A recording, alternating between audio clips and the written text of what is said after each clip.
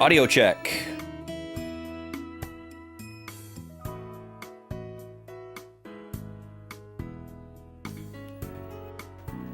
Hello, everyone. Welcome in to the Early Bird Lurkers. It's Thursday, and I'm excited. Today is going to be a nice, cozy, chill, chatty day. I'm caffeinated already. I cracked open my tea early, which was a smart choice, I think. Still got some left. Let's get switched over and get caught up, get acquainted, shall we? Oh, that's the wrong button. Let's go right over here.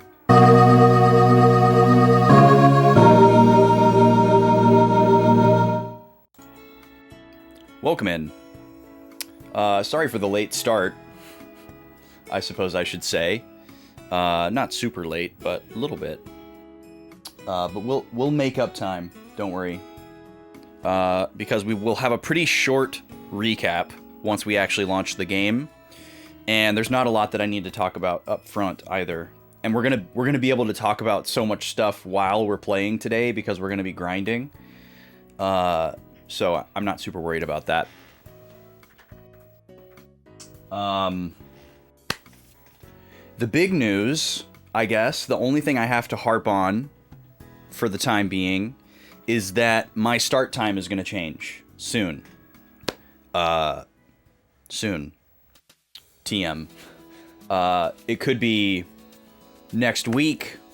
It could be in a couple of weeks. I'm not sure exactly when we're going to try it out. It all depends on the lady. The lady is starting her new job next week. She's actually out of town right now, meeting her new, leadership, which is very exciting. They were supposed to meet her as part of the interview process before they actually signed her on. But they liked her so much that they just went ahead and signed her on and said, we'll figure out a time to meet you afterwards, because they didn't want to delay signing her on more than they already had. Because they knew that she was leaving her previous job. So that was very flattering. So today she actually gets to meet them in person. She's met them virtually, just not in person. Well, she hasn't met all of them. Anyway, so that's what she's doing today. She's traveling.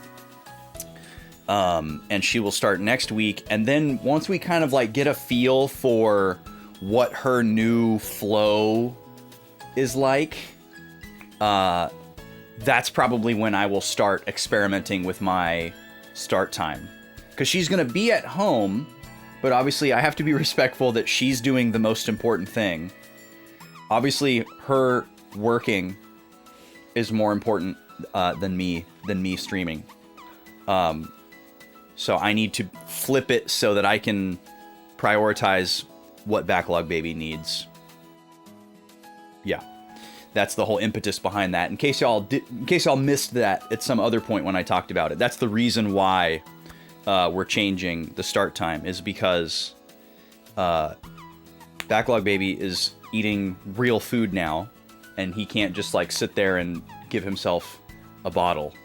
So he needs help. He needs monitoring. So I can't do his feed that I would normally do in the middle of my stream. So I would basically start after that. Is kind of the plan, because the lady will still be working at that time. And then once we get to kind of know some of the finer details, if she has a really consistent thing where it's oh, I always have this one particular thing on this day of the week that's not a lot or is a lot, we might do something different on that day. There's a possibility that I might change my stream days, but I don't foresee that changing. I think most days are going to be pretty much the same for her, but we just don't know yet. The first thing will just be same stream days, but later start time. But I still don't have an official announcement for you as far as when that's exactly going to kick in. It will definitely kick in. What was the date I said in Discord? November 18th. If it doesn't kick in before November 18th, it will definitely start November 18th. Which will be, that will be my first stream back from a trip that we're taking in early November. So definitely we'll be starting streams at 3 Central at the very latest on that day.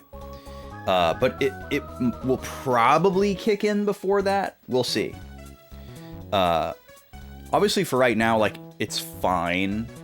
You know, like, he can just drink a bottle for a meal. He does it at night, but we want as many of his meals as possible to be real food, obviously, because he's gonna leave the bottle behind soon.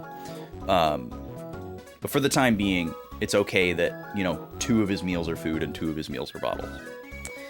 In case anyone's wondering, it's not that I'm just not feeding him. I gotta cover my bases. He is eating in the middle of my stream. He's just eating a bottle instead of real food. I want to make that very clear. We are feeding the baby. He's doing great. He's awesome. He's very happy and healthy. I don't really have anything else, but yeah, we're gonna do some grinding today. We did a lot of story content last week, and we got to a boss that seems a little bit gimmicky, but it seems more like a boss from a couple of bosses ago where it's just really strong and it's a bit of a damage check, and we haven't done any grinding since then, and we just need to do a little bit more. And it's easier and more fun, to be honest, to just grind a little bit, grind out a couple levels, and just kind of like veg out, rather than like bang my head against the wall and try to like challenge run myself through the fight and like find a line. Like, sometimes that's fun. I guess I should say oftentimes that's fun for me. But in this particular situation, it doesn't seem like it would be fun for me. So we're just gonna grind a little bit, and it's like multi-purpose too, because there are a lot of like points balances for these characters that we want to farm up. We have some items that will help us do that, which is also very exciting. So we're gonna take a look at the party members and decide who we want to use for this fight. Or we might also look at who do we want points for long term, and then just let the people we're actually going to use for the fight, if they're different, gain experience at the benched rate. Because they will gain experience and level up, but they just won't gain any of the points balances. Ether points, tech points, skill points. So we're going to take a look at all that. We're going to do some projections. We're going to do like a whole, we're going to get the Google Slides out. It's a shareholder meeting, the Xenosaga shareholder meeting, and we're going to do some projections for the next quarter of Xenosaga. And we're going to convince the execs that we've got a great plan for success here at B-Boys HQ for Xenosaga. Oh, I have another idea in the works for my stream setup.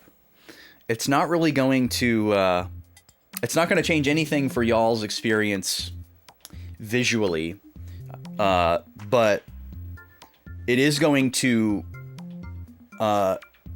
affect y'all in that it'll help me do a better job of my streamer duties, mostly of monitoring chat. Yo, what's up, Space? How are you? Welcome in. So the lady got a bunch of really awesome stuff from her new workplace. It always blows me away. She's had so many jobs like this, so it's very second nature to her. But I've never had a job like this, where the job like buys you a bunch of stuff that belongs to you.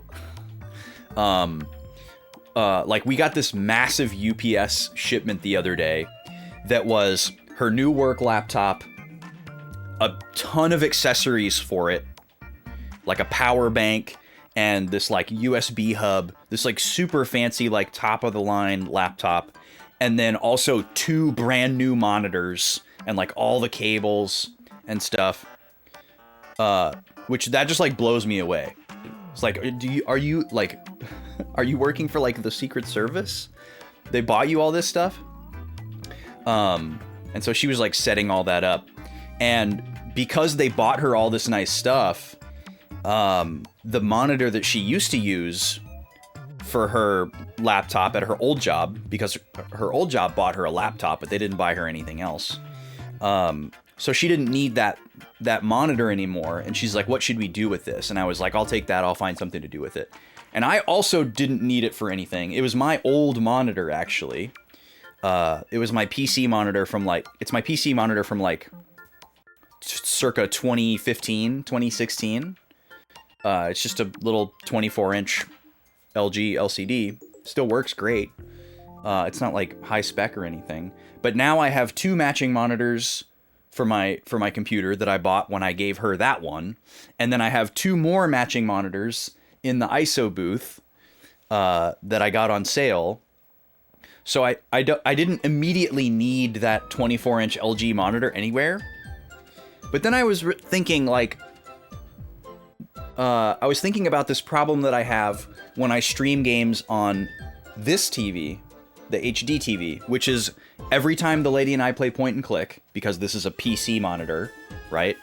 We're playing those games on the PC, so I have to look at the PC monitor to play them. I'm not going to play them on my OBS preview up here. That screen is much smaller and farther away. It's not meant for high detail stuff. It's meant for me to just cast a cursory glance at, to see like the ad timer and that the stream is working and that, my mic is coming through and stuff like that. Folding laundry, hell yeah. Maybe this makes me lame or old, but I definitely find a very specific type of joy in folding and putting away laundry. Like, I wish that I didn't have to do it. It's definitely one of those kinds of things. Very similar to like most chores, I guess, like dishes or cleaning anything, yard work. Like, obviously, yes, if those were just magically done and I didn't have to do them, I wouldn't miss it. But there is a certain satisfaction in like doing it. And folding laundry is nice because it's just this very like quiet, mindless but active thing. You're on like an assembly line basically. And you put on like, it's a great time. I find it to be a great time to do active listening to music. Like if there's some new music that I've been wanting to listen to and I want to like really engage with it and like listen to the composition and the production or the songwriting or whatever, it's a great time to do that. Whereas I wouldn't do that if I was like, doing something noisy like dishes or like, I might have my earbuds in while I'm vacuuming or something, but I wouldn't do active listening to new music because there's still like noise bleed and stuff like that. But laundry, it's perfect for that because it's very quiet, it's very solitary. It's a great time for active listening, for me. Would be better if you didn't have so much of it. Yeah, I believe it with like a lot of kiddos. We obviously only have the one child, and we don't fold his clothes yet. Like, he just kind of has like, here's the pajama pile, and here's the not pajama pile. And, that's pretty much it. Here's the pile of random things that are like overgarments that he has like 4 of. It's pretty simple so far. It'll definitely get worse over time. Anyways, back to the PC monitor situation.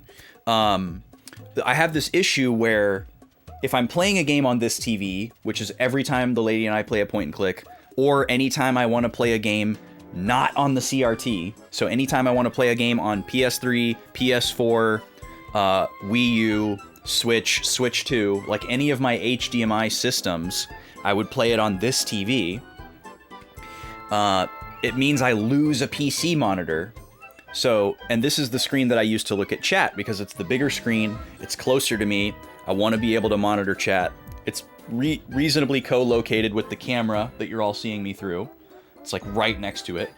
The edge of the TV that I'm reading chat on is just outside of this frame. I'm touching it right now. So I looked at the back of my PC and I realized, you know, my graphics card has 3 display ports that I'm not using for anything. What do those do? And I looked it up, and I was like, yeah, I think if I plugged in a DisplayPort cable to one of those ports, it would just become another monitor.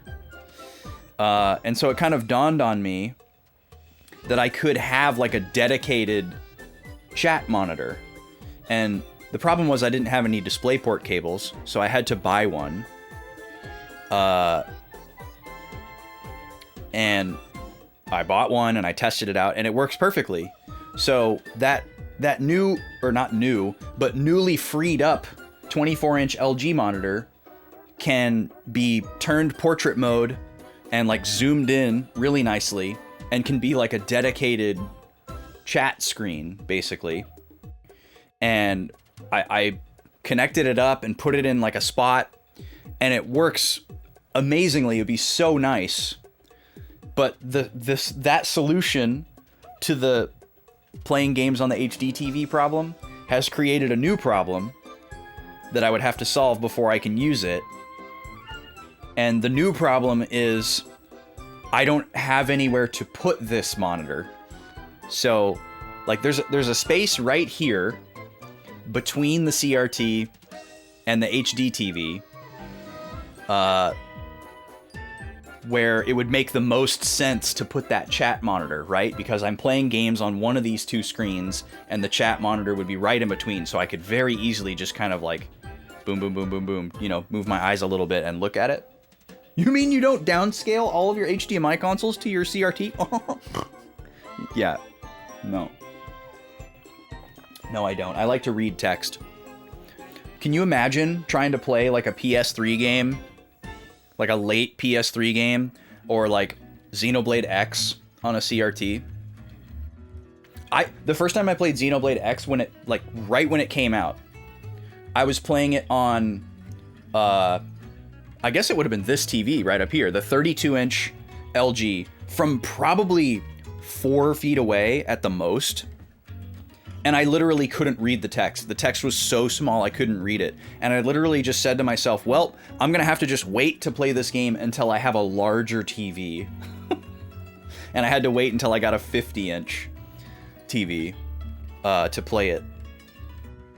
That was a weird TV. That was the TV that exploded.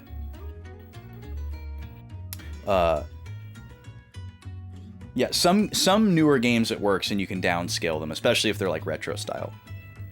So anyways, I'm gonna get this dedicated chat monitor set up at some point because I really, really want to, but I don't know where I'm gonna put it. I gotta figure it out. Because if I put it right between the two TVs here where it makes the most sense and would be the most visible, it blocks the cameras. So the two, well, here, let me just, you guys like looking at my setup. So, like, let me just show you what I'm talking about here. Just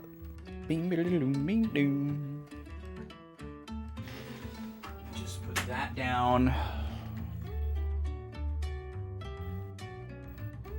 So, here's what I'm looking at, right? That's the CRT. That's the HDTV. And then that's the camera you're seeing me through right now. And then that's the camera for the wheel.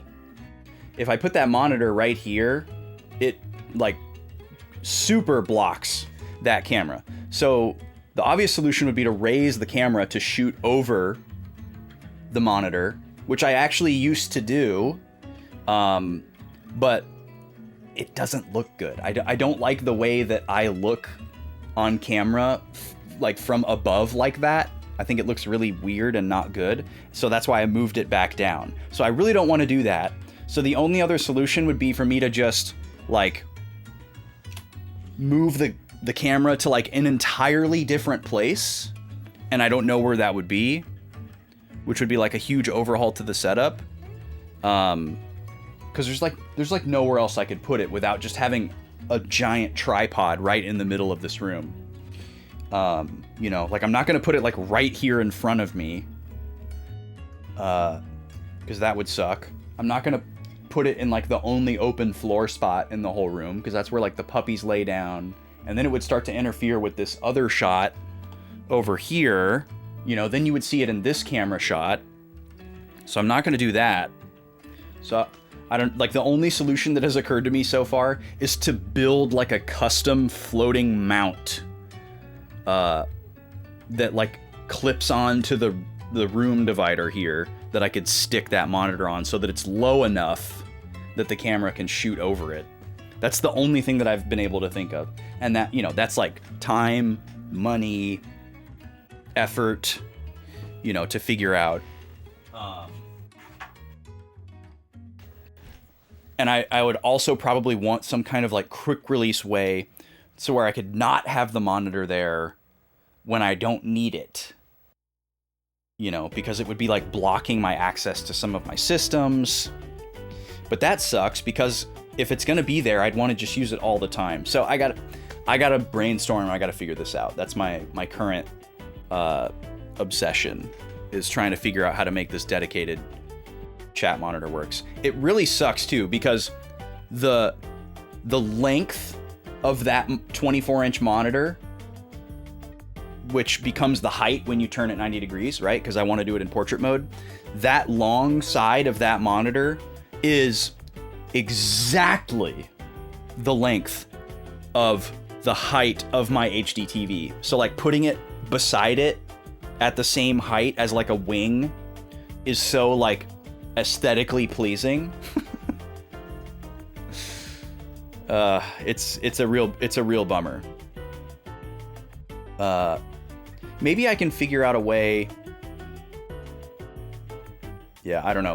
Maybe I can figure out a way to put the primary camera on top of the HD TV, kind of like a webcam.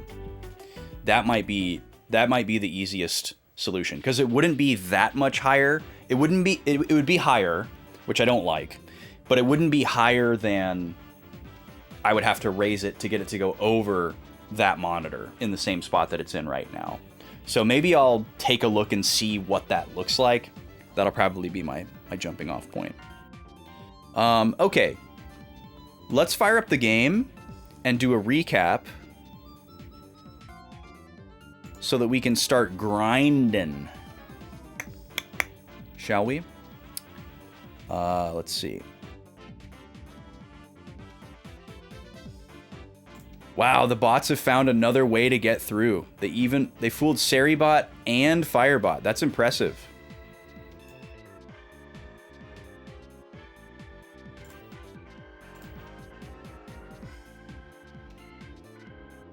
Found some new special characters, I guess.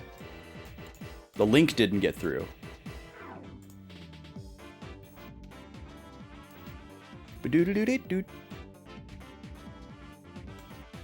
Yeah, usually those don't even make it through. They usually just get grabbed automatically. Welcome in, Shane. Standard operating chat message from Shane there. Okay. Let's fire up the game, shall we? That's an N64 controller. That's not going to help me.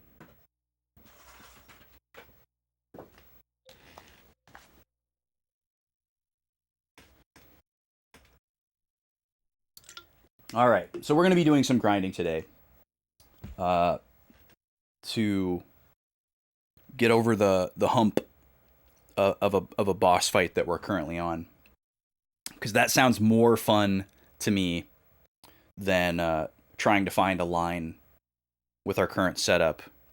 On a different day, the same me might prefer the other option.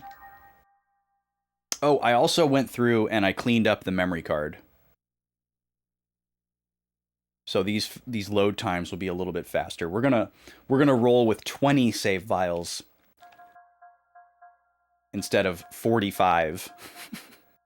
Even 20 is probably entirely too excessive. Yes, and grinding is a time-honored JRPG tradition. It's true.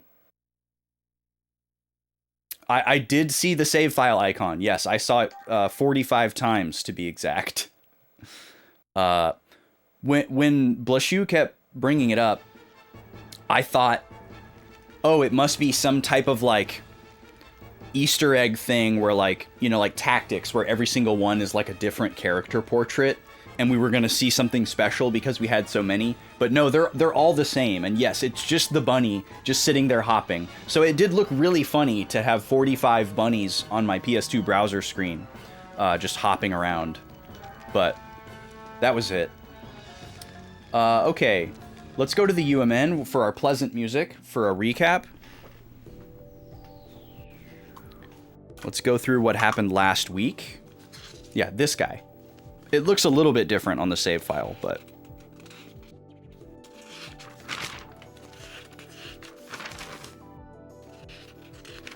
Alright, today is day 13, so we're going to recap day 11 and day 12.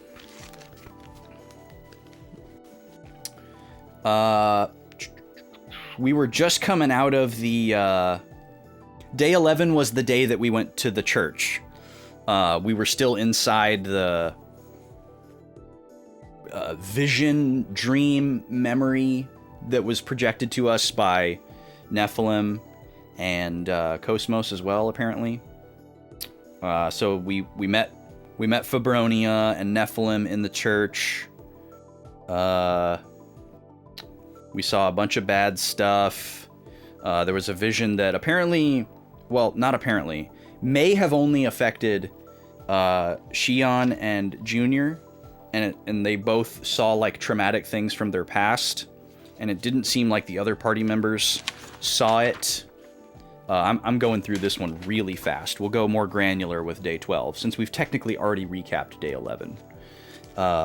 This is more for my sake. Then we fought Tiamat, the gimmicky boss that apparently I got a little bit lucky on by just guessing some things with RPG literacy.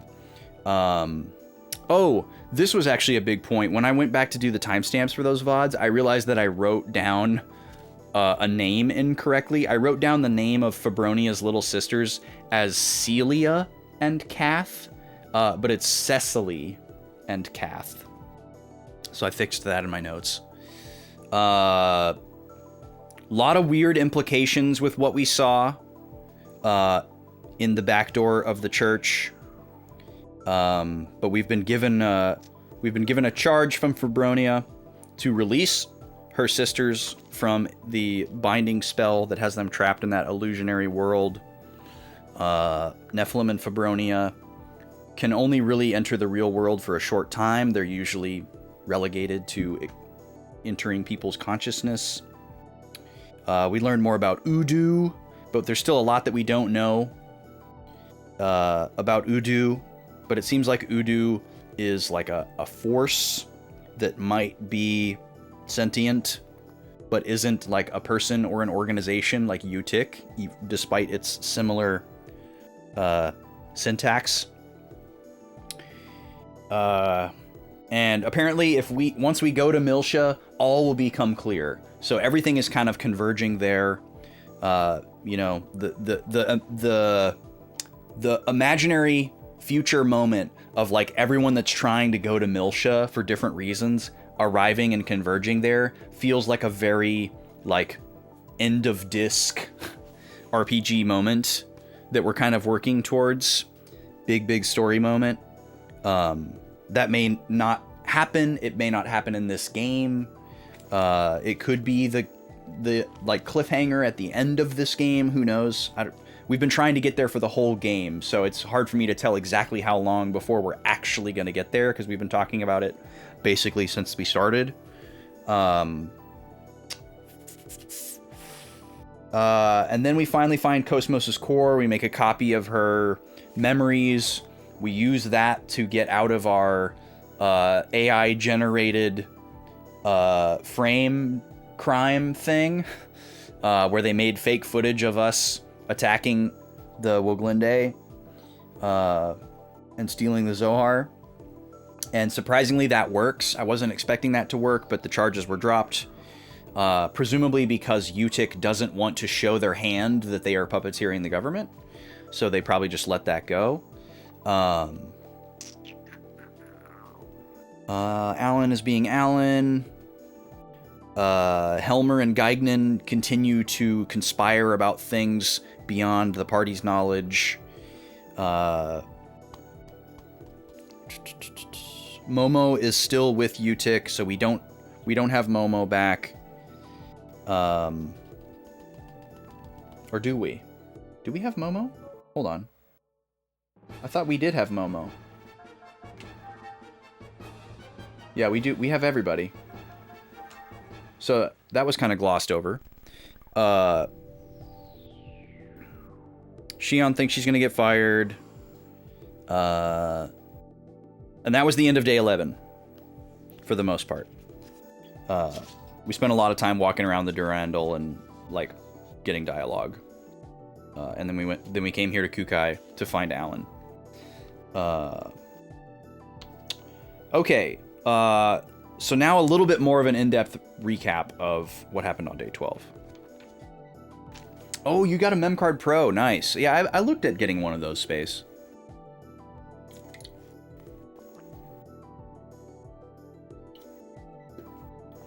If I ever manage to get an ODE for PS2, I'll probably pair it with something like that. Weird implications with what we saw in the back door of the church. Yeah, not a strange statement, right? Okay, so we see Margulis and Albedo talking. We know a lot more about who and what Albedo is through Junior's memories, which is interesting, even though we haven't actually met him yet. And we get the implication that Albedo is going to go after the party, and he seems bloodthirsty and super excited about it. And his beloved 100 series that he was in love with the first time we saw him is dead, and he doesn't seem to care. Weirdly similar imagery also of him like cradling the lifeless body of the 100 series was kind of like a allegory, like a visual reference more so of not an allegory, like a visual reference of the memory where we saw Junior holding a dead URTV. That seemed intentional to me. Because Albedo is a URTV as well. Or we have reason to believe that he is a URTV, because him and Geignan are, like, very similar. They're both URTVs that grew up. So we don't know if it's special for a URTV to grow up, or if it's special that Junior didn't grow up. We don't know that yet. Okay, and then the Song of Nephilim plays. There wasn't a clear indication of where it was coming from or how it was being broadcast, but we heard it across all of Kukai, and it, like, summons a horde of Gnosis. The Federation fleet gets attacked. The one that was, like, there to make sure that we didn't leave, that was gonna, like, arrest us. So this whole Federation fleet gets destroyed, which I guess is good for UTIC. Even though UTIC was the whole reason that they were summoned there. So maybe that's a question that I should write down. Was UTIC's plan all along to summon a Federation fleet so that they could stage the Gnosis attack? Because I could see this going one or two ways.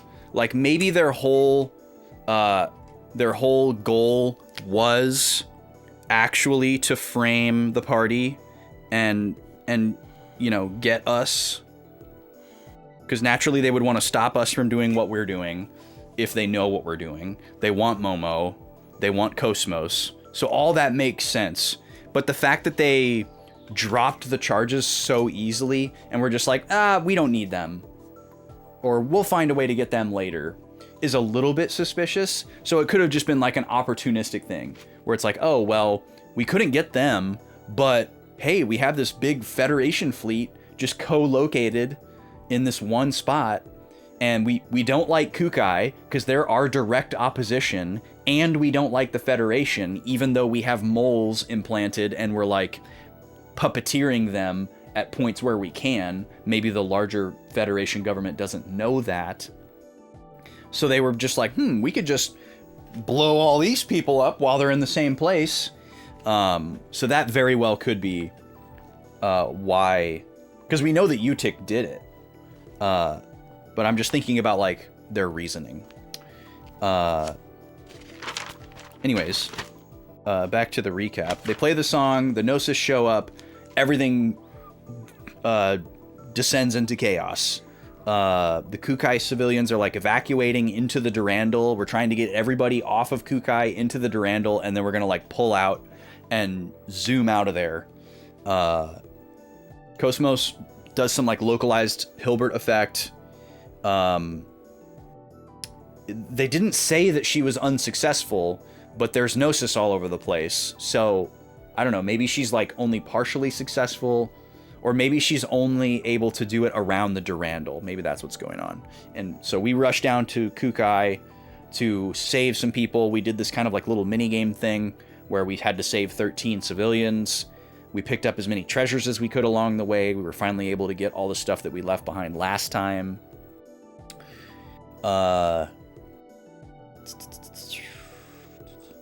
And that was pretty much it for the last time that we played.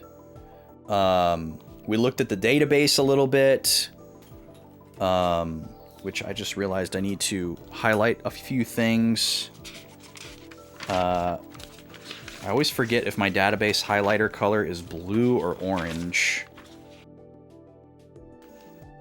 I believe it is blue, but I want to make doubly sure because I don't have a way to fix it after I do it.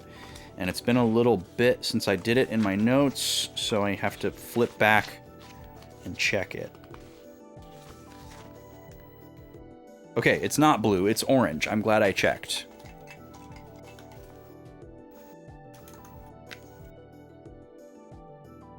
There was a couple things that we learned by looking at the database. All right.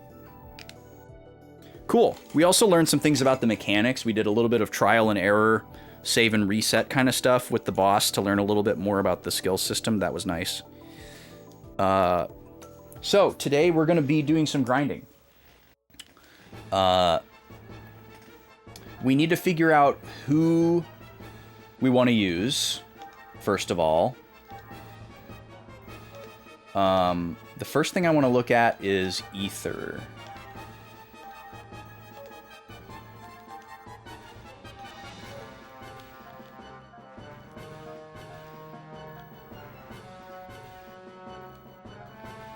I should have written down what some of these were when I had more points. We can see what type of ether they are. But you can't actually look at what they are unless you can afford the upgrade.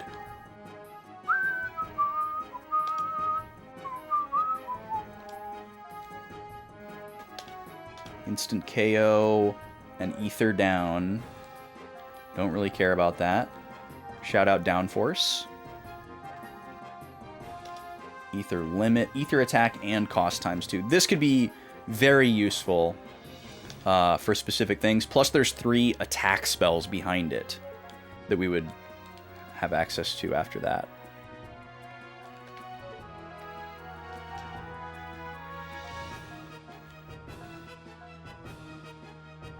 What does this evolve into? We can't see yet. Supreme Judgment. Oh, that's right. This is the one where the name of the attack doesn't sound like what it does at all. Supreme Judgment sounds like this like ultimate attack, and it just makes it so that your HP recovery is half. And then this other one is just Lightning Wings. which sounds like something I would never order at a restaurant. All right, and now we have the 3 characters. We're past the 3 characters that we've been using. Ether Shift A, focus Ether Defense. Ether Shift B, focus Ether Attack. Okay? So yeah, the purple ones are like supports, buffs, debuffs. The green ones are healing, and then the red ones are attack. Charge X. HP and EP recovery times 2. So that seems like a better value than the other one. It's weird that his skill tree is so much smaller. I don't know what to think about that. He has so many fewer of these. Like, is there going to be like a story moment where he gets a cyborg upgrade that opens up like the second half of his skill tree? Or is he going to leave my party and never come back? And he's like a long-term guest character? Is he going to die? You know, like, it makes my brain start thinking about all that kind of stuff. Let's see what's going on with Momo. Oh yeah, this is another really weird one. Momo has a branch of her skill tree that is completely disconnected and I can't access it. Miracle Star, non-elemental ether attack. That could be cool. And we don't know what that one evolves into. But yeah, there's like 3 buff spells down there. And then there's another attack spell like below it that's also disconnected. I don't know what's going on there. And then Junior. Let's see.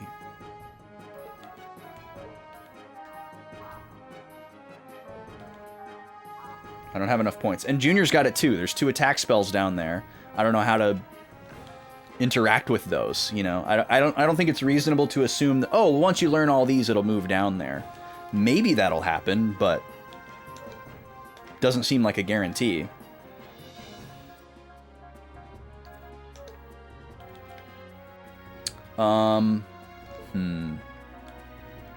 Okay. So yeah, I need to figure out which characters I actually want to grind with. Like, Shion Chaos Cosmos has been my current party. But there's certainly a case to be made for pulling in Ziggy or Junior. We haven't really tried them against this boss. Ziggy has AoE stuff, and then Junior does, like, damage differently than other characters, so those could both be advantageous to this fight. I'm gonna run the first ad a little bit early while I think about some of this stuff. I also need to use the restroom, so this is just good timing. So I'm gonna go ahead and run the first ad break, and I'll see y'all in a few minutes. Thanks for being here.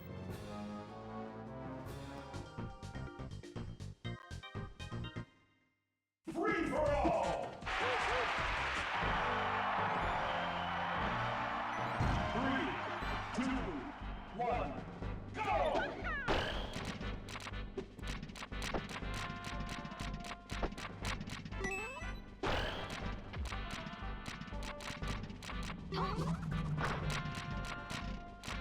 He can fire!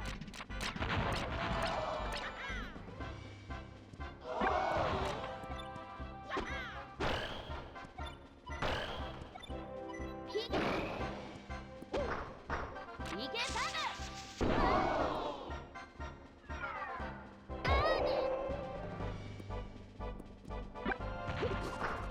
He can fire!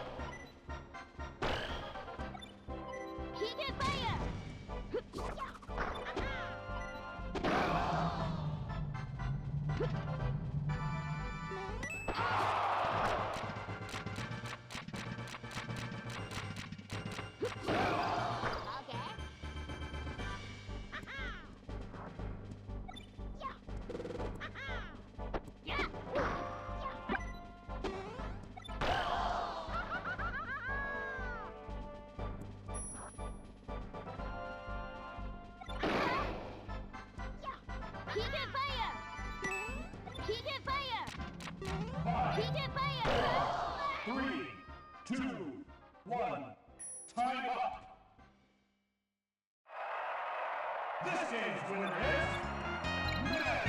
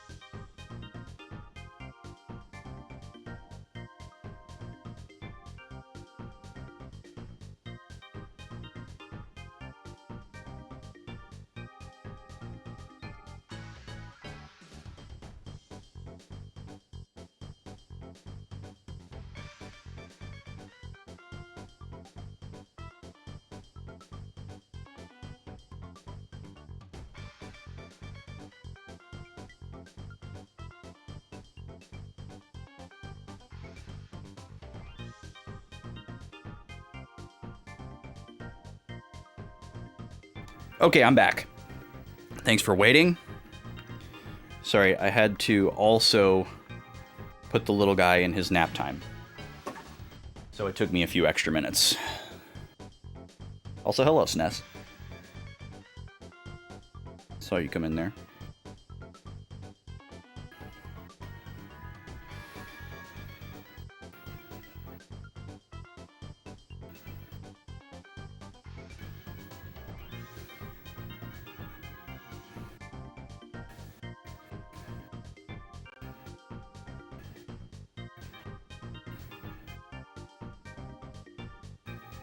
All right. Let's see. Ness wins again. Shane throwing shade on the PK Kid. This puts him up over Luigi 5-1.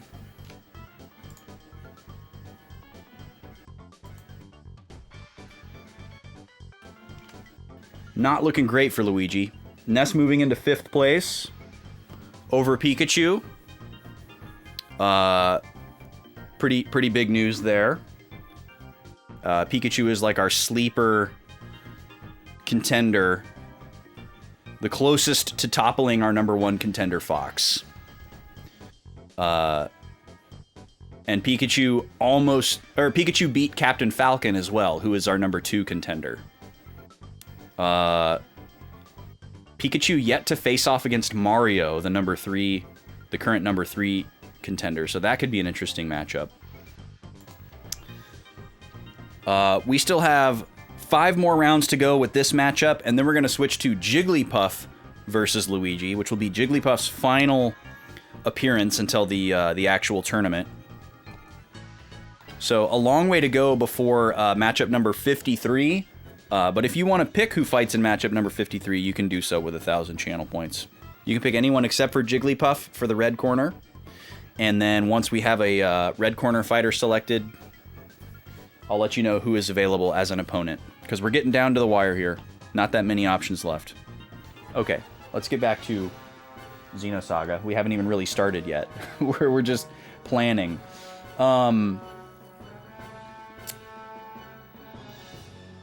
I don't have a lot of strong feelings based on the ether skill tree.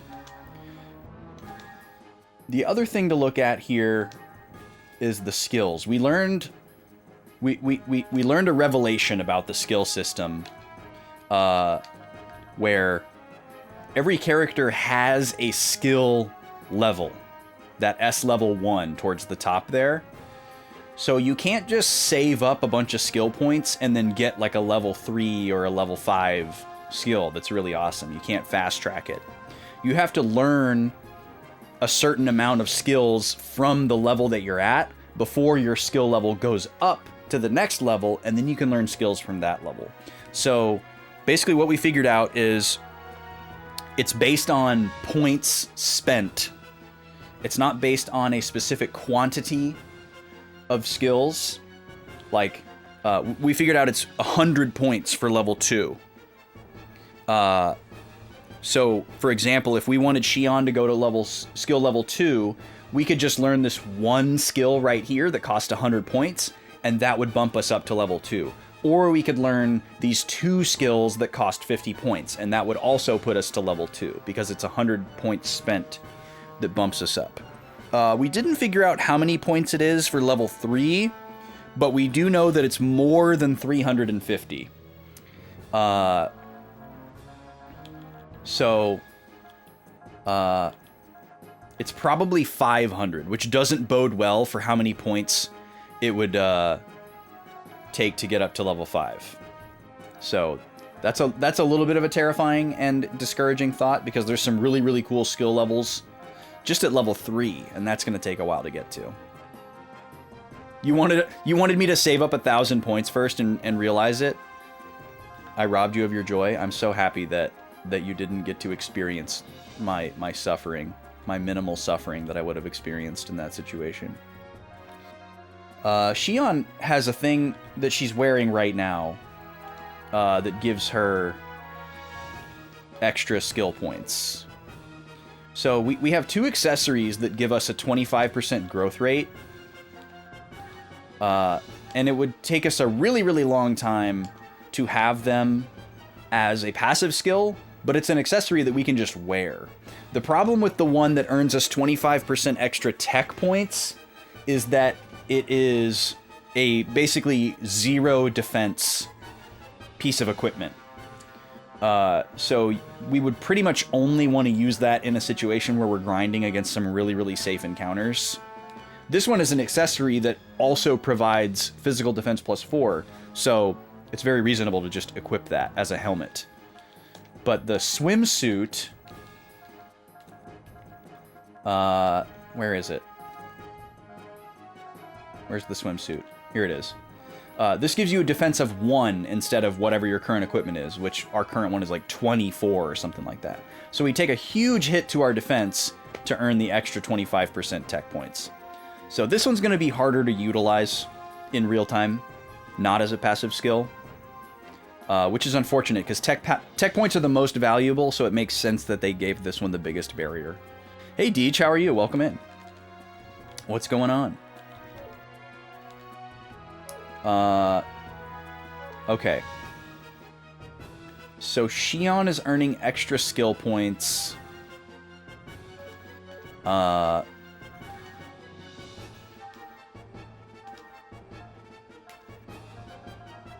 We could get her to level 2 right now, but the only level 2 skills that we have access to, we don't really care about.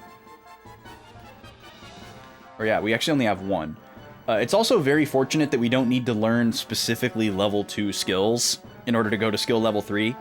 It's just an overall points balance. So we'll probably just have to give her a bunch of random level 1 skills to try to get her all the way to level 3.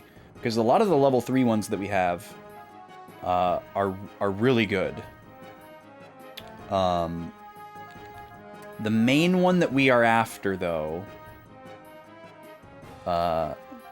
is...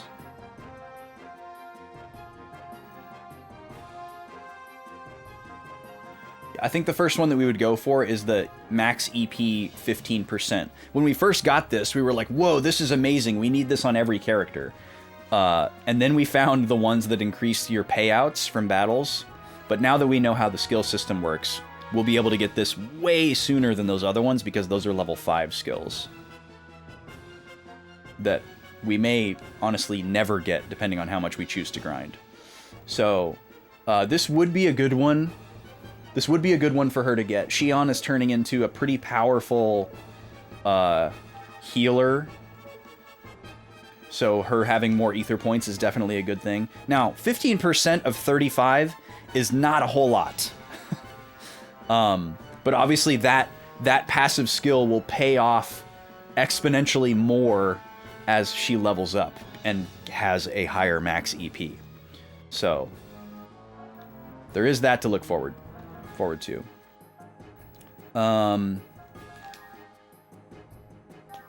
There is also a world where we try to put it on Chaos instead. I'm feeling a pressure right now to make some commitments to like long-term party roles, and I don't know if that's a good idea or not.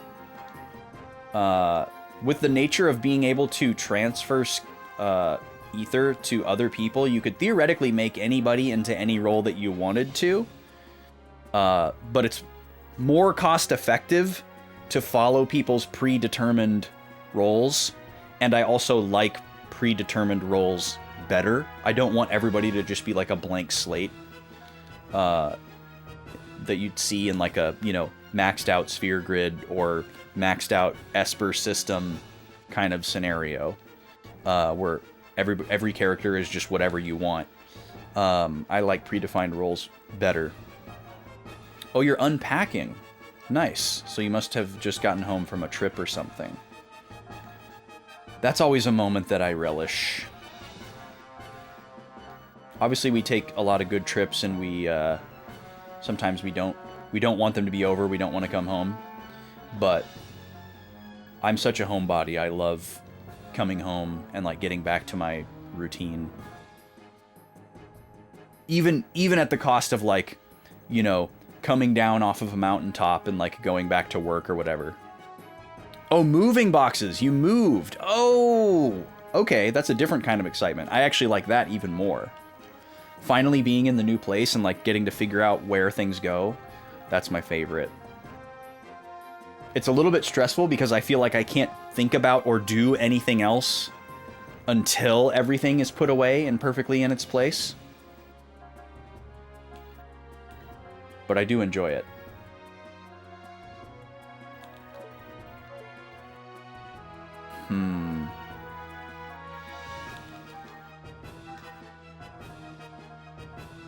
Okay, because of my decision paralysis, I think I'm just gonna stick with this party. Oh, we got the controller trying to drift again. It'll stop in a minute. It's why you don't like to double up on jobs in games with job systems. Interesting. See, that I don't mind because I can at least compartmentalize each character into a different role. The only thing I would avoid in a game like Final Fantasy V is like giving every character every job. Hello. I don't remember you being here before. You were a great help. Thanks to you, everyone has managed to escape. Are you short on anything? Oh, that's right, you're a shop.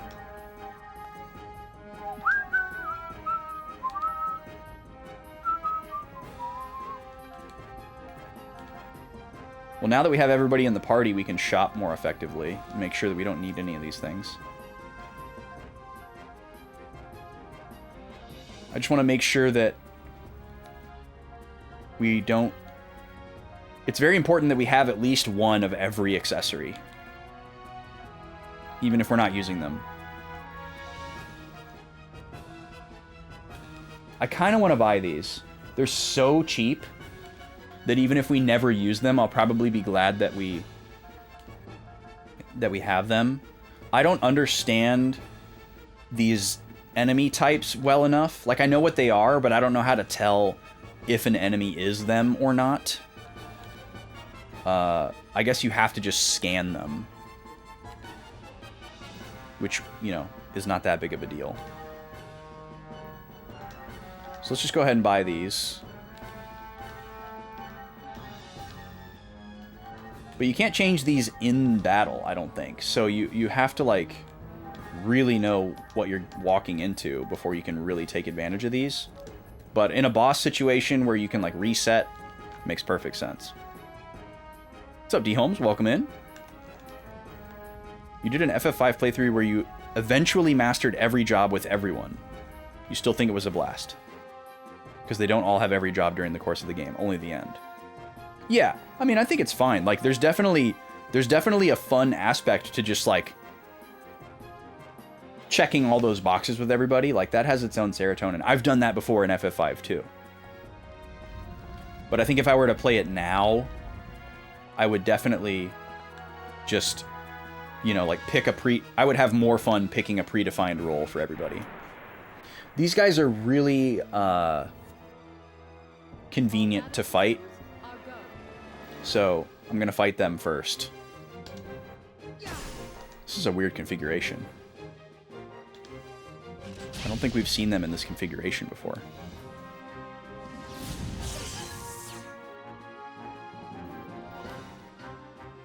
You normally ignore super bosses, but you did a broken build to trivialize the super bosses. That's cool. I've never done the super bosses in 5. If I ever replay Final Fantasy V, which I would really like to, I would definitely play the advanced version and do all the optional content stuff. I'd really like to do a replay on all of the GBA versions. I really like the GBA versions a lot. I have a lot of really convenient ways to play them. I could play them on and off TV very conveniently. So that's really nice. That appeals to me. I did that for 1 and 2, which I really enjoyed. And I just like being able to say that I engaged with all of the side content.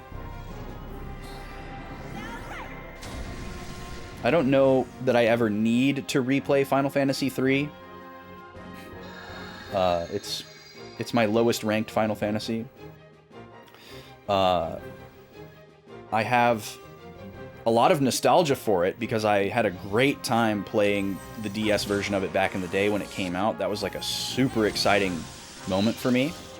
And I played the hell out of it. I 100%ed it. So that's another thing that makes me feel like I don't really need to replay it. But if I ever did replay FF3, I probably would just play the DS version again. I don't really have any interest in playing the Pixel Remaster. I don't really have any interest in playing the original NES version. Even though I know they're faster and shorter. I would probably just play the DS version again for the nostalgia. And I wouldn't want to play it on Steam because of the bug. But again, that's like literally last on my list if I was going to replay a Final Fantasy. But 4, 5, 6, I would love to play the GBA versions. I love those games a lot. They're very high up on my would like to replay list.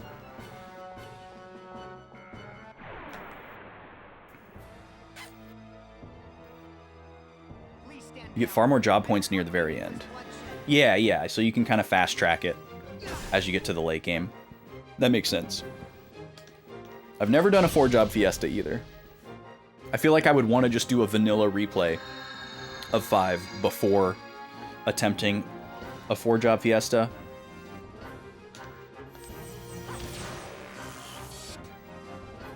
Thief, Time Mage, Beastmaster, Dancer.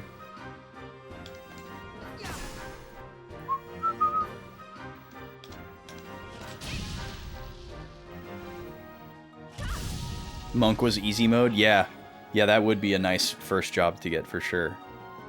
FF3DS was your second Final Fantasy ever, and it was so hard for Kid U. Yeah, it's honestly not a super easy game. I believe it. Especially if you do any of the optional stuff. FF3 is kind of mean, just in general.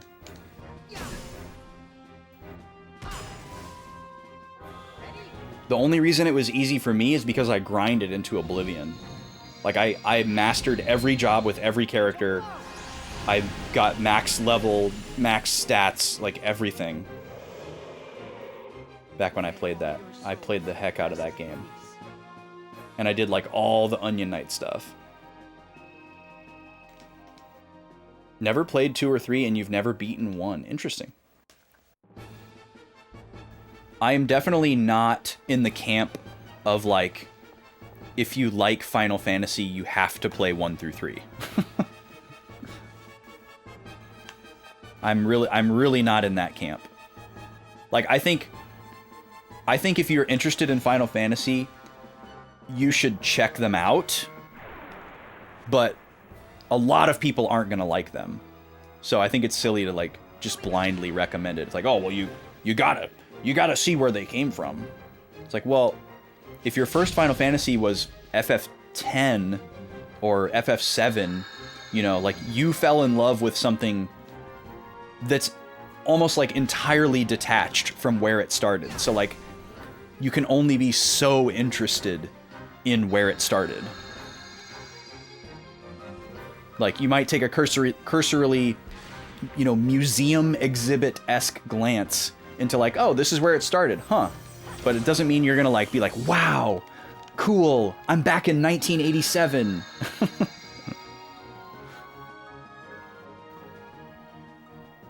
Yeah, Final Fantasy, that's a good way to describe it, D. Holmes. Final Fantasy I is extremely historically and culturally relevant, but it's not good. It's really not anything special. Like, it's special if you played it at the time and you're very, like, nostalgic for it. You know, or if you like a very specific type of, like, challenge run, it's a cool, or, you know, if you like D&D spin-offs, but yeah, it's very difficult to see it for what it was at the time, which is the case with a lot of games and Final Fantasy games. So that's not anything special about it, but yeah, FF1 is just, like, as a video game, not that big of a deal.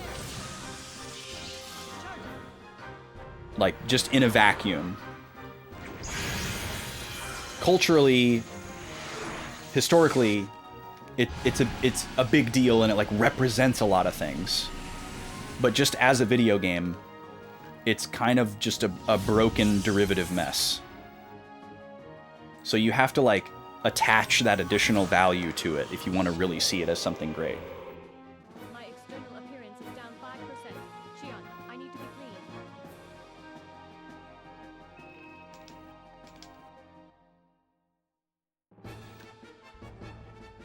Yeah, I go back and forth on whether or not FF1 or FF3 is my lowest ranked Final Fantasy. Currently, I have FF1 just above Final Fantasy 3. Mostly because of, like, length and bloat for, like, replayability and approachability. FF1 is more approachable and probably more universally appealing, even though I think it's less of a Final Fantasy game. I will always contend that FF1 is the least Final Fantasy of the series.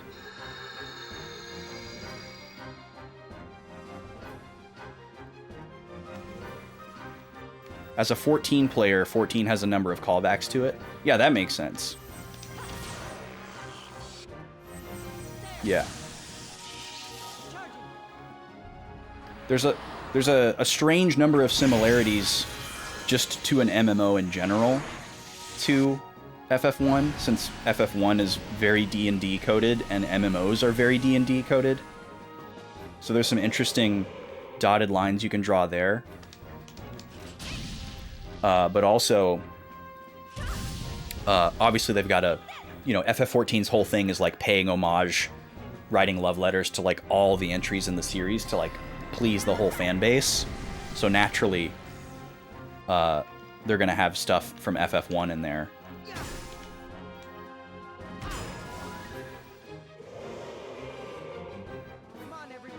Yeah, it would be interesting to hear from like avid D&D fans what they thought about FF1, especially at the time, but even like in retrospective.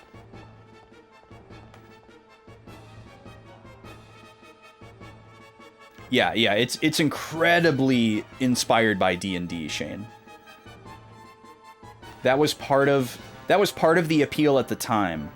Like, Dragon Quest was out, and a big reason why some people weren't interested in Dragon Quest was because of like the cutesy graphics, which, God, that continues to persist in Western culture.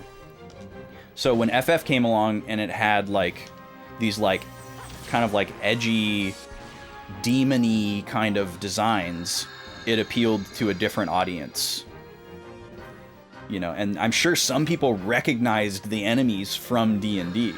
But even if they didn't, there was just kind of this organic effect of like, oh, these are like demons and like, high fantasy creatures, not like bats and slimes and goofy ghosts and stuff that were in Dragon Quest.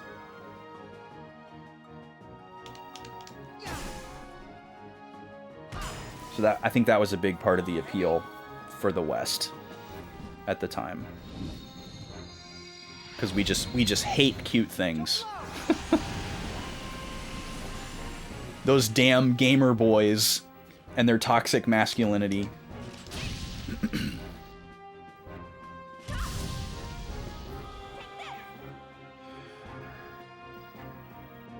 It's your favorite of the NES era, but not in your top 5 of the series. Yeah, I mean, I guess that's not that wild of a claim that somebody might like FF1 more than FF2 and FF3. For me, it's far and away FF2. FF2 is definitely the first Final Fantasy for me.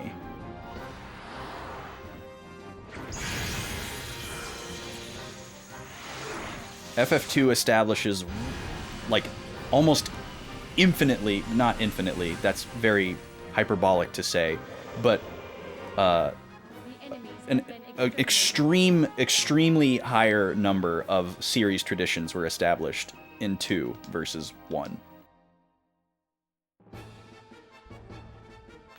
Like, other than just being a turn-based RPG and, like, some jobs, a couple enemies, like, if we really sat down and made, like, a pointed list of the number of Final Fantasy series traditions that were established in 1 and in 2. For me, the list in 2 is like triple the size, at least,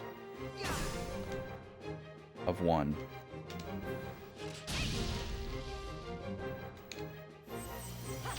On top of the fact that it just like appeals way more to my preferences.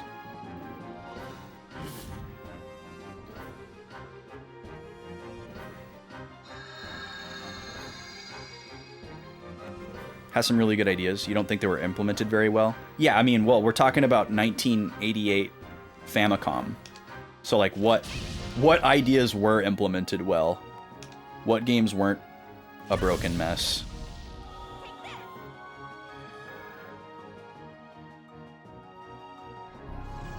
It was made by, like, 7 people. It was, like, literally some dudes in their basement made Final Fantasy II.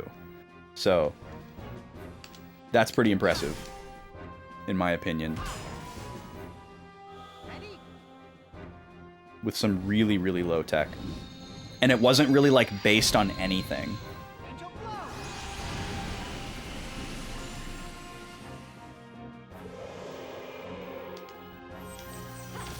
You'd be hard pressed to make a better game than that with 8 dudes in your basement today, even with the whole retrospective lens of the gaming industry and way better tools.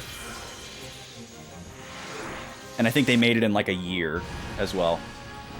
Maybe 2. So definitely some food for thought when you want to come down on its flaws. I'm not a massive FF2 defender, by the way. But just for the sake of perspective. But you feel like the pros don't outweigh the cons? I mean, from like a retrospective lens, I could definitely see that argument. It also depends on what version of it you play. If you're like actually playing the OG Famicom versions of 1 and 2, I really don't understand why anybody would unless you're just trying to self-impose challenge. Or just really, really have like 8-bit nostalgia.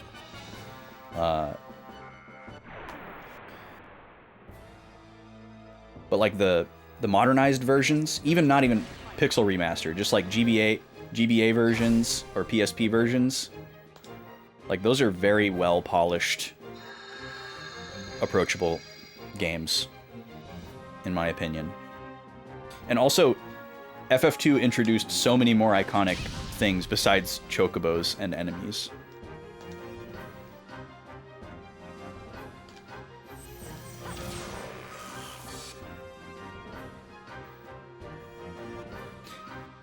Okay, Shane, can you give me some other examples of contemporary RPGs dungeon designs?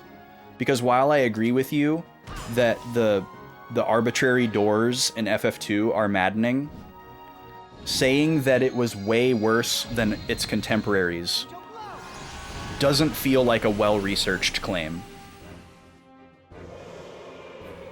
Like, I've played Dragon Quest 2 and 3, very similar dungeon designs. Are there other contemporary RPGs you can think of from the late 80s that had more streamlined and less bloated dungeon design that you could name? Yeah, it's a huge mess, D. Holmes. It's honestly really bizarre to think how culturally relevant it managed to be, despite how much of a mess it is.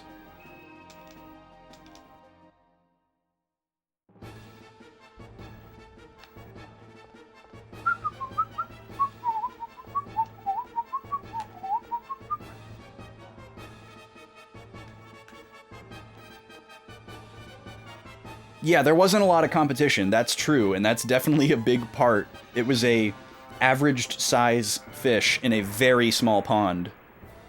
That definitely helped. And, you know, to build off of the previous thing I was talking about, where, like, you already had a really small number of RPGs, but then you had people that wouldn't play Dragon Quest because of the way that it looked on top of it, so they were even further limited to an even smaller pool within a small pool.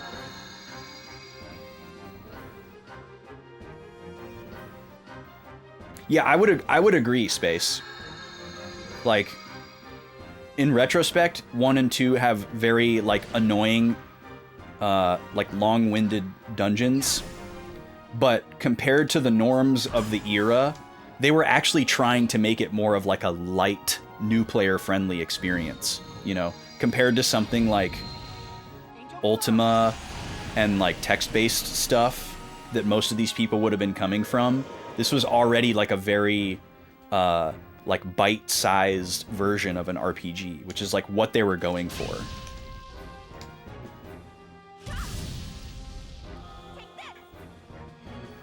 Yeah, and that was another thing that made Dragon Quest I really successful. It was very intentionally a streamlined and rudimentary game. You only had one character to focus on, very minimal items, very straightforward dungeons and maps. And by today's standards, that game is very, like, hands-off, has some stuff that might be hard to figure out, lack of telegraphing, whatever, to show its age. But at the time, it was significantly more streamlined and less hardcore than other RPGs, and that was part of why it was successful, is it was more welcoming to new players.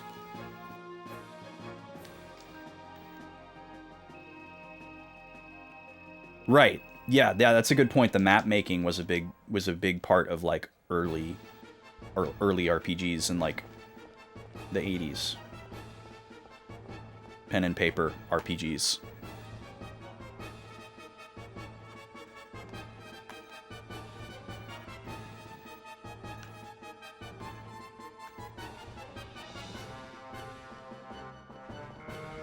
Yeah, that's a good point, D. Holmes, is like grinding is a big part of the experience and should be embraced, and it can be fun.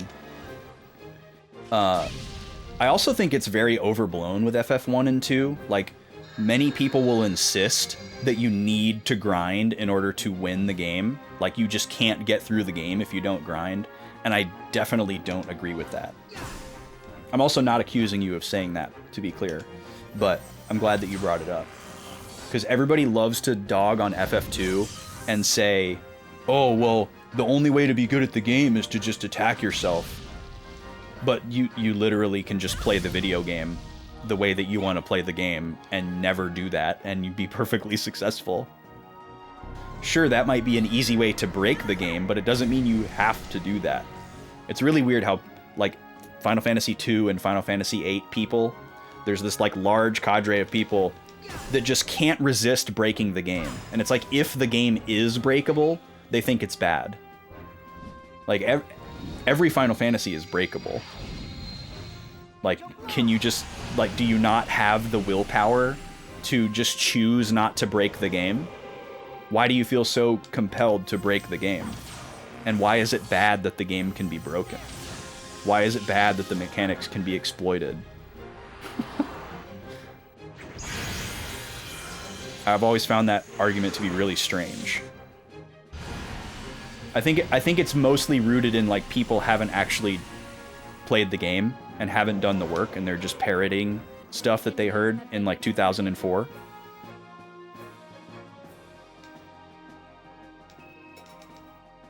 All right, level up for Cosmos.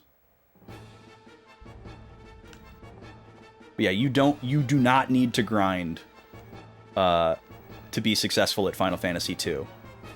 I do think the best way to play Final Fantasy I, though, is to immediately grind to, like, level 5 before you do anything. So that may be true. But, like, when I did my casual playthrough of FF1, like a year or two ago, when Jackie was playing it, I played the GBA version, and I chose to grind to level 10 outside Cornelia, which is extremely excessive. But I didn't have to level up for the rest of the game.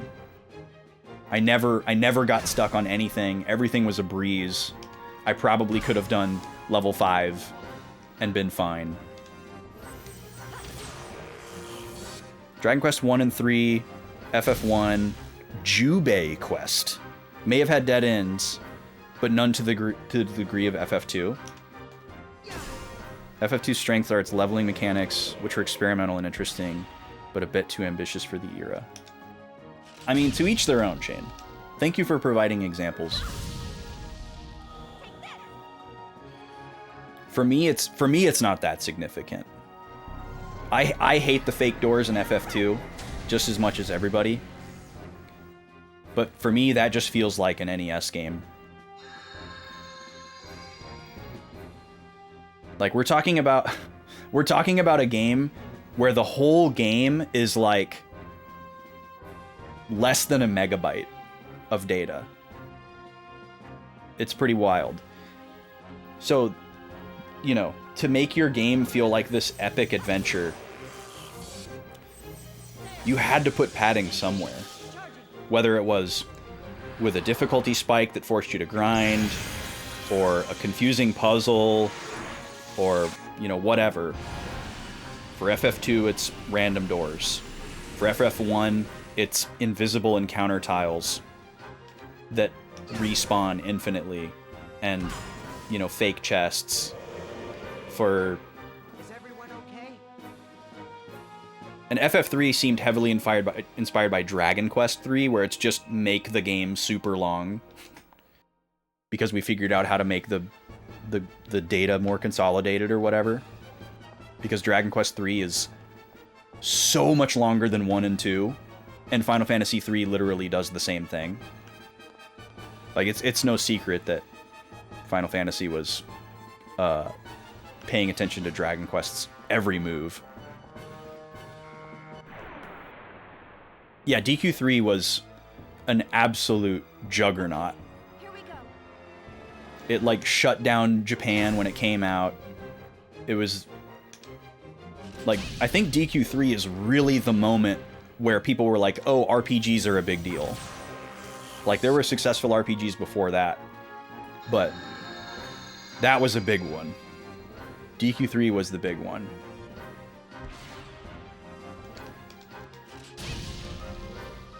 Hear no saga, speak no saga, Xenosaga. I like that, bless you. Welcome in. Yeah, FF3's final dungeon is pretty infamous. I don't remember well enough if they addressed it in the DS version by, like, adding more save points. Obviously in the Pixel Remaster it's not an issue because you can just save all the time.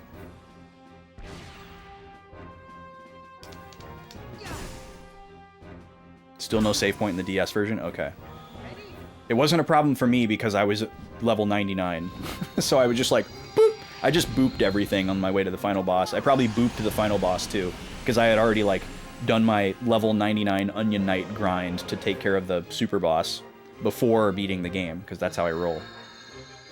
But I'm sure if you play that game normally, it's pretty tough. We love booping final bosses, yeah. True, DS version has sleep mode. So yeah, you could at least, like, take a break.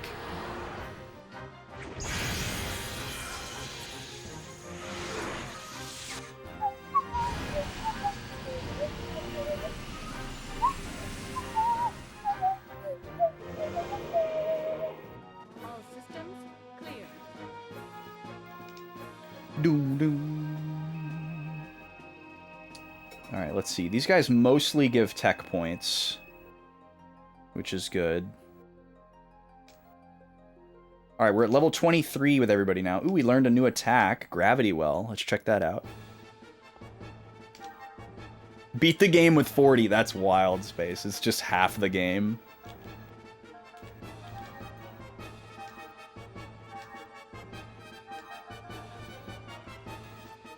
One enemy near hit S. We have another S-type attack. That's good against this boss. Slow against B and G types.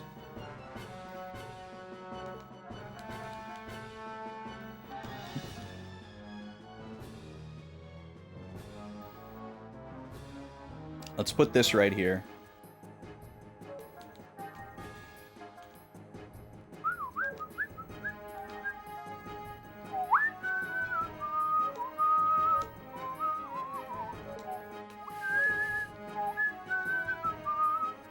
My plan... What is my plan? I think my plan here is going to be to go to level 24 with this party, and then swap to the other party, and then grind that party until this party is level 25. That's my plan. Yeah, I have a feeling that a replay of FF3 would actually further solidify my bottom ranking for it, because a lot of that stuff wasn't an issue for me back in the day, because I was like an infinite time having teenager, and I also maxed out the game, so everything was trivialized. Target locked on. Commencing Like, I'm pretty sure my save file on FF3 has like 999 hours and 59 minutes. Like, the game clock is just maxed out. Like my Pokemon Pearl from grinding. It probably isn't. I don't know. I probably didn't leave it open that often. I suppose I could boot it up and find out.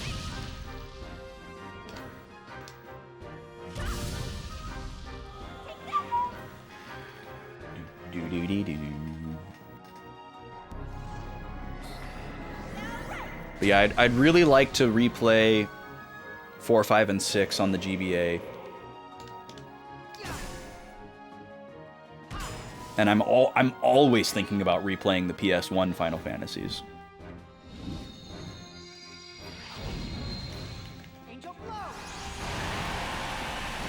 Yo, MN! My dude. Welcome in. How's it going today, dude? How was the stream? Everybody go follow Minnesota Retro Gamer.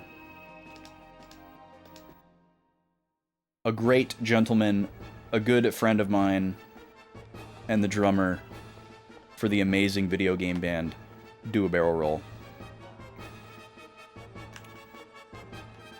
Does IRL pinball streams with a really, really cool setup.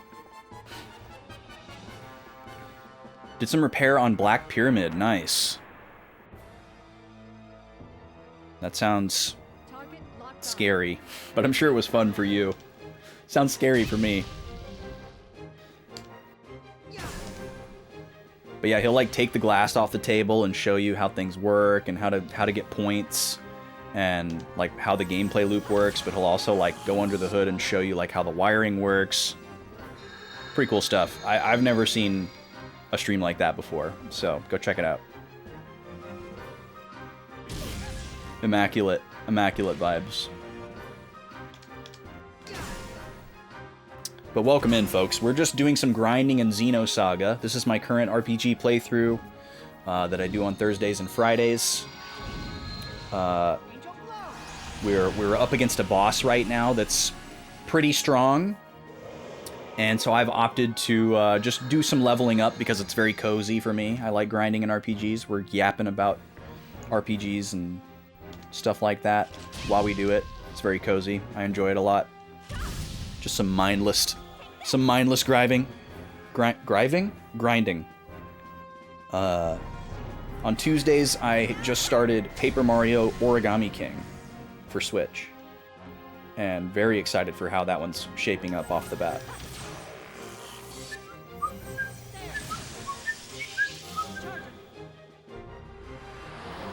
Getting another 80s for free. Another table. Got a Stern arcade machine given to you. Found a collector who's going to trade a Bally Gold Ball. What's Bally Gold Ball? Bally is... All I can think of when I hear Bally is Bally Fitness. So I'm imagining that, like, a branded national chain gym had a pinball table to advertise their gym. Okay, Chaos hit level 24, so I'm going to sub him out for Momo. That's right, we go to battle formation.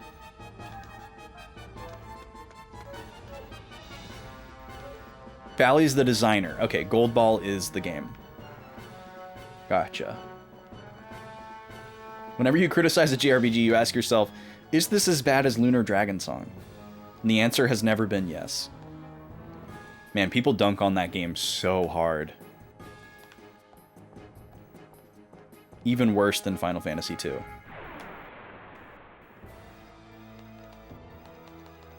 I've never played it, so I don't know how justified the dunking is. Alright, these battles are probably going to slow down quite a bit with Chaos not in the party because he was doing the most damage to these things. But we're committed.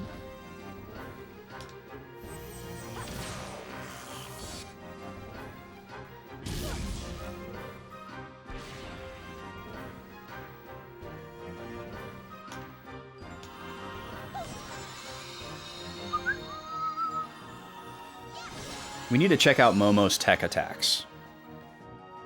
The fact that she doesn't even have, like, 2 of them is kind of wild.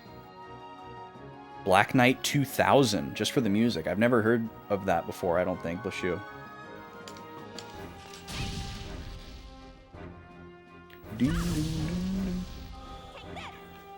Still never played a Lunar game. I did buy the remaster for PS4 just because I wanted to have a physical copy of it. I don't have the PS1 copy. I'm not like super interested in having it.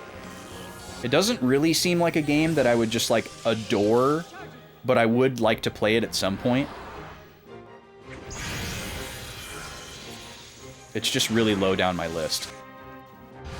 We need to cover Black Knight 2000 music? Okay, send me some tracks, man.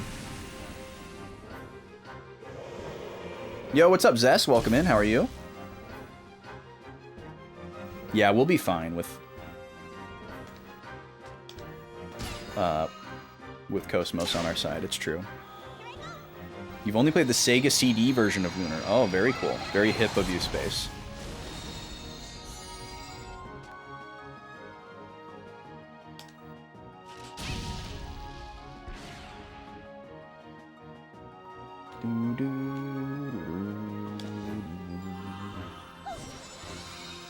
Nice crit. Bally was one company, Williams was another. Okay, gotcha. It was like SNES versus Genesis for pinball. Okay, thank you for putting it in terms that I can understand.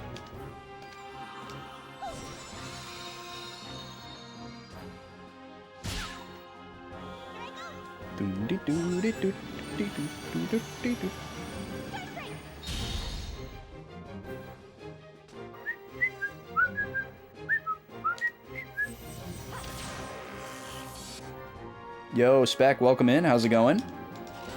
Nice to see ya.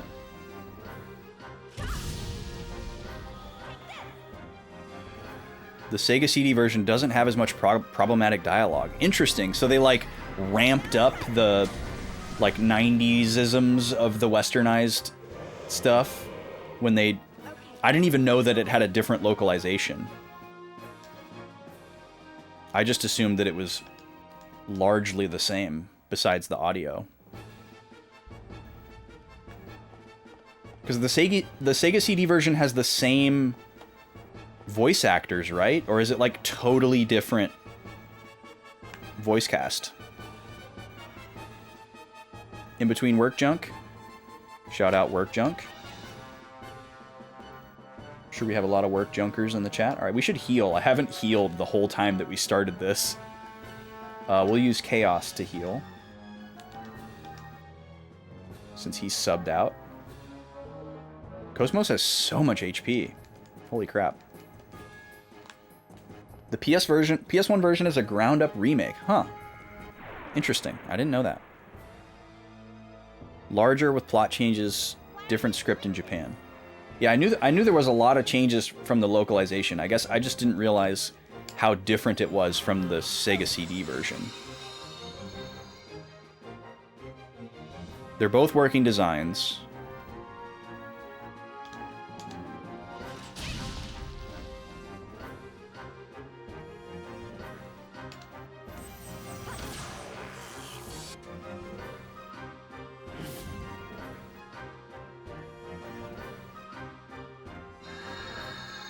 Thank you for the scream. Sorry that work is being junk, Spec.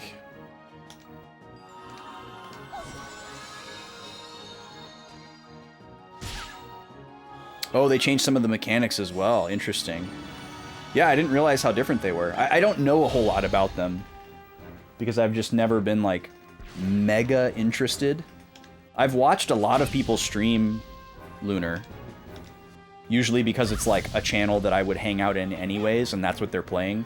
And usually when people play an RPG that I haven't played before, I try to avoid so that I can preserve an eventual first play experience for myself. But for some reason, I've just never been, like, super hot on Lunar. So I've usually just allowed myself to watch people play it. But maybe someday. There's just so many other RPGs in front of it that I'd rather play. So, I don't know. But I have a way to play it if I ever decide to. If I ever decide I really want to, I can.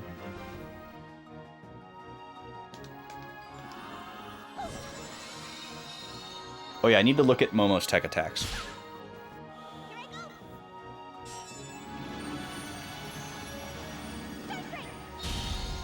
That makes sense, Shane.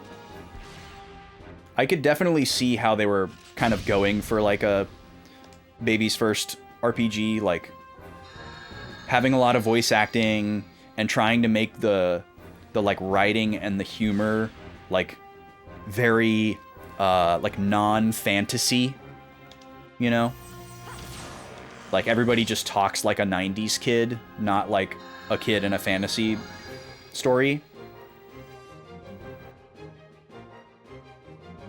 I mean, that's also just kind of like working designs, but...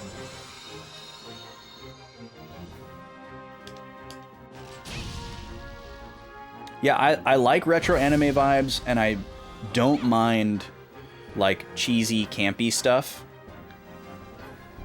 So that's not really what, like, causes me not to be grabbed by it.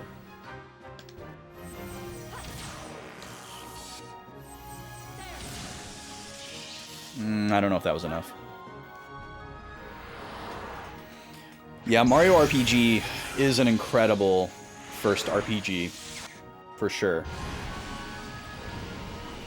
The only thing with Mario RPG is that you kind of need to be a fan of Mario. Like, if you're not a fan of Mario, I'm not gonna recommend that as your first RPG. And also, if you don't have, like, a very small aptitude for platforming, I'm not going to recommend that game to you, because you do have to do some, like, very non-RPG platformy stuff in Mario RPG that could be a huge barrier for certain people. Okay, let me look at Momo's tech attacks really quick. Okay, she has 2 that we're not using. That's kind of what I assumed. 1 enemy line, all enemies. Perfect. This is going to be great for grinding. So we'll put Star Cannon right there. None? I guess because it's non-elemental.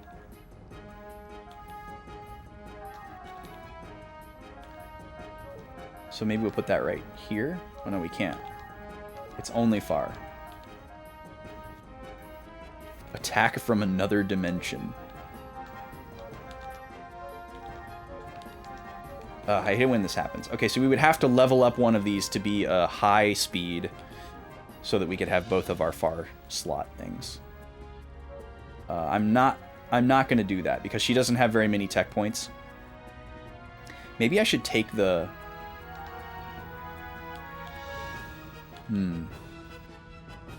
Probably too ballsy to give Momo the swimsuit. But let's take a look at how many defense points she would lose.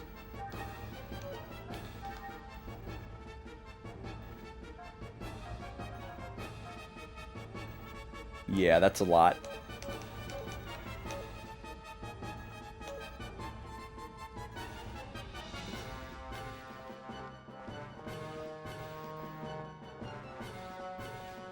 But yeah, in general, Mario RPG is usually top of the list for me to recommend, like, a starter RPG for people. Unless I know that they don't like Mario, or that they're bad at platforming or don't like platforming. Or if they want it to be, like, super serious, you know, with, like, its story or whatever, then, you know, that's not a good recommendation. But if they're just, like, trying to get to know the mechanics of an RPG for the first time, it's fantastic for that.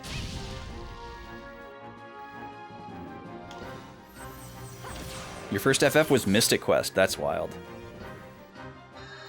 But the first RPG you loved was SMRPG. Yeah, SMRPG was the first RPG that I ever played besides Pokemon. I didn't own it, though. I had a neighborhood friend that had it. And he would bring it over sometimes, and we would play it on my SNES. And we all thought it was really super cool. It felt like this, like, super rare, uncommon game to us. Whoa, that was cool. Not a lot of damage, but that was cool. It's just a big meteor on a stick. But we didn't get very far in it, naturally, because he had to, like, borrow that game from his brother's room, you know, and, like, bring it over. And he didn't come over very often, so...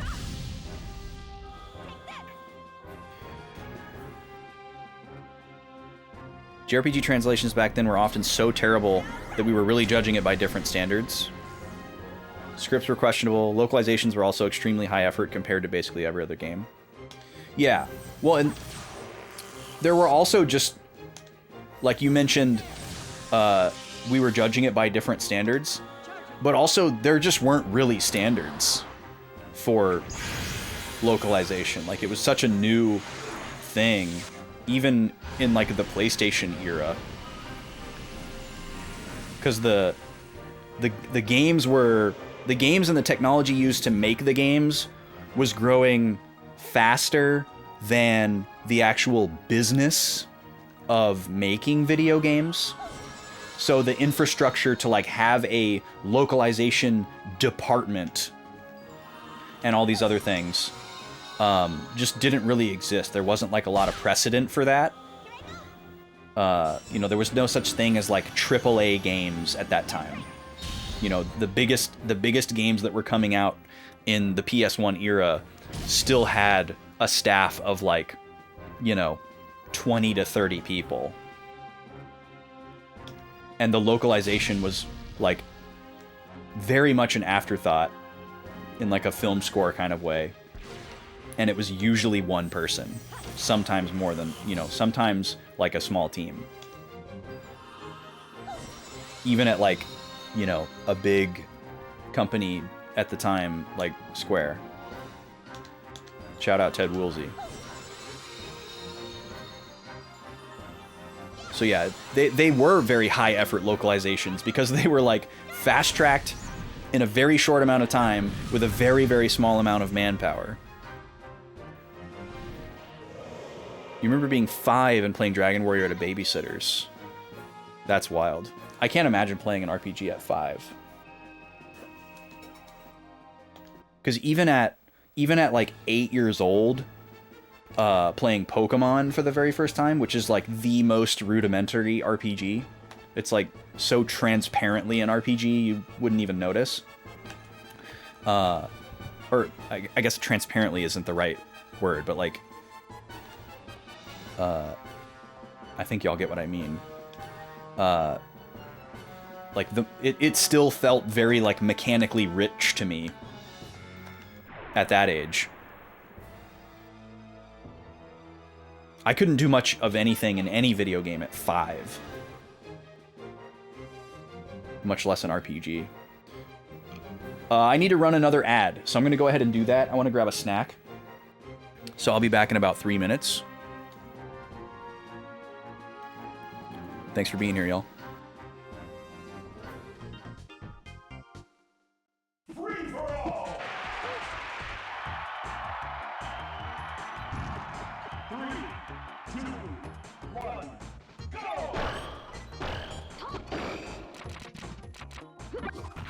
He can fire! Yeah! He can fire!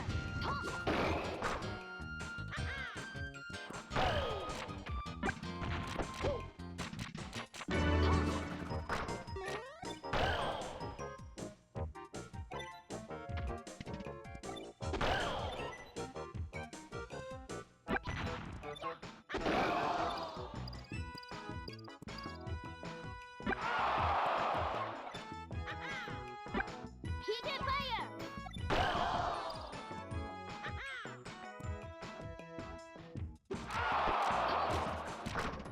He can fire! He can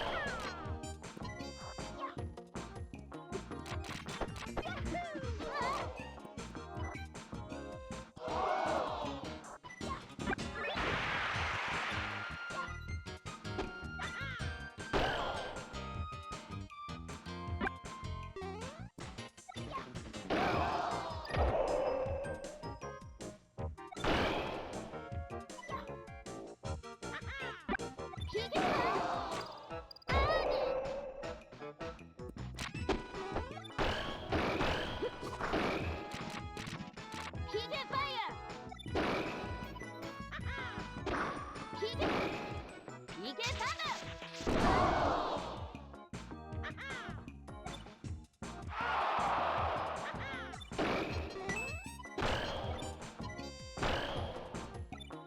He can fire! He can fire!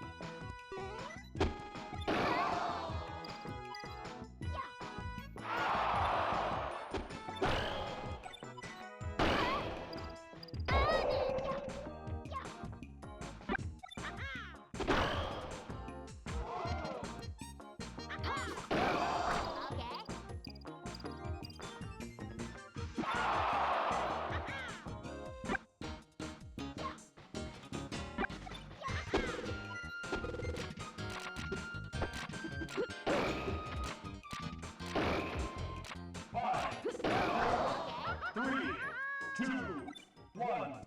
Time up. This game's winner is Ness.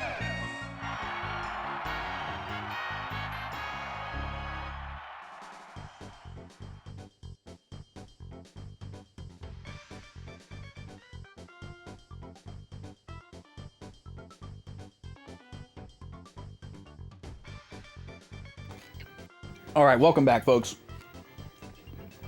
Ness takes another one here. So that clinches the matchup at 6 wins since there are 11 rounds. Sorry, I'm eating celery. But still, 4 more rounds to go for the purpose of statistics. So hopefully Luigi can eke out a couple more wins or two. Still a major long shot for him to ever get out of 10th place. The gap between 9th and 10th place is pretty significant. There's definitely a clear divide between the bottom of the pack and the middle of the pack. All right, scores are updated. Oh, wrong button. And let's come back over here. Okay, I need to catch up on chat while I eat this other celery stick.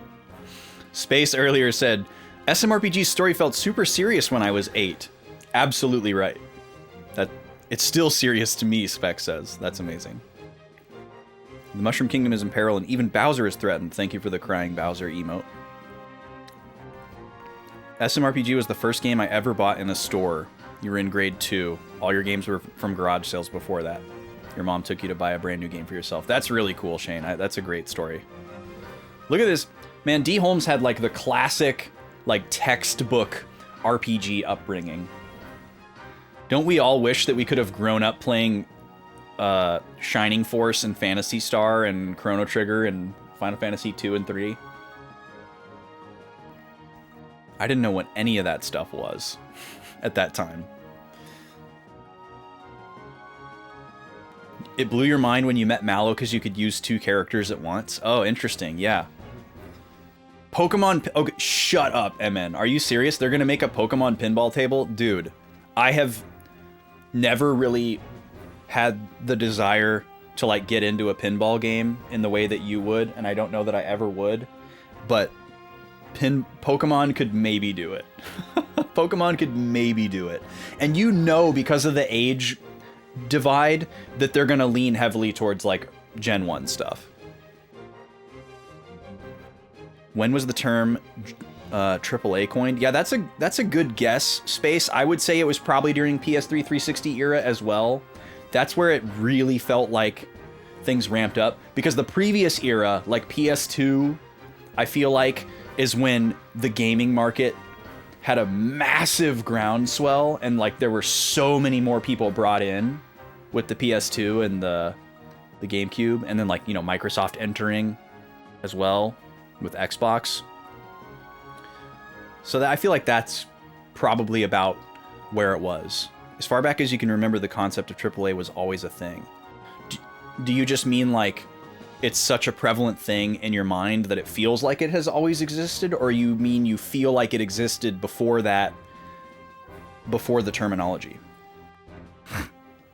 Dr. Maul, how's it going? Yes, I do have a YouTube channel, and yes, when this game is finished, it will move to that channel. I actually timestamp my VODs as I go, and like you know, do the thumbnails and everything like that. So as soon as I finish this game, I will start scheduling the uploads, and they'll come out at a strict schedule as I go along. I just don't like to I don't like to upload playthroughs as I go, because people spoil things in the comments, and it's really annoying. So I wait until my playthrough is completely over before I start uploading it. But yes, it is my goal to have all of my RPG VODs on my YouTube channel, and I have expended great effort to get caught up, so now I can do it as I go, which is where I'm at now. Donkey Kong Country was a AAA game, Chuck Rock was not. I see what you mean, yeah. Yeah, that would absolutely be like an equivalent of a AAA game at that time. I see what you're saying. That would be the, you know, 1994 equivalent of AAA. But still, that game was made by like a very small amount of people, I guess, is like where I'm dividing it in my mind. L is fake 2401. Yeah, Luigi can't really manage to pull it out here. JRPGs didn't really get good until the SNES era. I think a lot of people would probably contest that. I don't necessarily think it's true or not true, but I think a lot of people would assert that. Played pretty much every NES JRPG that has a localization, and there are like 5 that you'd ever want to replay. Yeah, it definitely hit a stride with the SNES. I don't think anybody would contest that. People might fight you on whether or not there are good NES RPGs, but I don't think anybody would argue that RPGs didn't hit a stride with the Super Nintendo. Senran Kagura Peach Ball, oh no. I know what Senran Kagura is. You're a celery peanut butter enjoyer, Dr. Maul? I can't eat peanut butter, and I like celery plain. It's good. You thought you were deprived because you only had a Genesis at first, and there weren't many great Genesis RPGs. I mean, I guess if everybody else got to play the other ones before you, but you were still raised on them. I didn't get a Super Nintendo until like 1995, maybe 1994. And I was just playing Super Mario World plus All-Stars. That was all I had for the longest time. And then I got Turtles in Time. And I had Yoshi's Island. And I had Ken Griffey Jr.'s Winning Run. And Vortex. I think those were the only Super Nintendo games I had until I was probably like 20 years old.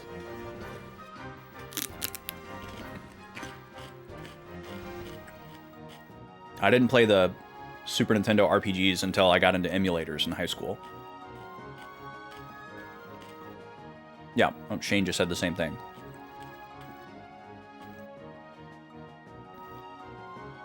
Biggest hits of the 8-bit era often had one programmer and 1 or 2 artists. Yeah, they were super small teams. Super, super small teams.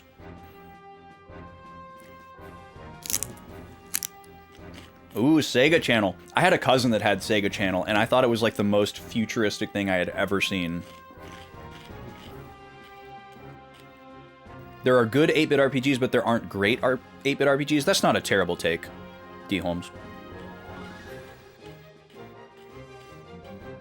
That's about when you got your SNES too? Yeah. It's wild that you and I got a SNES at the same time, but you were already like versed in RPGs and jumped right in, and I had no idea what an RPG was until I was like 12.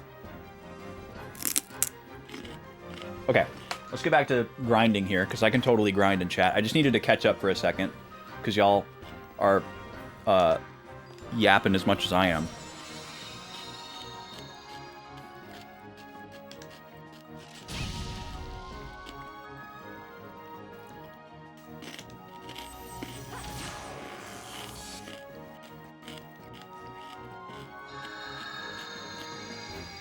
Yeah, I want to try Phantasy Star one day. I tried Phantasy Star 4 specifically on an emulator during my heavy emulation days in high school, and also my heavy, like, I only want to play RPGs. I'm 14 and this is deep. And it didn't click with me, but I didn't have the acumen for it back then. I definitely need to give it another go. I don't know if I would have the discipline to go all the way back and play Phantasy Star 1, 2, and 3 first. And I know, like, I'm supposed to do that, but I don't know. I think I would have to just go for number 4 and see if it clicks with me.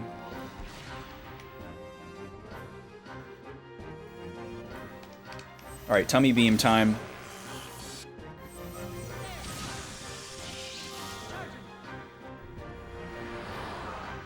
Yeah, I'd like to try Shining Force at some point too, but I know how long it is. And I just have so many other... I mean, we did the whole tactical RPG bracket thing. Y'all know how many tactical RPGs there are that I want to play. So... I don't know if I'll ever get to those either. I should absolutely start with PS4. Thank you for the reassurance, D. Holmes. Thank you for letting me off the hook and telling me that it's okay.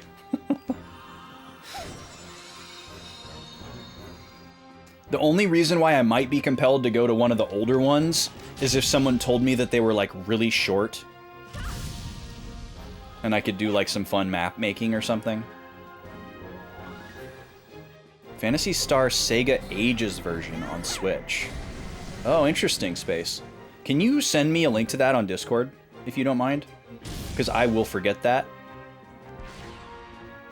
No, it's okay. It's okay to try to argue to keep me on the hook. Yeah, please send me a link to that. That sounds very interesting.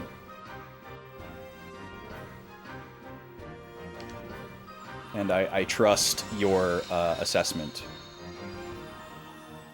Because I know you're a big Phantasy Star enjoyer. This attack is so funny. If we could just build a stick long enough to go all the way up into space and attach to a meteor, then we could just swing the meteor like a hammer.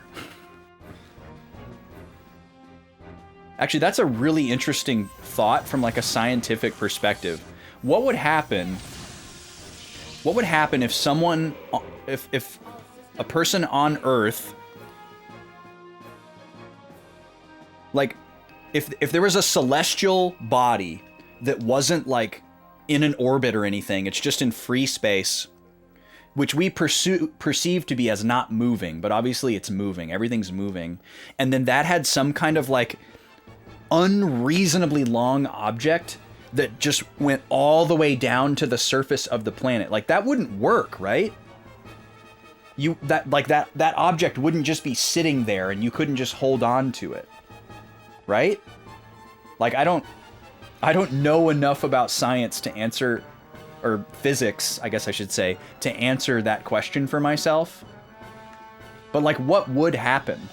What would happen if there was an asteroid that had, like, a 15-mile-long stick on it? And somebody on Earth grabbed onto that stick.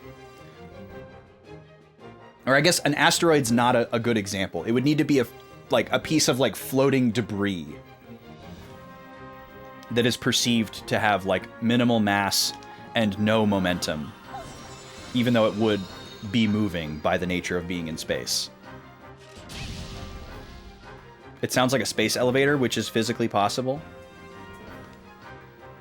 But see, the space elevator, wouldn't the space elevator be, like, rooted to the ground? Like, rooted to the surface of the planet?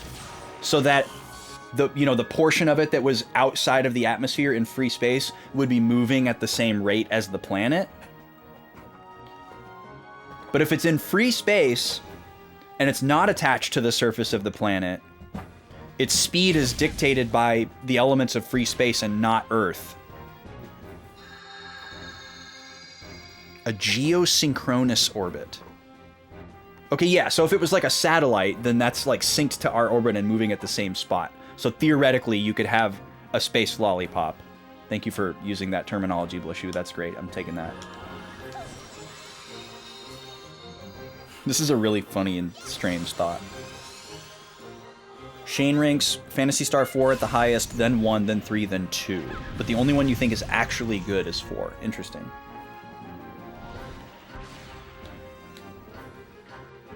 Momo's battle cry VA stuff sounds a lot like Kite from Dot Hack. Even though her voice actor sounds nothing like Mona Marshall. And D. Holmes agrees with Shane's ranking. Interesting. Very rare for someone to agree with Shane on anything. Congratulations, Shane. You like how the music notes come off of her boots? Yeah, Momo's magical girl aesthetic is cranked up to like 59 out of 10. It's theoretically possible we don't have a way to produce material strong enough to make the cable and not have it break. It's not entirely clear we'll ever have such materials. Yeah, we would need to discover some kind of like new element or new process or something. I like that there are multiple people in my chat who have researched space elevators. That's a very hell yeah moment.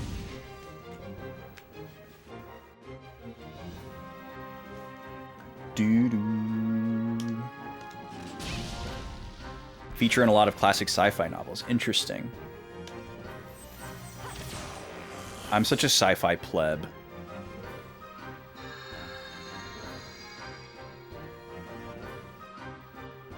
Like, I don't really have any sci-fi under my belt except for Star Wars. And that's not even actually sci-fi, it's sci-fantasy.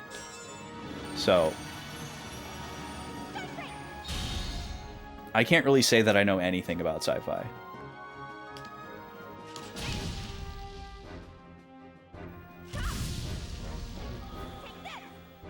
You consider science fantasy to be science fiction?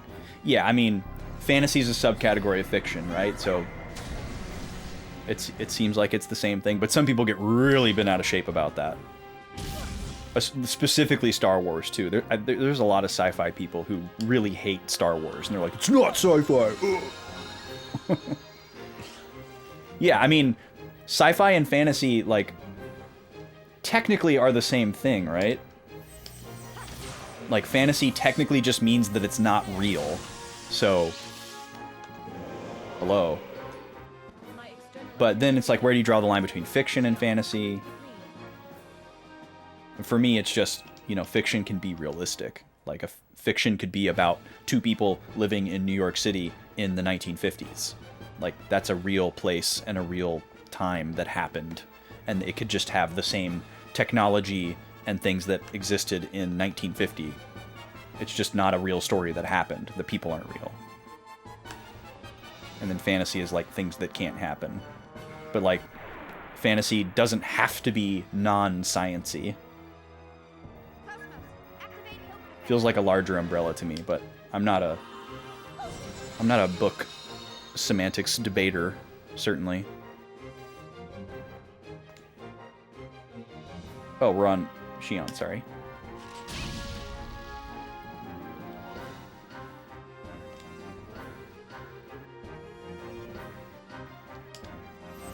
Wait, Dr. Maul, I'm missing the point of what you were saying about the PS2 and the PS3. Did I miss something? Are you talking about backwards compatibility? Never seen Stargate. Okay, yeah, we are talking about backwards compatibility.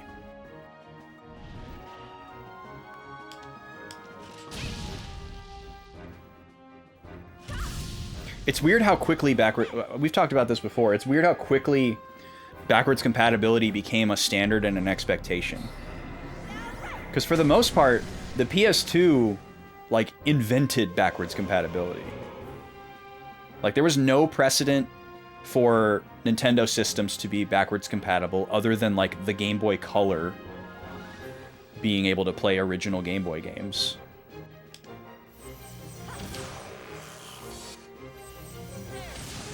So it was like it was like very much like a new bonus feature, not like an industry standard.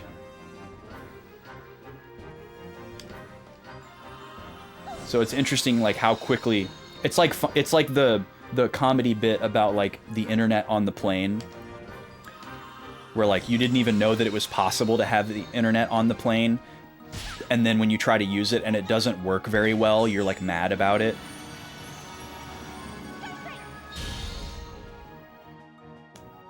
There's probably a name for that effect. The spoiled brat effect.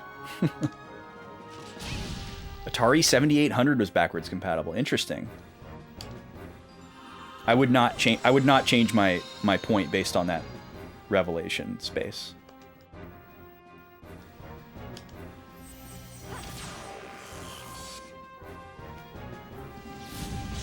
That's true. You could build what did they call the Sega Tower? The Sega Stack. But again, I'm not changing my assertion that backwards compatibility was definitely not a standard or an expectation. The Tower of Power, okay. I thought of Tower of Power, but that just makes me think of the band, and I was like, no, that's not it. But that's probably where they got the name from.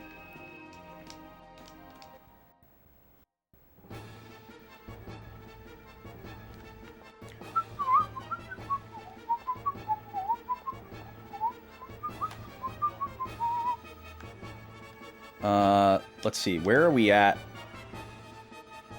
Cosmos and Shion still aren't at level 24. We're waiting for them to get to 24.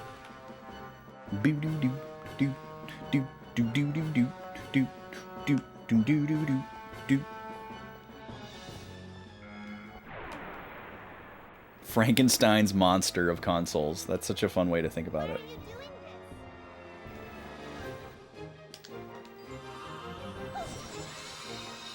I don't think they just got rid of the PS3's backwards compatibility so they could sell PS2 titles on the PSN store, Shane.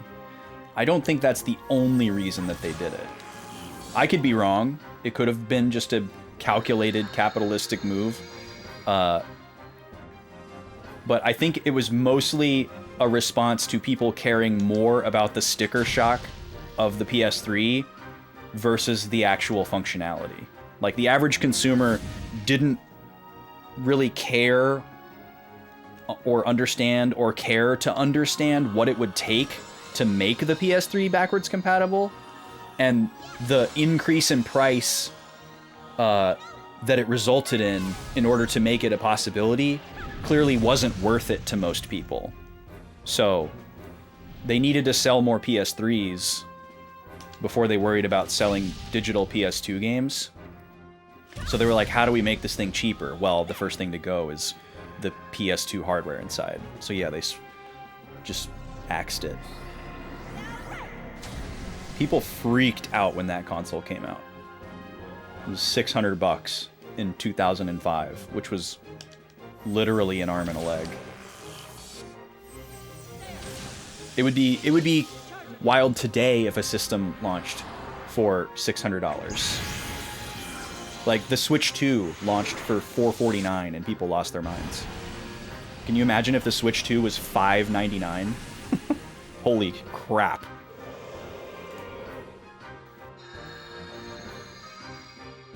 And they're like, well, but it's backwards compatible. It plays Switch 1 games. It has a whole Switch 1 inside of it. Sorry, consumers. $600, please. People would have lost their minds.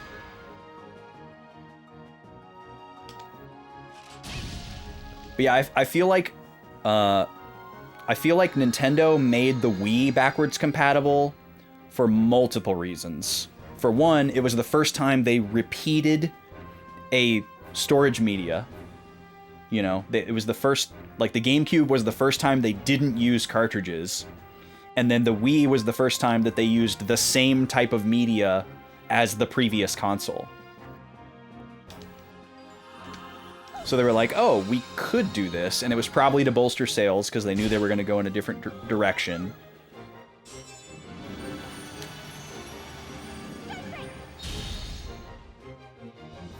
Yeah, the PS2 games to the PSN store was definitely an afterthought. I agree, SNES. But yeah, Nintendo's backwards compatibility, again, not a standard. Very much just like sometimes yes, sometimes no. But yeah, they've almost like perfectly oscillated back and forth.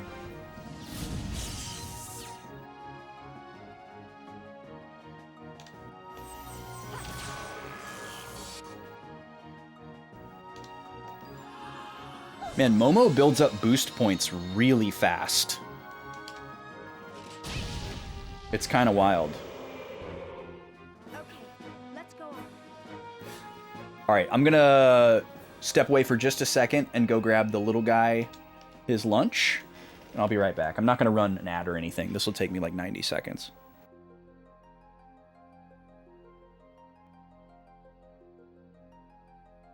Y'all didn't hear me. I just read SNES's chat. That made me laugh.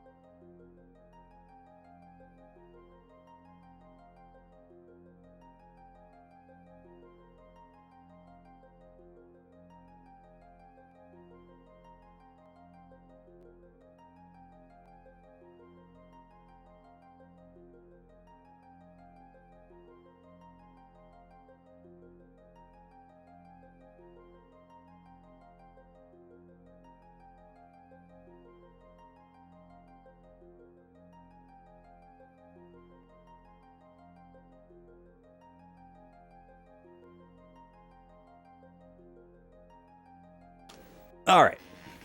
Little guy's off and away. We're back.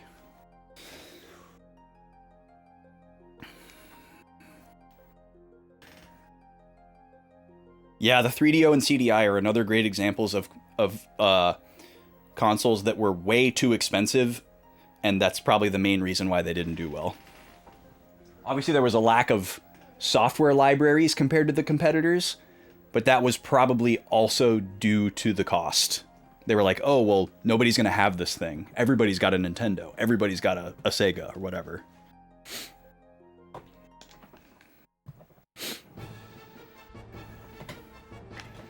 But yeah, the cost of those, like adjusted for inflation, is really mind-blowing. Oh, I hate mid-back pain, SNES. Like, I feel like I have great, like, stretches and movements and things that I can do for upper back and lower back. But mid-back is like... Do you really think this is a good idea? What can you do? What can you really do? Oh, I need to heal Momo. Momo's health is very low. Thank you for welcome back.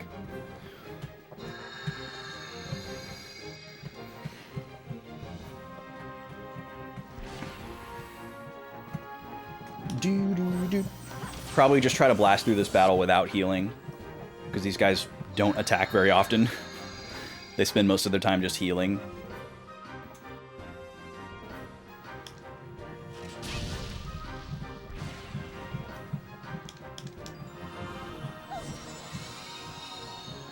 Really? Phantasy Star 4 was $100 new back in the day? That is wild.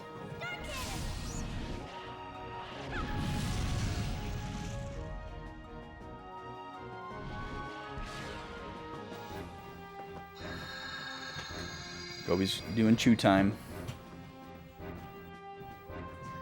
I just started finally reading my Iwata book. really super excited about it. I've been constantly fighting the urge to not just read Star Wars novels. Like, I want to read more books in general, and I'm trying to find like a regular time where it's like, okay, this is like reading time.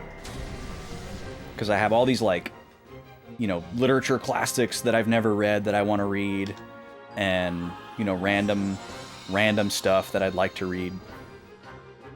And I like reading a lot, but I've been a very inconsistent reader. For the longest time, I was only able to read just like before going to bed, and I would only be able to make time for it if I like went to bed early.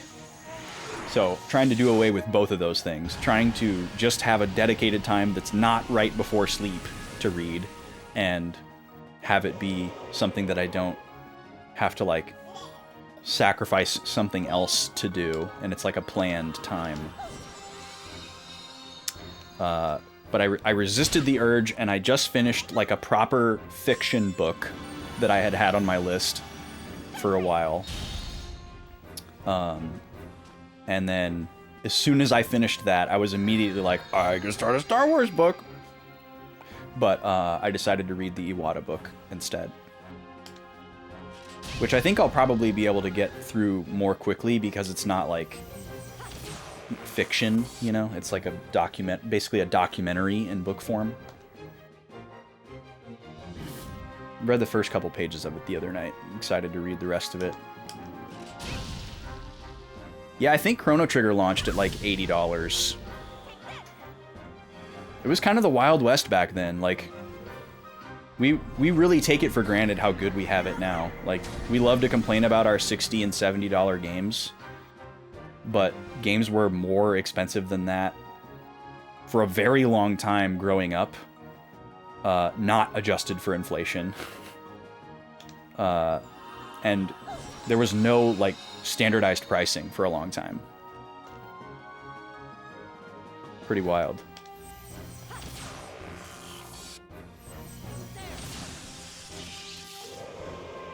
You could probably look at like 10 Super Nintendo games and get, you know, 4 to 5 different price points, depending on what they are.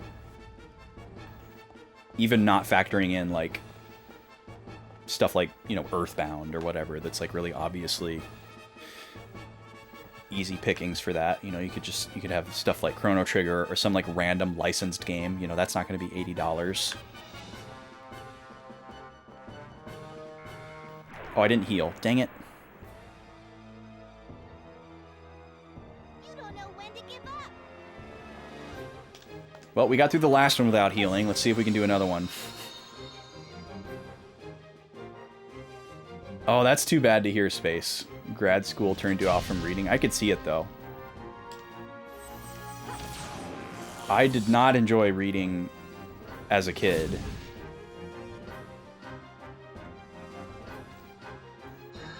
I learned to love reading as a tween and teen by getting into a very specific book series, which was Redwall. And then I started reading them again in college when I realized how many there were that I hadn't read, and I started like collecting them. But then once I finished all the Redwall books, and there weren't any more for me to read for the first time, I was like, what do I do now? What do I read now? You get too into books. You start one and then you realize you've been reading for 4 hours straight. Yeah, I wouldn't really want that to happen to me because I have, you know, so many other commitments and pursuits. I don't think it would happen to me, though. I'd be happy to read for an hour, you know, on a given stretch, uninterrupted. That would be phenomenal if I could pull that off. Good luck with yard work, Blashu. You're reading through Redwall. Nice, Sam. Are you reading through the first book titled Redwall, or are you reading through the series? Late high school and college. Silmarillion. I don't know if I could ever read the Silmarillion. I have... What is the name of that book? I have a Lord of the Rings book that's like a, you know, like a Chris Tolkien thing that's like a collection of like excerpts and stuff from JRR's like posthumous put together stuff. I forget what it's called. It's kind of like a Hyrule Historia arts and artifacts type thing for Lord of the Rings. It's not like a story, which I know Silmarillion's not really a story either. It's like a history textbook, I think, more like.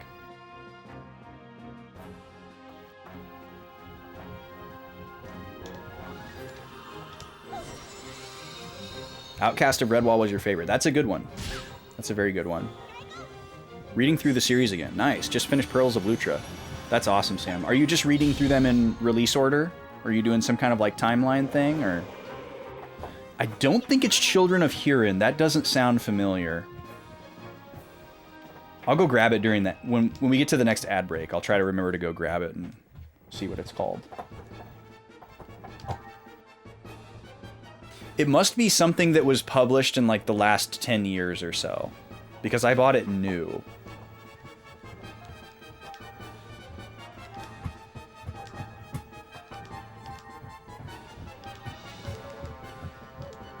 Silmarillion is more like the Bible than a textbook. Okay, that's a good, yeah, that's a good equation.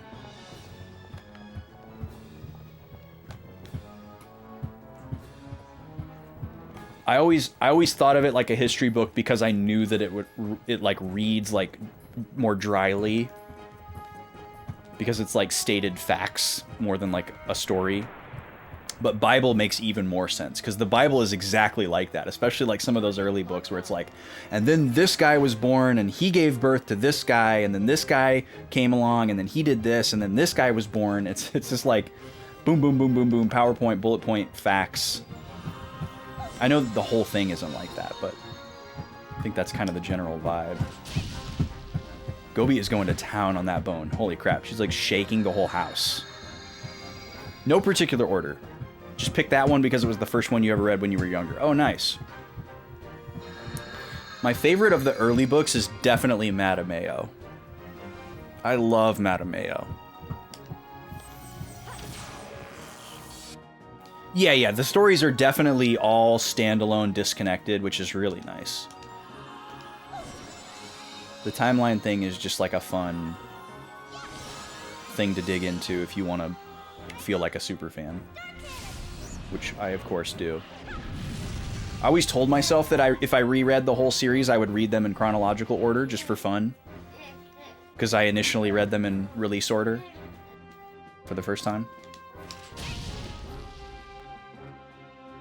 I guess when I was first reading them, I didn't read them in release order. I just randomly read them based on like what was available in the library. But when I read them in my 20s, I read them in release order.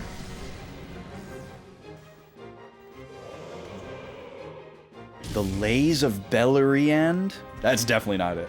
No, that sounds completely unfamiliar to me.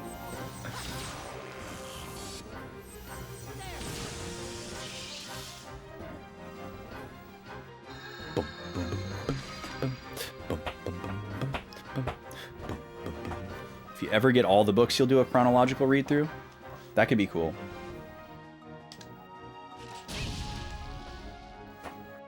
God, I love Redwall so much.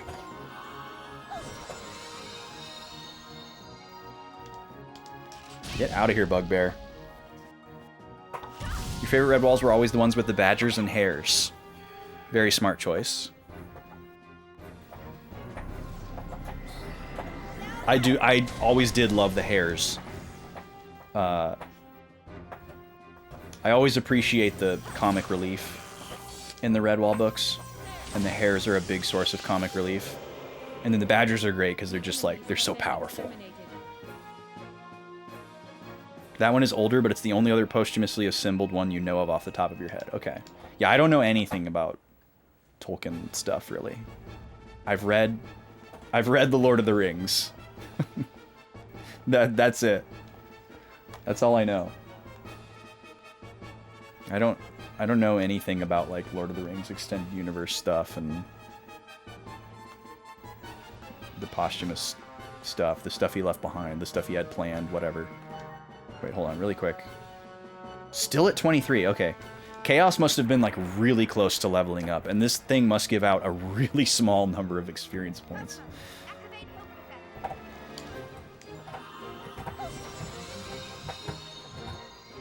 The Obsidian Mountain Trilogy had a sequel trilogy. Huh, never heard of those writers or that trilogy before, Shane. Oh, you're getting Shiki into Redwall. That's awesome, Sam. I've tried to get some friends into Redwall unsuccessfully. I tried to get Vaughn into Redwall, actually. I lent Vaughn a copy of Redwall in like 2017. It was like one of the first times that he was he's never actually been deployed in the military, but he would like get assigned. I guess it's technically a deployment, but people associate that with like combat roles. He's never been in a combat role, but it is technically still called a deployment, where he would like go to like another country for like a year.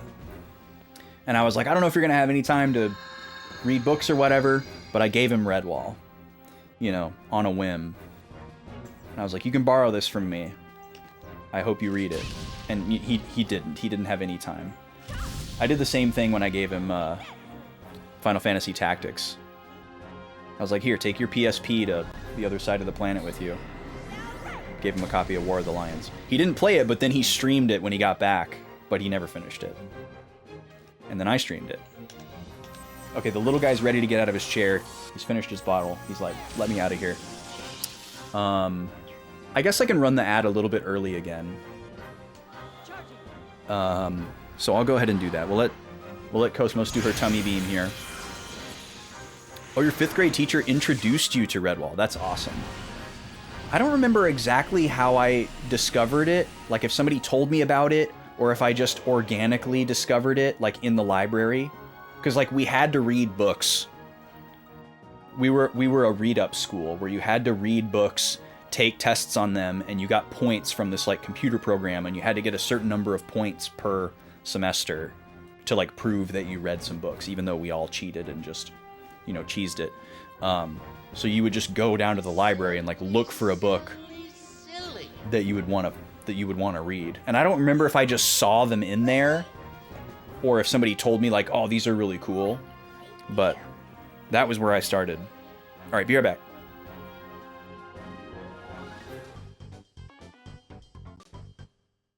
Free for all!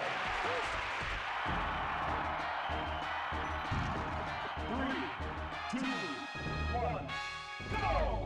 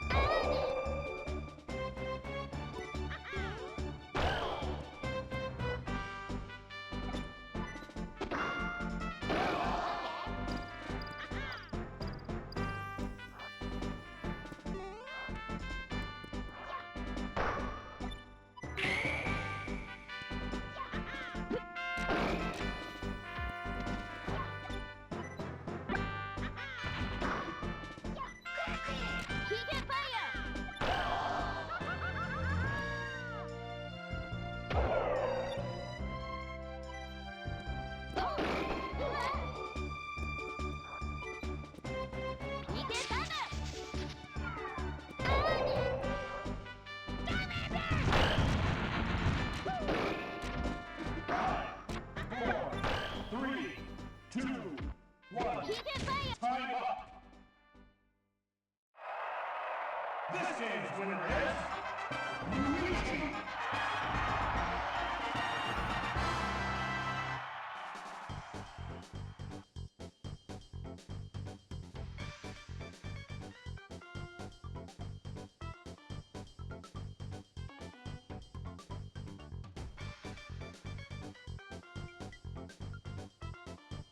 Hey, there we go. Green Mario. Pulls one out. L is real this time around. Luigi getting on the board.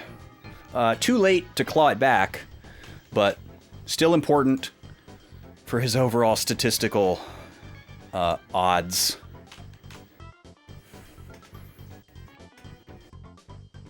Who knows, maybe he can claw his way into 9th place before this thing's all wrapped up.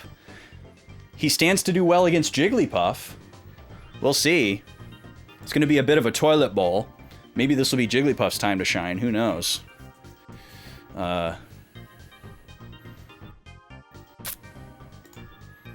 Okay. Let's see, scores are updated. Let's go back over here. And I gotta catch up again.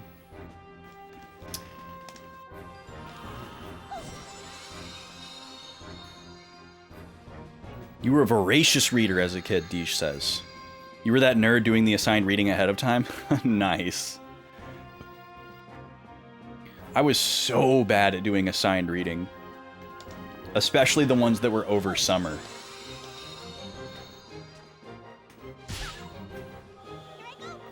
I would just, like...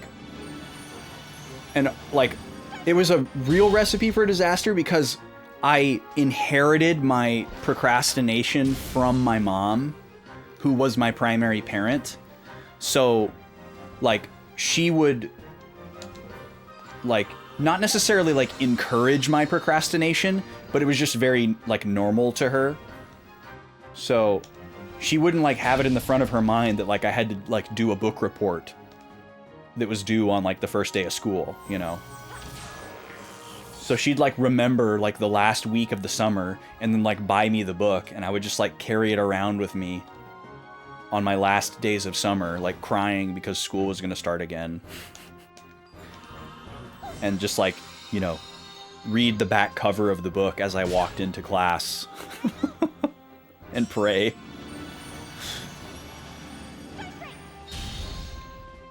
You liked green more than red as a kid, Shane? Yeah, I mean, in the beginning, that's pretty much all it was. We had to wait a long time before Luigi and Mario had their, like, predefined personalities. It was just, do you like red or green? I mean, I guess there was the factor of, like, the game was called Super Mario Brothers, and the first player was always Mario, so, like... Luigi was inherently othered, so he was the underdog in that sense. But that was really all of the, like, lore that you could dig into. Alright, we need a little bit of health here.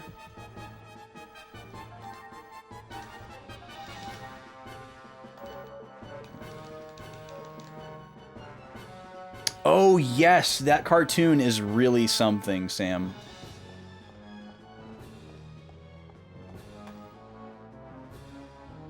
I remember there was talk there was talk for a while that they were gonna do like a new Redwall like cartoon or like CG thing. And I don't know if it was just a rumor or if it was actually like a real thing that was planned and then it got canceled, but it definitely never happened. I didn't really see the cartoon as a kid, maybe like once or twice, but it was definitely targeted at a younger audience than the books. Like I would very firmly say that the books are like teen fiction, not because they have like teen themes necessarily. You know, they're not like angsty or anything. They're very lighthearted, but just like the writing style. Like I think if you were like a really smart elementary school kid, you could read a Redwall book and understand most of what's going on. The plots aren't complicated at all. You know, there's not a lot of like subtext or anything like that. But there's some pretty strong like vocabulary and like descriptive stuff in there that I feel like it lends itself more to like teen or tween readers, you know? Not necessarily teen, but like 10 to 14. If you're like 16 or 18, you probably would think you're too cool to read something like Redwall, at least in the 90s. But I think it's a little more sophisticated than the cartoon. The cartoon was definitely a little bit more, you know, young kid watching PBS on a Saturday morning kind of audience for like, you know, you could watch that cartoon if you were like 5. But you definitely couldn't read a Redwall book if you were 5 or even like 7, unless you were like a pretty advanced 7-year-old, I would say.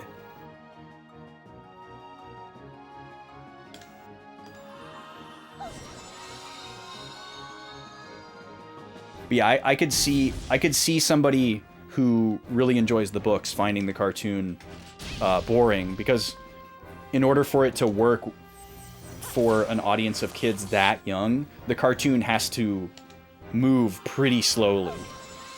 Like all the characters talk pretty slowly, things happen pretty slowly, whereas a book happens as fast as you can read it, you know? So if you sit there and read a Redwall book for an hour, a lot more is going to happen than happens in the cartoon in an hour. That's just kind of the nature of books in general, but especially something like that. Netflix has the rights, announced they were making a series years ago, but hasn't actually canceled it yet. Okay, so just kind of a quiet cancel. Yeah, I remember that coming up. It was one of those things where like people told me about it because they heard about it, and I was the only person they knew that had ever said the word Redwall. And they were like, oh, did you hear about this?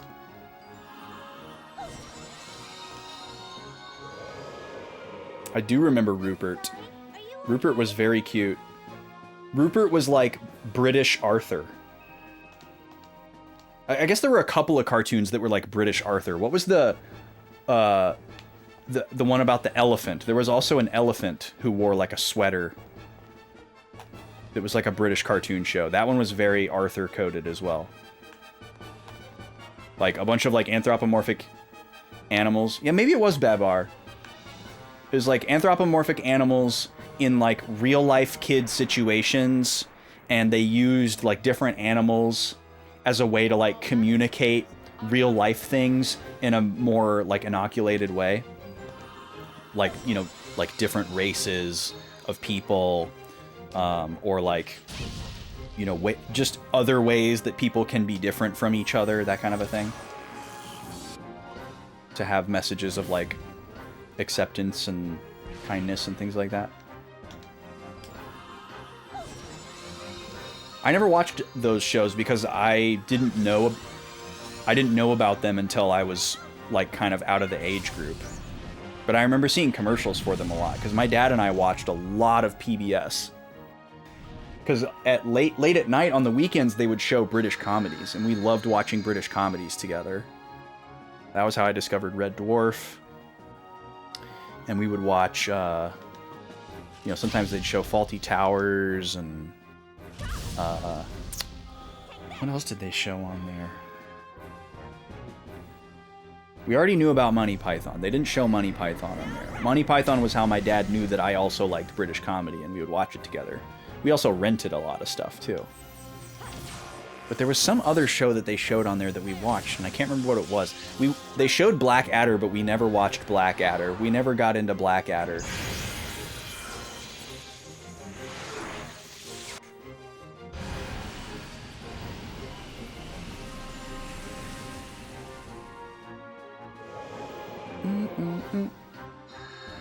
I've been aching for some British comedy. I haven't watched a Britcom in a really long time. And I'm still a really big fan of it. I really want to re-watch Red Dwarf with the lady, but we've just been watching so much other stuff. I'm sure we'll get to it at some point. I have the whole series on DVD. Or at least like the original run. I don't have the later stuff when they came back and did like 4 more seasons. I don't have those. I've actually never seen those. Just the original run of like 8 seasons or whatever it is. I've seen all that, but it's been a very long time. Okay, apparently Momo's just gonna go like 4 times in a row. Freaking die, dude. This thing won't die. Was Babar the king of the elephants? I didn't remember that. I don't know why I would. I never saw the show, I just said. YTV and Teletoon. Uh-oh, Shane's Canadian is showing.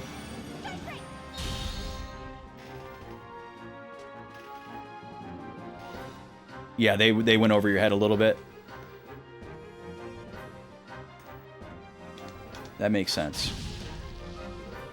But yeah, I watched a lot of PBS as a kid. I think there were periods of time where you could watch Pokemon on PBS. But I might be misremembering that. I know for most of the time it was Kids WB, which obviously I watched a lot of too. Kids WB slapped. Pokemon, Yu-Gi-Oh, Animaniacs, what was the other one that I was really into?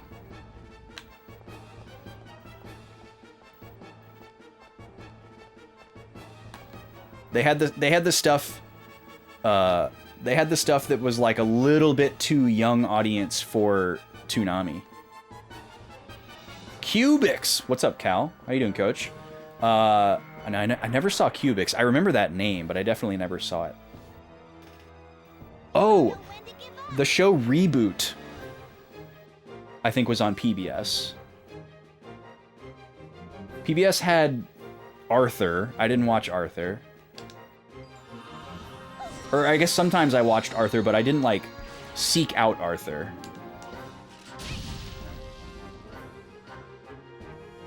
Oh my god, Jackie Chan Adventures. Holy crap, what a throwback. Definitely watched that a little bit. Static Shock I watched. For sure. They had the terrible Osmosis Jones show on Kids WB, Ozzy and Drix. It is wild to me that Osmosis Jones is a real movie that happened. I don't know if y'all have ever re-watched that movie, but that is one of the most problematic movies I've ever seen. It's wild that that was a kid's movie in the 90s. There is some really, really bad stuff in that movie. For anybody, much less children. The pushing the envelope puts it very, very nicely.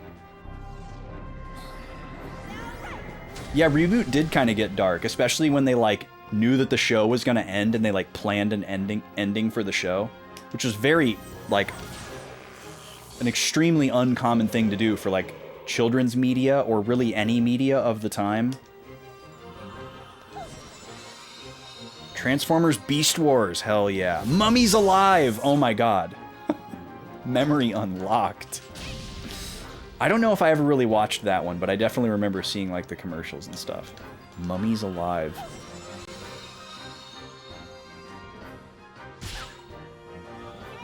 Yeah, Osmosis Jones was definitely like peak 90s gross out media, but like a few years after the wave crested, because I think that was like 2001 or 2002 when that came out.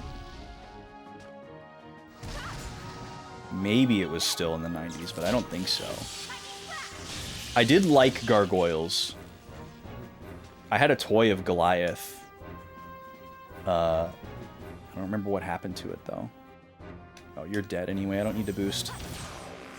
Ooh, exact damage. That's fun. My external appearance is down. Beast Wars is also Canadian. Wow, Shane is just here to tell us what is Canadian. Cosmos finally hits level 24. All right, we're going to sub her out.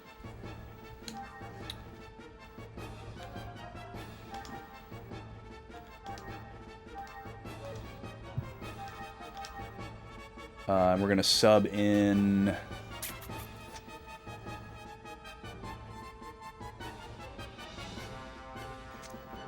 I guess we'll sub in Ziggy. And then when Xion hits level 24, we're going to sub her out for Junior.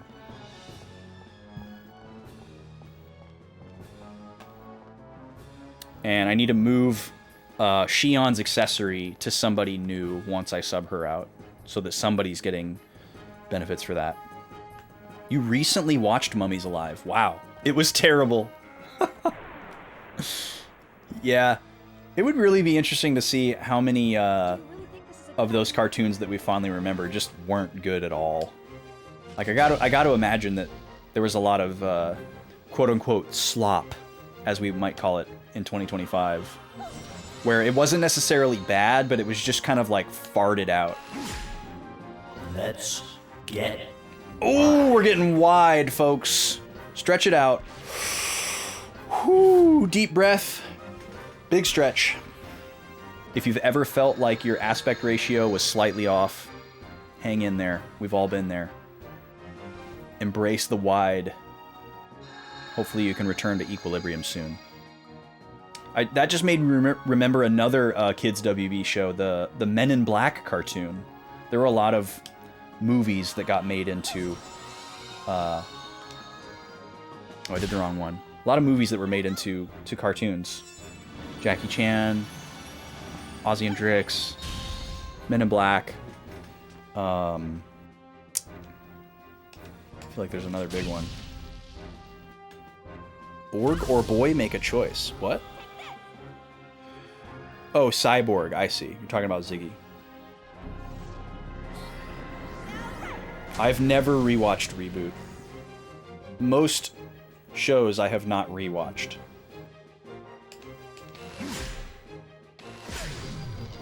Let's go. Meteor shot. Never watched Recess, because wasn't Recess Disney Channel? Or was it just late Nickelodeon? Late Nickelodeon stuff and Disney Channel I never watched. Because at a certain point I was all Cartoon Network. I did watch a little bit of Kids Next Door. I think I was a little bit too old for it, but I like acknowledged that like this is really cool, and a younger me would have been obsessed with this.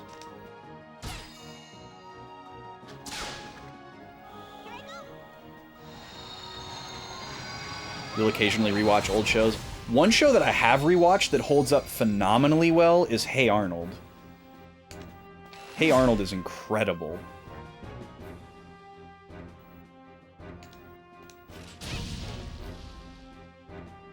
Started one Saturday morning on ABC and then went to reruns on Disney. Okay, ABC, interesting. Definitely wouldn't have seen it on ABC, but glad that my memory's holding up that it was on Disney Channel.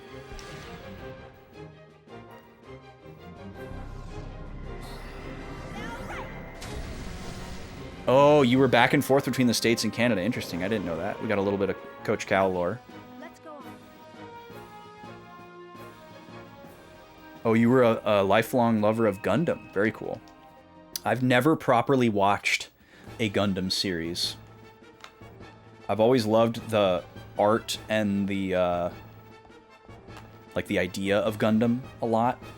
The only Gundam series that I got into was a spin-off series. Mobile Fighter G Gundam. I'm a huge fan of. And I will probably kick myself forever because I'll never have the second half of the Blu-ray set. Because it's out of print and stupidly expensive.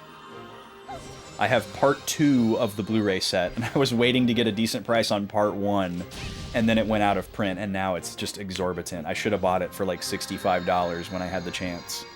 Now it's like $400.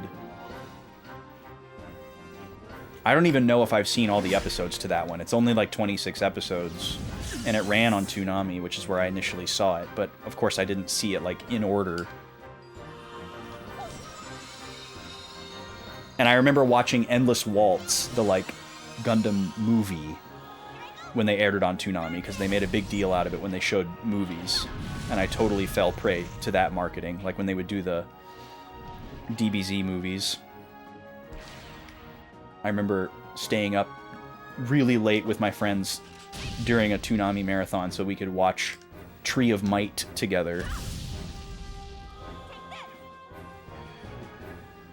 But I've never actually watched, like, Gundam Wing, Mobile Suit Gundam OG stuff.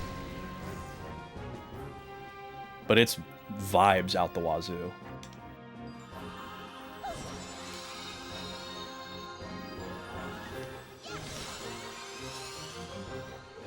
Yeah, Mighty Max was great.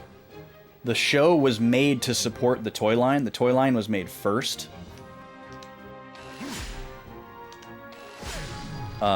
As a boy version of Polly Pocket. But I never had any of the Mighty Max toys, but I loved the cartoon. I didn't know I loved Rob Paulsen as a kid, but Rob Paulsen was the voice of Mighty Max. That was a really fun show. It had kind of like Bill and Ted elements where they would go to like various time periods and you would like sneakily learn historical stuff throughout the course of their like hijinks and adventures. Part 1 of Mobile Fighter G Gundam. Holy gad. Also, welcome in, dude. How are you today? Mobile Fighter G Gundam is the name of the series. It's a short-run spin-off anime series that's basically like a tournament arc of a larger anime series, but that's the whole show is a tournament arc. Where it's like an alternate future where instead of the Olympics, every country has like a Gundam and a Gundam pilot, and they fight other countries' Gundams, and they all had these like very trope-laden like Gundam designs and gimmicks based on the country that they were from, which probably doesn't hold up very well, but it just had a lot of pizzazz and was a good dub. Okay, Xion hits level 24. We need to take away her accessory. Take away her star hat. And then we're going to sub in Junior.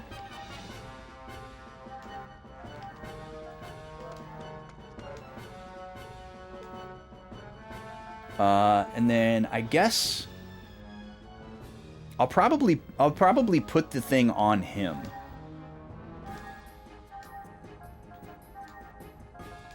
Give him the star hat so he can learn a bunch of ether stuff.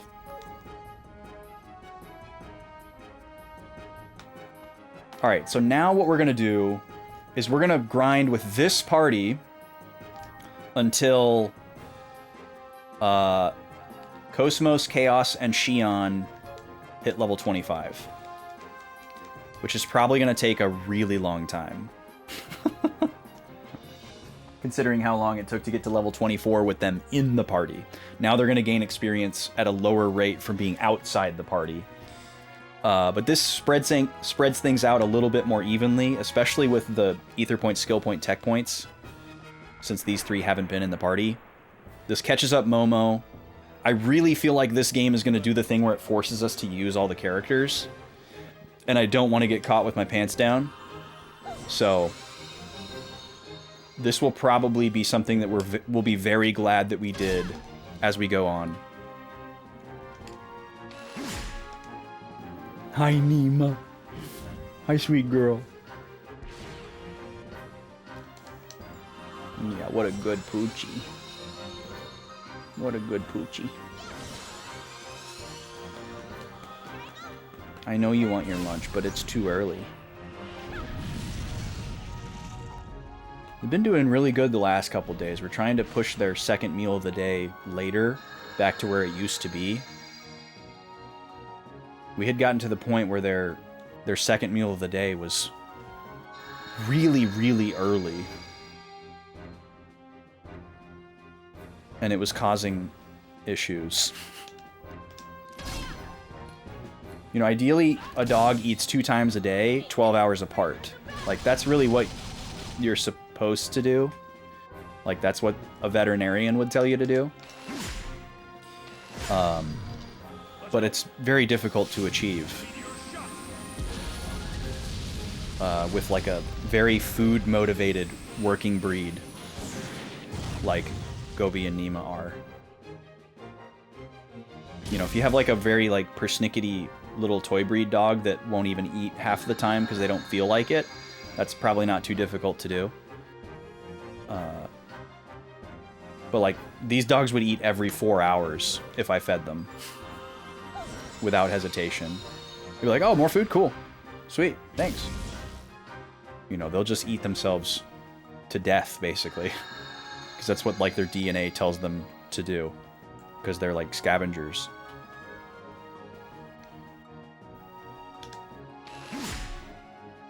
But they'll, like... If they don't get their food when they're, like, really, really hungry, they'll do a protest puke. They'll, like, throw up. And it used to only be in the morning. Like, on the weekends when we would try to sleep in and they wouldn't get their dinner at normal time when we're, like, waking up for work, they would try to, like, throw up in the morning because they would want us to, like, get up and feed them. And for a while it was just Gobi doing it, and we thought something was wrong with her. But then Nima started doing it. And so we had to just start feeding them at different times. And then they started doing it in the afternoon, which is how their afternoon feeding time got so early.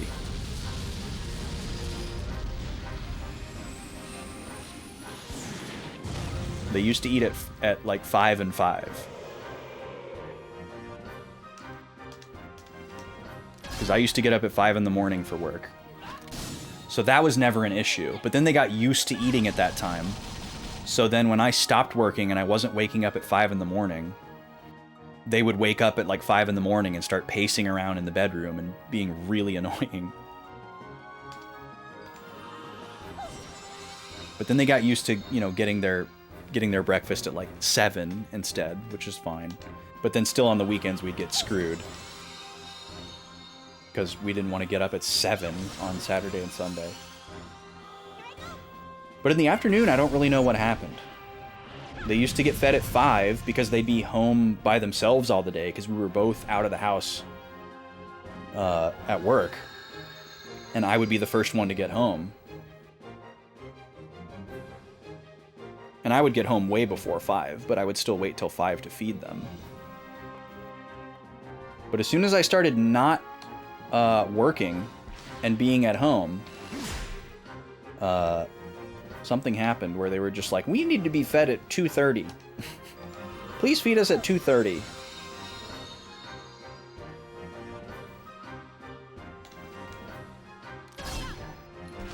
And I also have to give them a midnight snack right before we go to bed to stop them from doing the protest puke in the morning. Which does work very well, except on the weekends. We're just screwed on the weekends.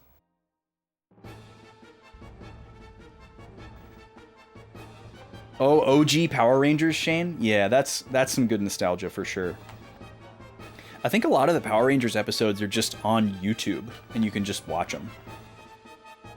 Which is kind of cool. I don't know who owns, like, the old Saban stuff. And why that's so easily just uploaded. But I remember a while back I was trying to find a specific episode of Power Rangers for like a reference. And I was just like, oh, the whole episode is on YouTube, and I just ended up watching the whole episode. because they're only like 19 minutes long or something absurdly short like that.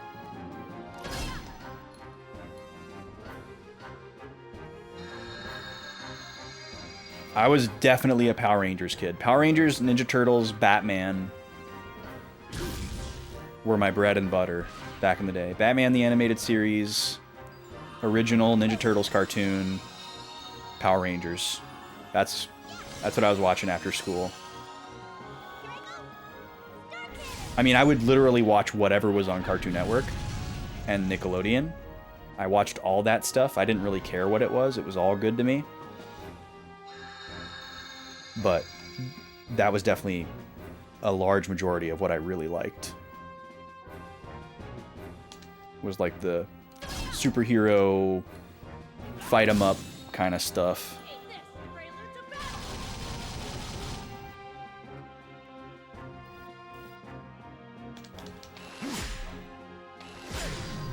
Saw plushies for the OG cast of Power Rangers. Interesting.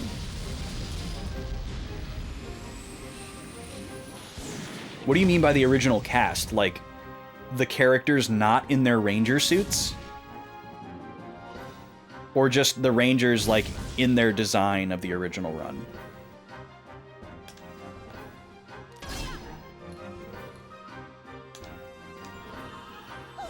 I had a lot of Power Rangers toys. Just the original Ranger outfits, I see.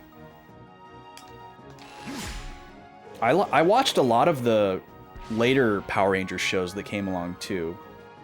I remember especially liking the one that was based on animals and the one that was in space. I think there was another one that was based on vehicles, where they all transformed into like a vehicle. Vaguely remember that.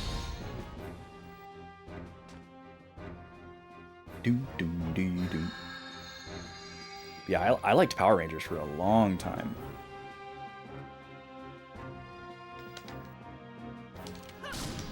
It's probably one of the only live action shows that I watched frequently as a kid. I guess there were live action shows on Nickelodeon, but they were like you know, like things like All That, Figure It Out, where it was like a not like it wasn't like a scripted show type of thing. It was like a game show or a you know, sketch comedy type stuff. A lot of the other like scripted, like sitcom-esque shows on Nick, I definitely watched some of, but I wasn't as into as the cartoons. I guess I just liked Power Rangers because of the action, not necessarily because it was live action.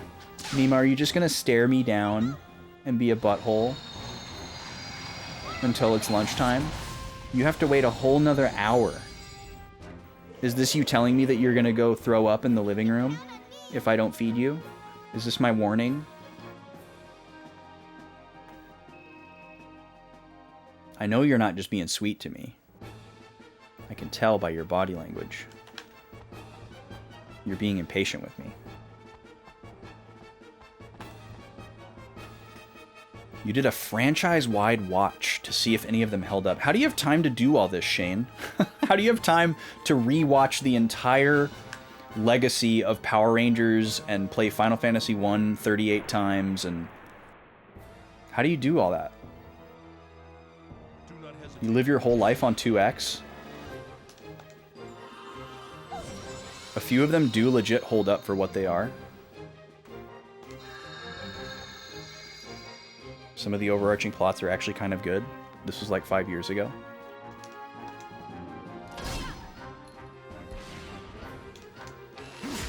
Yeah, I don't know how I would do something like that. Like, we've just talked about a whole bunch of things like that I would really like to do. I'd love to replay the Final Fantasy series. I'd love to reread the Redwall books. I'd love to just like replay a bunch of game series. You know, there's like a ton of retro series that I grew up with that I would love to replay to like see how they hold up, or like TV shows that I'd love to rewatch. But I don't know when I would do any of that. I just, like, even before having a baby, I don't know how I would have found time to do all that.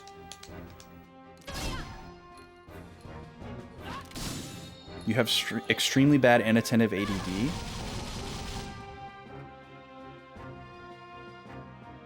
Oh, okay. I see. Well, yeah, I mean, not having to work would definitely afford a lot of time. So that mostly answers my question. I'm sorry to hear that meds don't help. Hopefully you feel like you've found a way to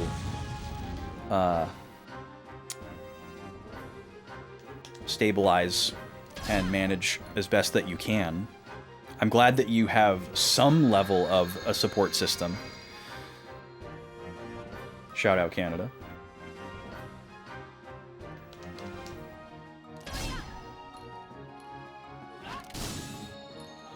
Yeah, that's a good point too, Sam.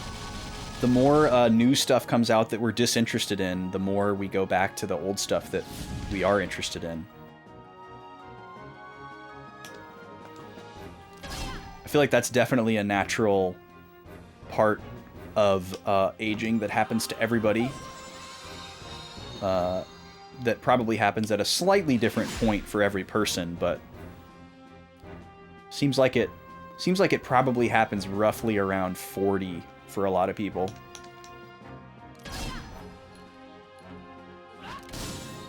Because I can recall looking back on like my parents and other people's parents, and like they wanted to listen to the music from their childhood. They wanted to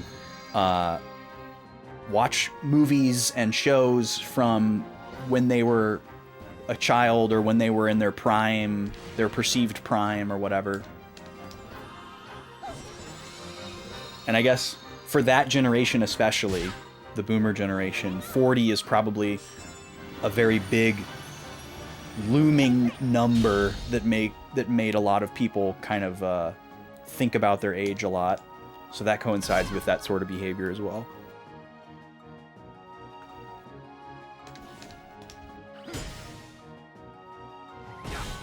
But that's definitely happening, kind of already happened to me with video games, Sam. Where, like, the number of new games that I'm interested in, you know, precipitously dropped off about 8 years ago. Give or take. Which is definitely a blessing in a lot of ways.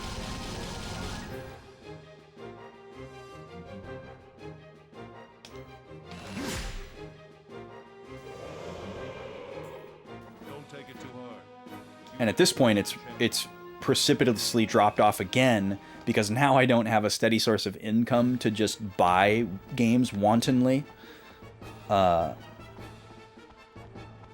Especially new releases, but also like the level of stuff that I want to collect has dropped off pretty well. Like the number of retro games left that I want to collect is a group of games that I'm just like, I kind of want this, but I'm not super passionate about it.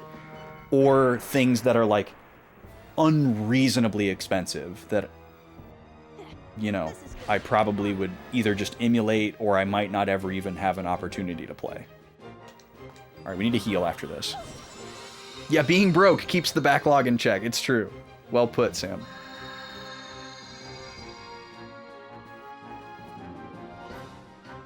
But yeah, I guess I've never really been on top of it in a similar way to video games with things like shows or movies. Maybe for a short period of time with movies. So I guess I don't really feel like I've lost that because I never really had that.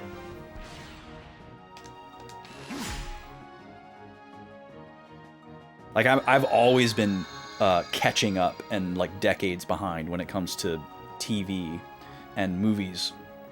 Fairly quite a bit too. So that doesn't feel any different to me. I actually feel like I watch more TV on a regular basis than I did 10 years ago.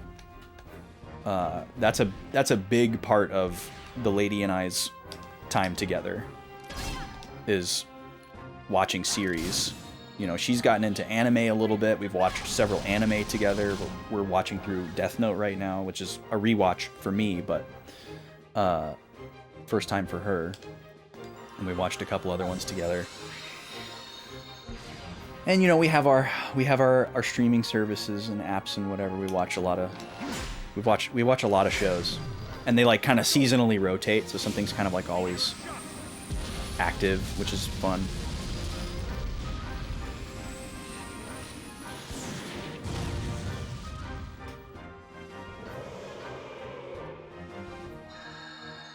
Within a few years, you'll just be a retro streamer by default. Retro is such a silly term. I've talked about this recently with a lot of people. Like, retro is very much a term that I'm very frustrated with. It's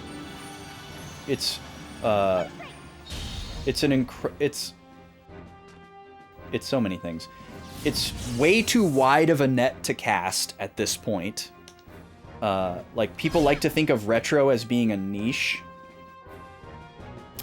which sounds incredibly the opposite, or it feels the opposite to me. Like, retro feels more like a catch-all than a niche now to me. So I don't like that aspect of it, but I also just don't like that as the things that fit inside of the retro label have ballooned so much as time passes that we haven't gotten more specific. I feel like we're very overdue in being more specific. Yeah, exactly, Sam. Yeah, like labeling a Wii game as retro, but also just labeling an NES game as retro, and a Super Nintendo game as retro, and a PS1 game as retro. It's like we've reached a point where 90% of video games are retro. Like, can we please split this up into some like other named eras besides like console generations?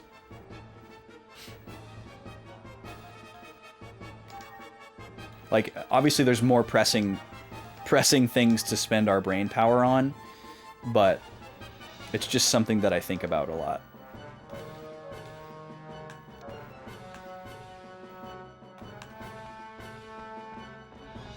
Like, if we're defining retro as like either 2 console generations ago or 15 years ago, like, that's almost all of the video games.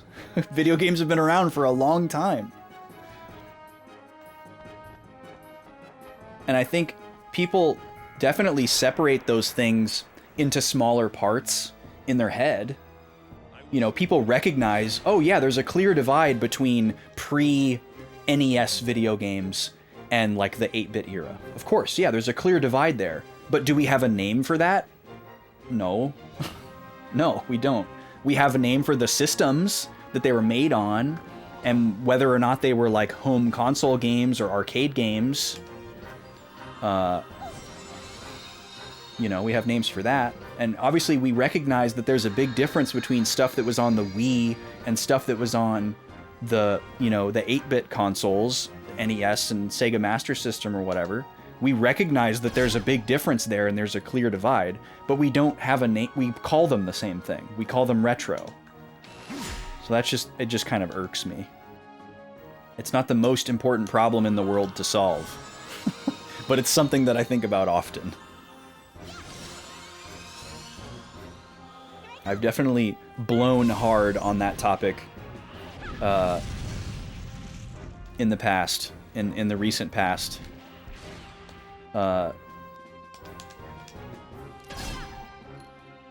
With a mixed level of concurrence and interest from the people on the other end of the conversation. Nice, Shane. Thanks for saying that you get what I mean, Sam. I think a lot of people get what I mean, but they just don't feel like it matters as much as I do. The response I'm usually met with is just like, but why does it matter? And the answer is, it doesn't really matter. but like it could matter. We get really hyper specific with everything else. So it's just kind of interesting to me that we haven't gotten hyper specific. There's so many super specific time periods for music and film.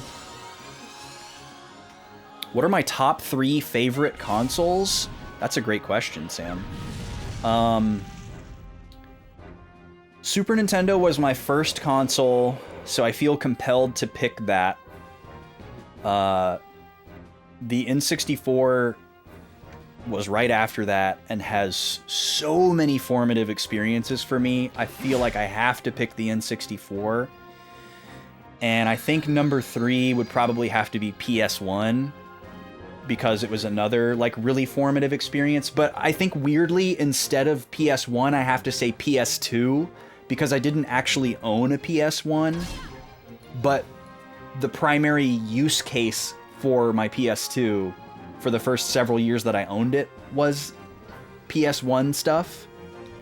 But I think cheating and picking PS2 to include both the PS1 and PS2 libraries is probably where I would technically put it. So I'm gonna say Super Nintendo, N64, PS2, final answer. But with the caveat that PS2 includes the PS1 library. But leaving out the Game Boy feels really criminal. That's a hard one. There's so many different pieces of hardware that are important to different like periods of my life. But those are definitely the most foundational.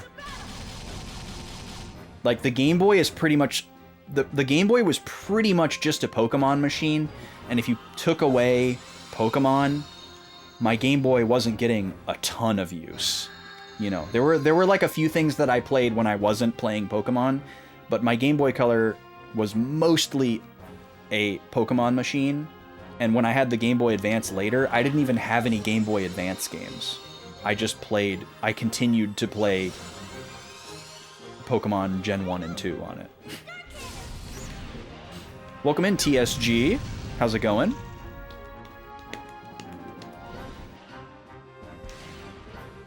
Welcome to the grind and yap zone. That's similar to yours, Sam. Doing good, glad to hear it. Yeah, doing great. We're just chilling today, doing some grinding. And it's been nice, very cozy. Love a good grind. We won! That's right, Momo. We did. I wish I could see my other characters on the results screen. Let me just make a note of something here really quick. Let me just write something down really quick that I want to look at.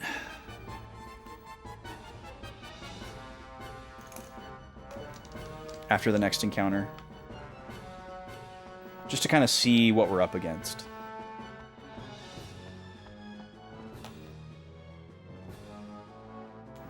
We've been grinding against the same mob the entire time. And I might start shopping around a different spot, different mob, depending on what I can figure out here. Do not hesitate. These guys are just really convenient to battle. I guess it would be slightly more convenient if they weren't in a line. This is your favorite JRPG series on the PS2? Nice. This is my first foray into the series. Naturally starting at the beginning, but like, you know, I haven't touched these before, really. I'm definitely excited that I am playing it for the first time at the age that I am. Because this would have had a profoundly different effect on me as a tweenager when it came out.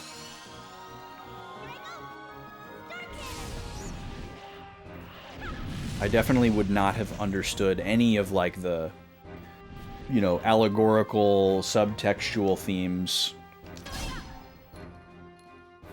It would have just been vibes. I would have been focused on entirely different stuff. Nice, you really went all out.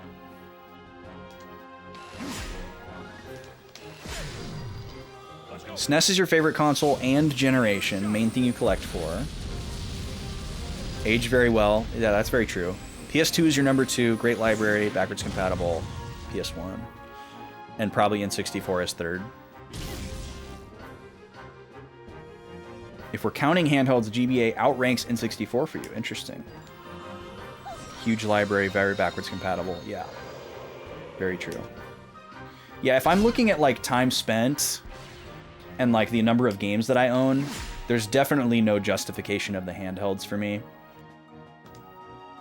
But just that Game Boy Color Pokemon experience was very, very formative and a huge part of my childhood. Even though it was only, depending on how technical you want to get, 2 games, 2.5 games.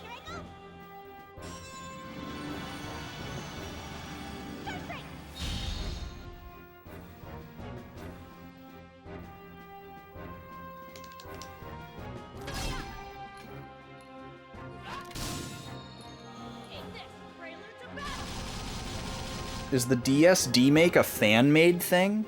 Never heard of that before.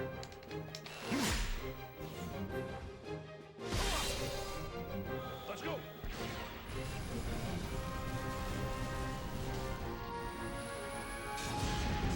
Also, ignore the bot repeating itself. It's just trying to do its best. And prevent me from having to say the same thing over and over. It is official. Interesting. I had no idea.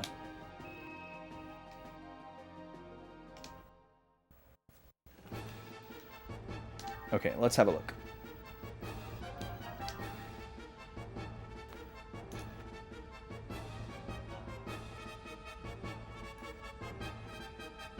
Okay, let's do one more.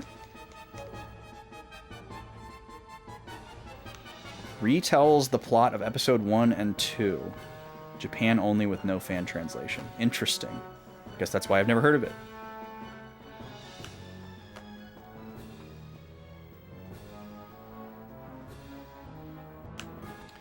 Well, I only have plans to play the PS2 trilogy. And then, you know, we'll see how I feel after that. Do not hesitate if you wish to live.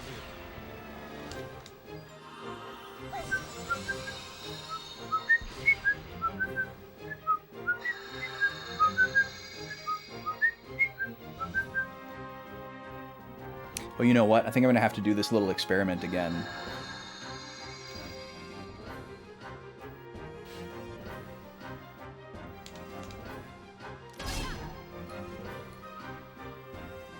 You prefer 16-bit sprites to early polygons? Yeah.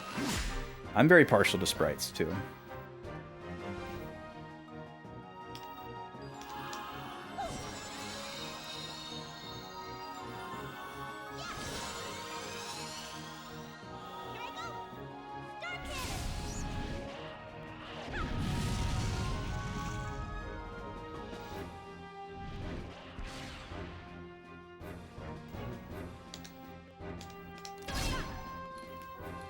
Yeah, it's weird to think that when I had a GBA, I didn't own any GBA games. I didn't start getting any GBA games until I had a DS Lite. And even then, I didn't have very many. I think I was, like, taken by the idea of the GBA when it came around. But then I, like, kind of got into some different stuff for a couple of years. I was, like, skateboarding a lot. I was playing Yu-Gi-Oh cards and tournaments. And, like, watching DBZ. And I was like, playing video games still. But I wasn't playing handheld video games as much. So I wasn't, like, begging my mom for, you know, GBA games. I was asking for, like, you know, PS1 games. That was a big part of why I missed Generation 3 of Pokemon, despite being, like, a huge Pokemon fan. I was just, like, so busy with other, like, new stuff that I just forgot about it. That's how taken I was with the new stuff that I was doing at the time. But that was only a period of, like, probably, like, 2.5 years. But then when that period ended, that was what transitioned me into the period of getting into music, which, you know, was a huge distraction, obviously.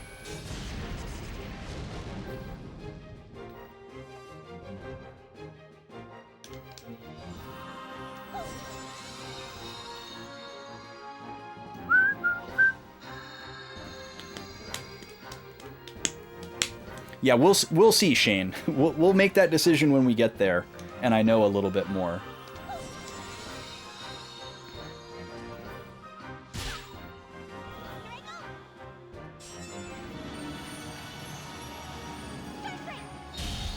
The only GBA games you had were for your DS. Yeah, that's kind of how it went for me too. Tactics Advance, and I borrowed Golden Sun from a friend and then gave it back to him. I have it again now, but it's not the copy that my original save was on. Let's go. So that's lost to time. I did get Tales of Fantasia, but not until like 2012.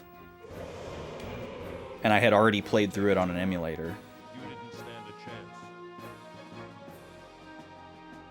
The worst version. Yeah, but it is the one that we got.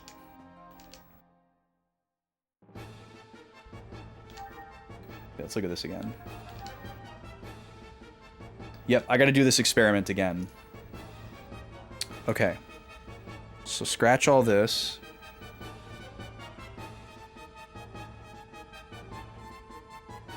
Okay, let's do this again.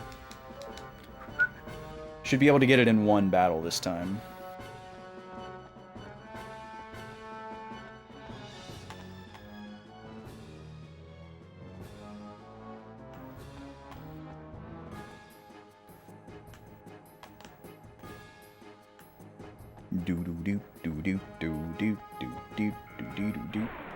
Yeah, Japan is so much more receptive, or at least was during some of these other eras of gaming, so receptive to like re-releases of games with like very slight changes. Very interesting.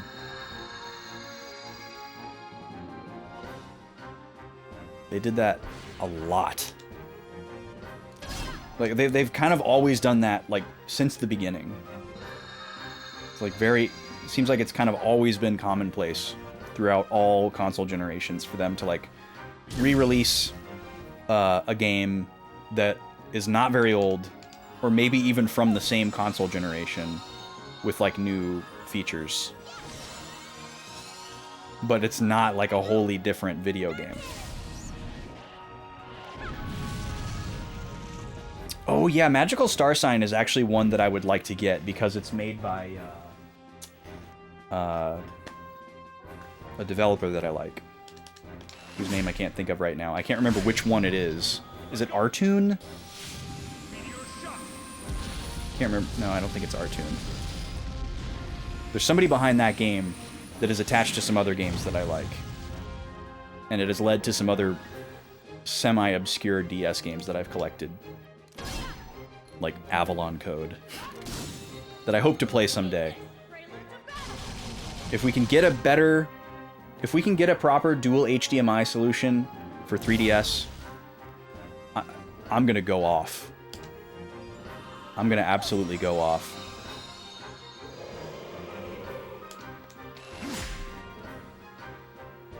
Never tried Super Princess Peach, but I always heard great things about it.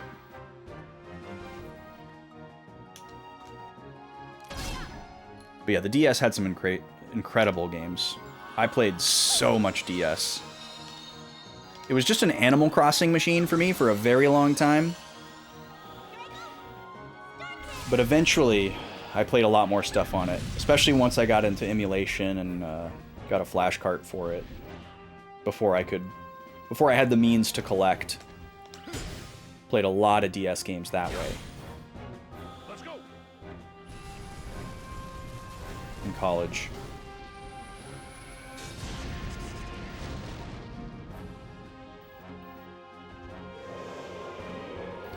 Yeah, it's also, like, I loved the touchscreen and all the various gimmicks of DS. I was all in on that stuff, but it sucks how it kind of locks them to that experience, and it's hard to translate that experience to like emulation or a consoleized experience. Okay, Ziggy learned a new attack. Let me look at my thing that I want to look at here.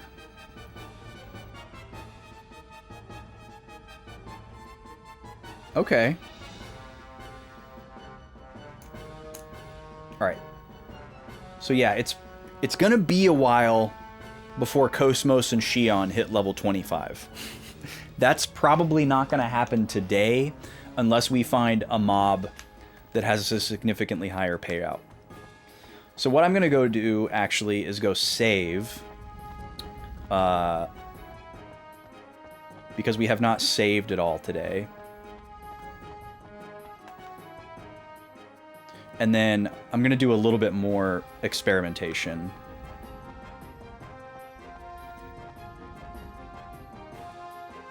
I don't know what happened to that enemy that was on this front street.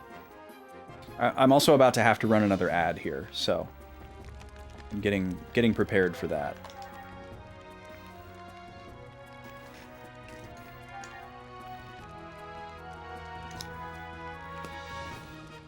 When we get later into the game, I might downsize the memory card even more. Because even 20 seems like unnecessarily excessive.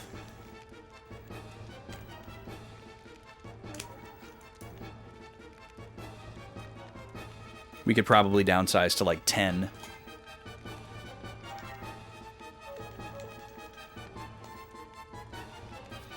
You preferred the PSP over the DS?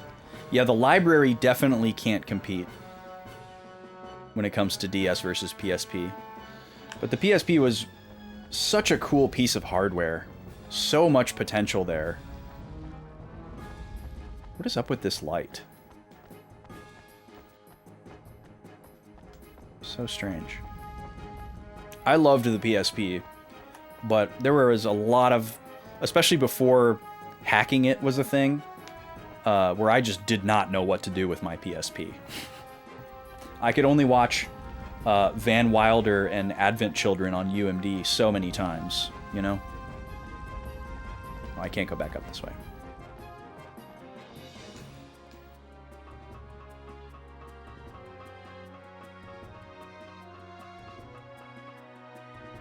I think there's another bugbear encounter in this room.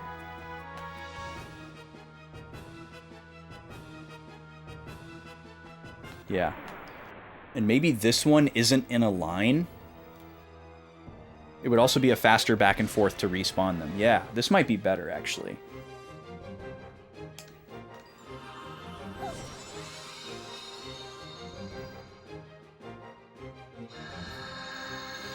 I will play Gene d'Arc someday. It was on the tactical RPG bracket that we did a while back. And it performed pretty well. I think it ended up in like fourth place or something like that in the bracket. I'm still trying to decide if I want to put the first place game on the next RPG poll again, or if I want to try putting the second place game on there.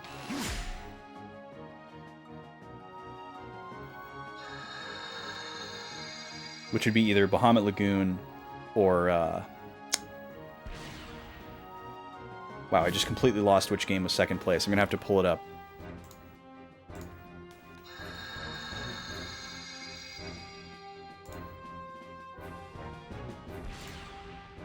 Oh, Tactics Ogre was second place.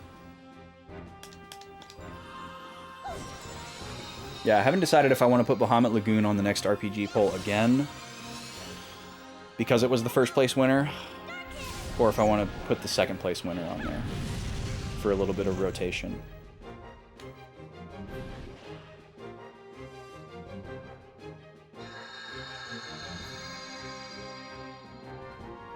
Yeah, it's really weird to think or not weird. It's hard to imagine watching movies on a PSP being like an attractive novelty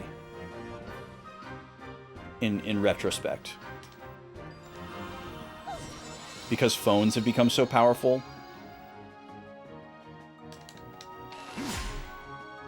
But it really was a peak novelty at the time. because like portable DVD players existed, and they were a very high tier luxury. And a PSP was like a slightly more accessible version of that luxury. I'm gonna go ahead and take this guy out, because this encounter is getting a little bit unmanageable. Mystic powers.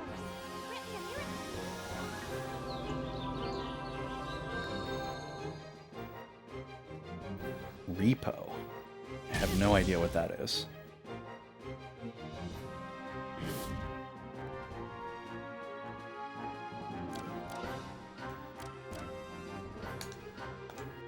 You know there's somebody out there that has a complete UMD collection.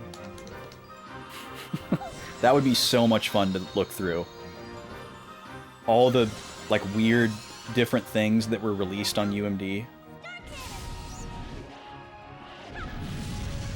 Because it's such an eclectic collection. You know, obviously not every movie was released, but it's not just like popular movies. There was like some really weird stuff that was released on UMD too, that almost seemed nonsensical. Like, who's gonna buy this besides that guy who has the complete UMD library?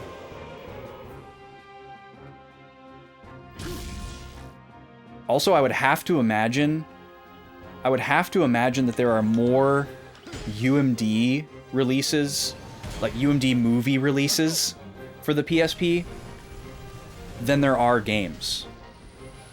But maybe that's not the case? I don't know. It just feels that way.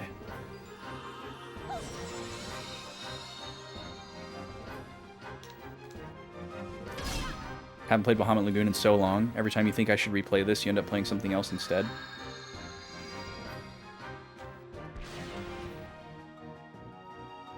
Yeah, I want to play it. It looks really interesting.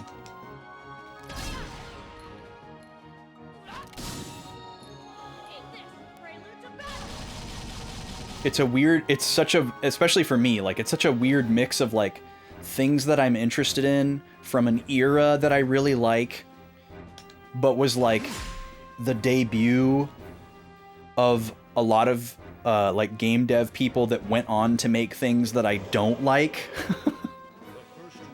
So there's, like, a really interesting mix of curiosities there, for me specifically.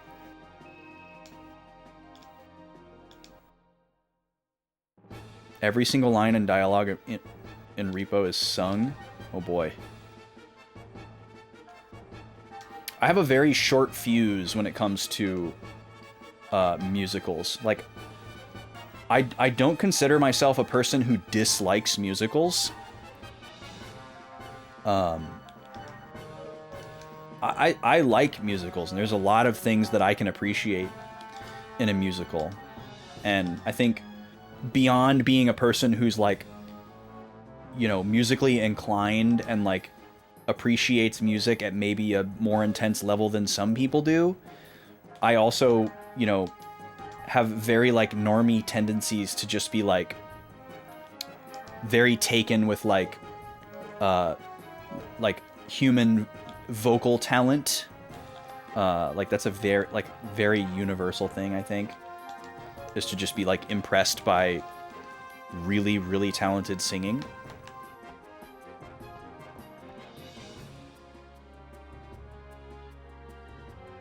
But I have a very short fuse when it comes to musicals. Like, I have to be in the right state of mind.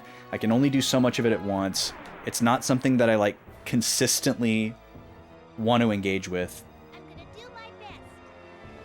You know, like, I'll never like need to get my fix for a musical like I would with other things that I enjoy, like a certain style of music or style of video game or kind of movie. You know, those are all things where it's like, oh, I haven't watched a comedy in a while. I could really use a good laugh. Or, oh, I haven't played just like a good old-fashioned platformer. I could use a platformer. Oh, you know what? I haven't listened to some really hard, heavy metal in a while. I should listen to some metal. Like, all of those are things that happen to me on a fairly regular basis. And despite enjoying musicals, I've never found myself like, man, I could really... I haven't seen a musical in a while. I could really go for a musical. Although, I do have a tendency to be averse to re-watching things versus watching things I've never seen before. So that might be a part of it, because I feel like a big part of musicals is falling in love with a specific musical and its songs, and watching it again and again and again to hear the music that you love and like in context and like relive it and that kind of thing, which I very much do with like certain albums that I enjoy, and would like to do more with certain games that I enjoy, but because of the time commitment, I don't replay a lot of games. But the desire is there. But I just don't have that for musicals. Welcome back, Blushu. You just rewatch songs from the musical rather than watch the whole musical? Yeah, I think that's a pretty common thing, too. Alright, I've pushed it out long enough. We're going to get auto-hit in a second if I don't, so we're going to run this ad. I'll try to get to the end of this battle, but I'll have my finger on the button if it starts before I can finish. I think we might actually be better off going back to the two bugbears. I think the amount of extra time that we're spending to defeat one extra bugbear is more than the additional yield that we're getting. Because of the nature of them healing every turn, and our lack of AoE oomph.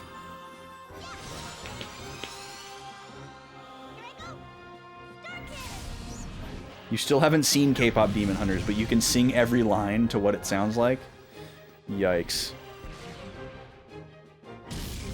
Yeah, apparently that's just like a super big deal. I have no frame of reference and no real interest in seeing it either.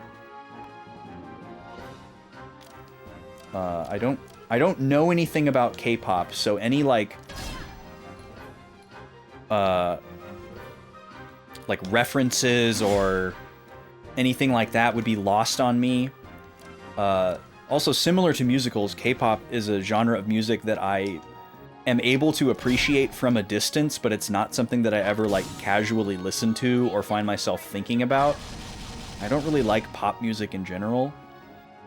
It's just a little bit too on the nose for me. Or like in the case of like American pop music, like it's just a little too shallow for me. I can't not listen to it with a critical lens, which totally isn't what you're supposed to do, but I just don't have the ability to turn that off. So therefore, it's very difficult for me to enjoy.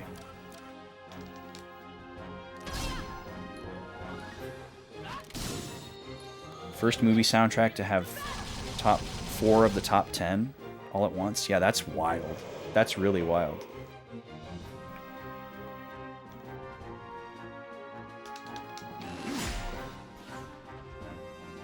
Previously held by Saturday Night Fever. Interesting.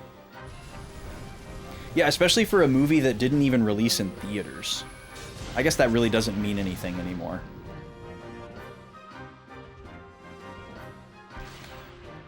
But I still, well, I guess it means something. Like, there's definitely a limitation of awareness of a movie that doesn't release in theaters. Like, you're gonna be immediately relegated to, or not. That's not the right choice of words. There's gonna be certain like groups and generations of people that inherently aren't aware of your media. But I guess when it comes to like something like the target audience for something like K-pop Demon Hunters, there's probably not a whole lot of loss there. A lot of those groups probably wouldn't be interested in seeing it anyways.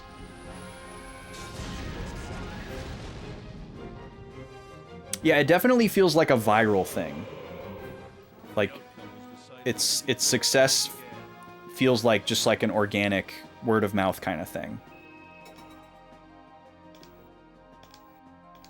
Oh yeah, we got a new attack for Ziggy a while back, and we just got another one for Junior. Okay, I'm gonna run this ad because we're past due now.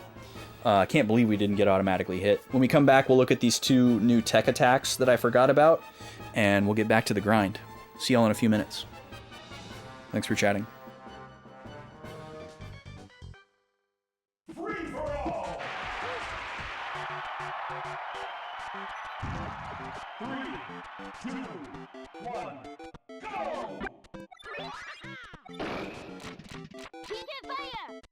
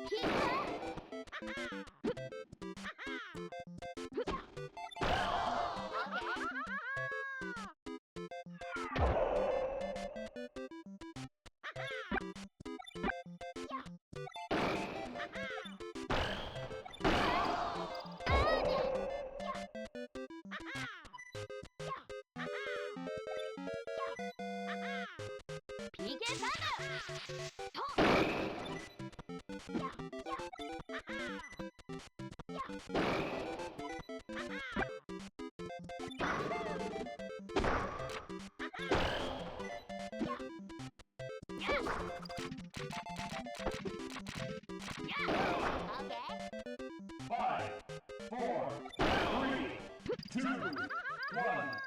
Time up. This game's winner is Ness. That's my special boy, Ness, with another one. I heard Luigi dying right at the end there. Another commanding victory for the PK Kid. 7-2 now. 2 more rounds to go with this matchup before we change over to Jigglypuff versus Luigi. Luigi having to do a double header here, which we usually try to avoid. But as we get to the end of the matchup table here, it's gonna end up happening a lot, probably. So, just embracing the inevitable here.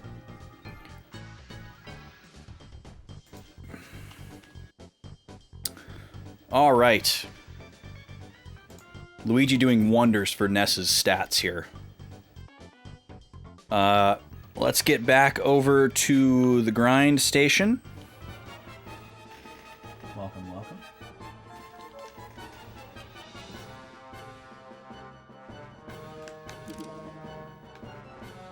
Just gonna see if there was a second enemy back here. I'm gonna go back to the 2 though. I think it's faster. All in all. But I'll shop around for some of these other potential encounters that aren't bugbears. Yeah, we can check this guy, actually. These guys are very convenient to battle as well. Let me take a look.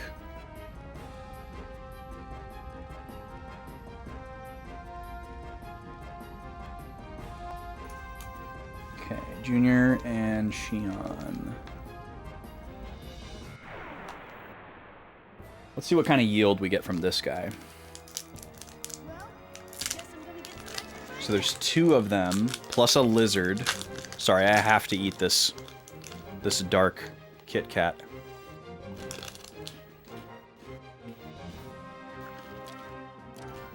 It was calling to me.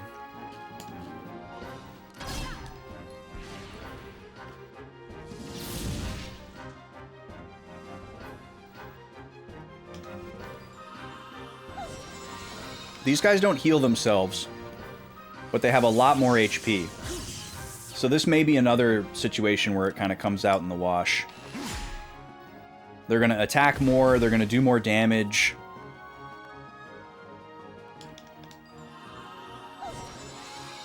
We're using a party that's less effective than our standard party, at least for these particular fights.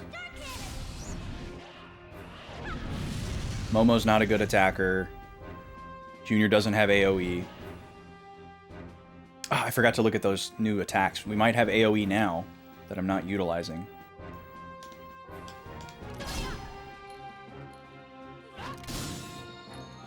Maybe Junior should be using square attacks on this guy. That might be the key. Try that next turn. But yeah, these guys are really strong. And obviously we don't want to spend a bunch of time using a bunch of healing magic during these grinding battles, because that slows down the process too.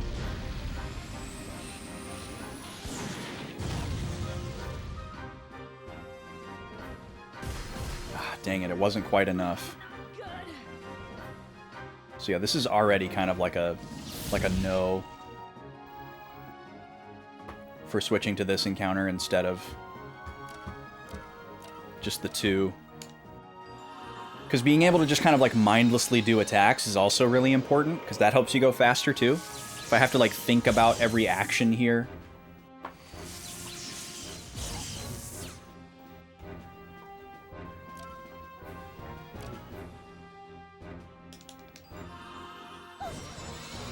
That slows me down too.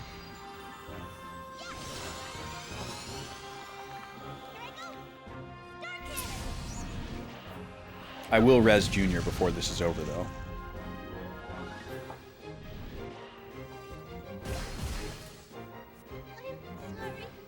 Unless I end up resetting, or just... I guess I would just run away.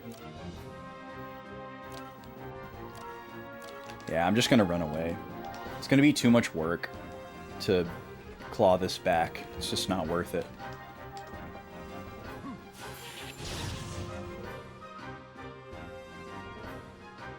Once I finish the game, you'll tell me your 2 favorite grind spots? Alright, sounds good.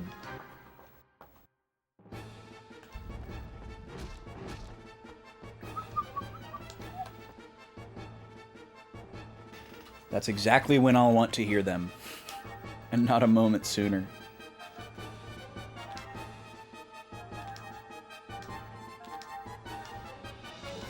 I should be using Shion's AoE, because it's discounted.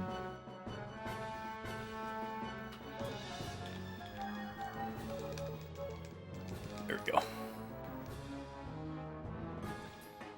Yeah, we're gonna go back to that same spot and just stick with it. I think it's worth it. Boo boo bow.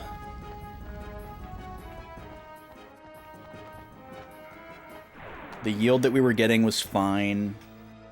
It was consistent. This encounter is really consistent. Like, the fact that we could do this, like, 6 or 8 times in a row without even thinking about healing is huge. Because all they do is heal themselves. They hardly ever attack.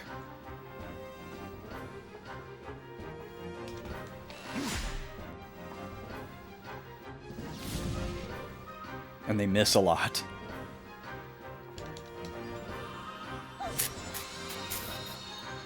That first time that we did grinding, I think that was a very good grinding spot.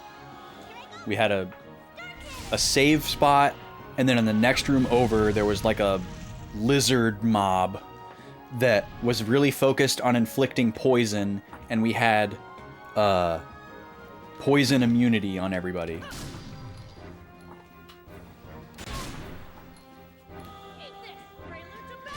So most of the time, their turns were just spent trying to poison us and not being able to. Let's go. Meteor shot. So that was a very quick and convenient. The only thing, I guess the only thing that wasn't optimal about it is that we didn't have a way to restock consumables, which in this scenario we do. We have a consumable shop one loading zone away. So that kind of makes this an infinitely better grinding spot. You know, theoretically, if you were like really in this for the long haul, you would eventually run out of like ether restores to top yourself back up for when you needed to like fight the boss and get out. But we have a shop here, so theoretically you could, you know, you could grind here literally forever if you wanted to.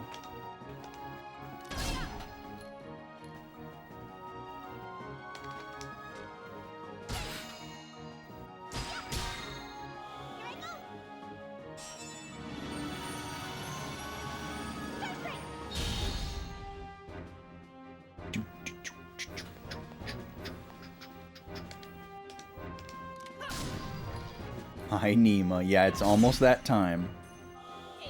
We're getting so close.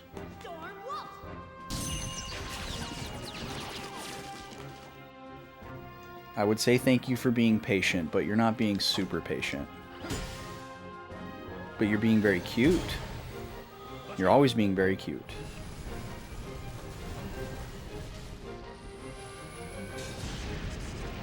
You're not whining.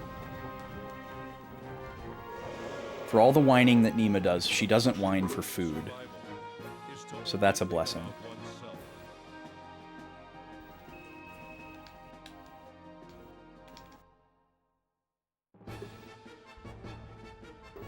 Okay, we gotta look at these new tech attacks. I keep forgetting.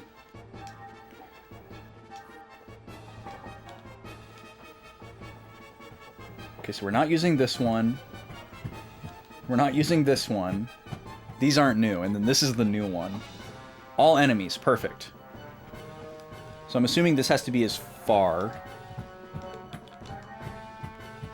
Oh, it doesn't. Is that Junior's thing? Is like any of his attacks can be in any spot? Yeah, he doesn't have like a near or far thing in here. I guess because he's the gun guy. That's kind of cool.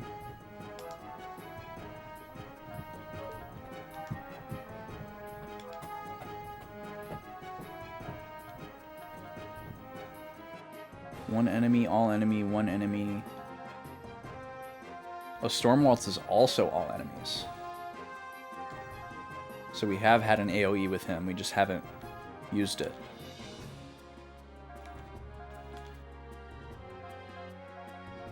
Okay. Oh yeah, I just noticed that they all say far on the left side. I didn't notice that before. And then what did Ziggy get? Cyclone, I think, was an old one. And then Cross Lancer is the new one?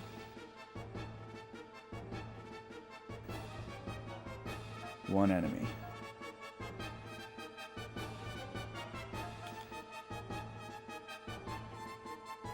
Well, we can put that one right here. Try it out.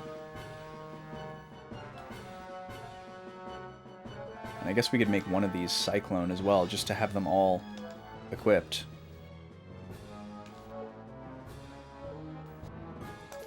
Can mess around with them a little bit. Is Meteor Storm an AoE? No. Oh yeah, that's right. It's a far only. So we want to prioritize the one that's an AoE. What are you doing, Gobi? Thought she was chewing on something, but she doesn't have anything. Maybe she got a piece of something stuck in her jowls.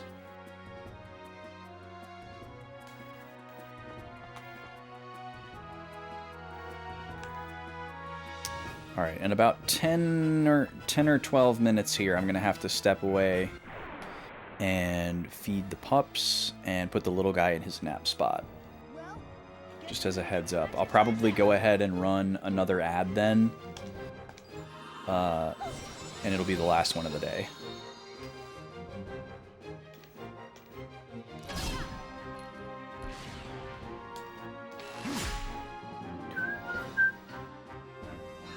Boom, boom, boom, boom, boom, boom, boom, boom, boom, boom. Man, I've been thinking about so many different games lately. I don't know if it's because I haven't been playing games off stream and I'm like jonesing to, or what. But there's just like there's always so many games that I want to play. Like that's the impetus for why we're here right now, and the wall behind me. But the effect has been especially exaggerated like the last couple of weeks or so. Had a lot of video game brain rot, you might say. Stuff that I like especially want to get to. Whoa, that was a nice attack. Okay, Junior. That's going to speed things up quite a bit.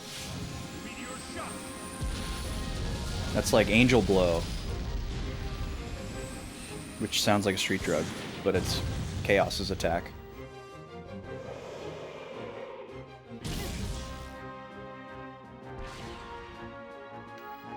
Doo-doo-doo. Yeah, Junior just seems to do neutral damage to these guys with either attack type.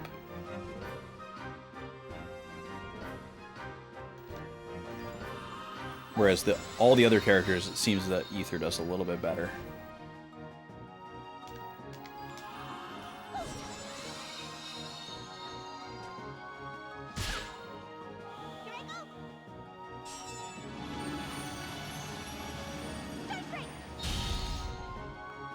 Good job, Momo. Let's try this one. Oh, that's the one we know. I needed to do square or triangle, I think.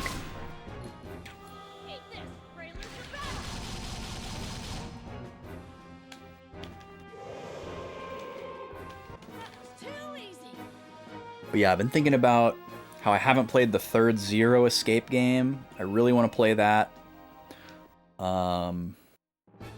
Obviously, I want to get back to the off-stream playthroughs that have been in limbo for a while. I've been thinking about all of those. So, Fantasy Life post-game. I still want to 100% that game to the nth degree, even though it feels like I don't know how I'll ever have the time to do it. I still want to do it. My Bravely Second playthrough has been dormant for quite a while. Really want to get back to that because that game is really good. I want to start DK Bonanza. I've been thinking about like various point and click series that I want to play with the lady. And then we have an off-stream playthrough that we've been waiting to start. We usually have like an off-stream game that we can play whenever we want so that we don't have to wait until a sub-goal gets met to play games together. And just so that we can, you know, play games together off camera.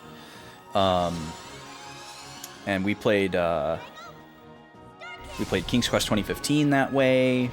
We played Last of Us 2 that way. We played... What did we play before Last of Us 2? I don't remember. And now we're going to do L.A. Noire, which we're both like really excited about. But we haven't started it yet because we just haven't found the time.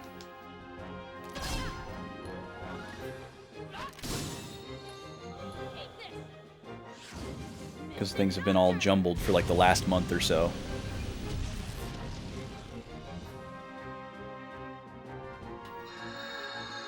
But we want to get back on that grind.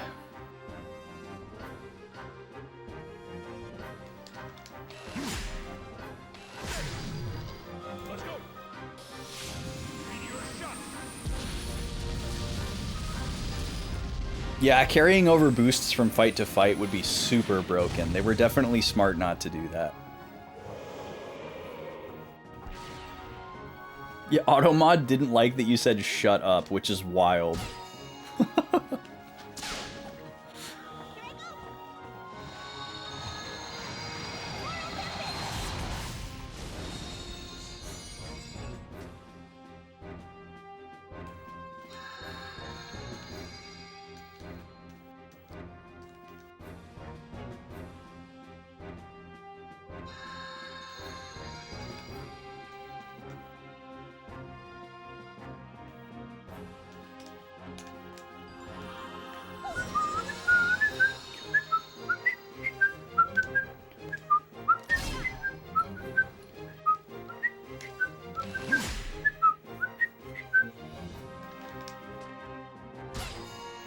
Hit this boy with some flowers.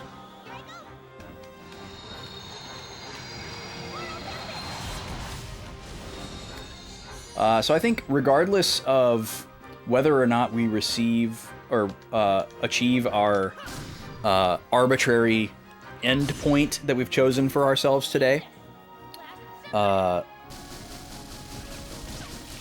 we will attempt the boss tomorrow. I'm sure we'll be fine, even if we don't make it that far today. But if we do make it that far today, we won't grind any further.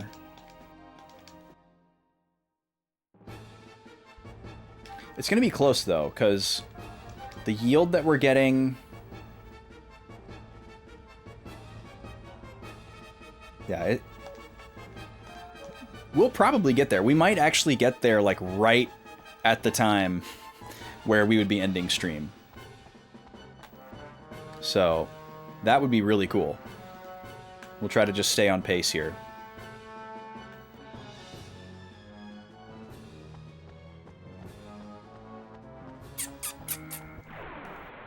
And I feel like this is more grinding than we did the last time we did it. You don't know when to give up. It's definitely a different style of grinding.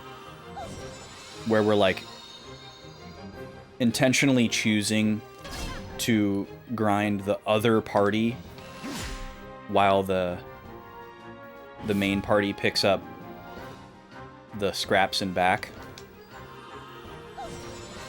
to balance things out a little bit, because we've gotten a little bit imbalanced.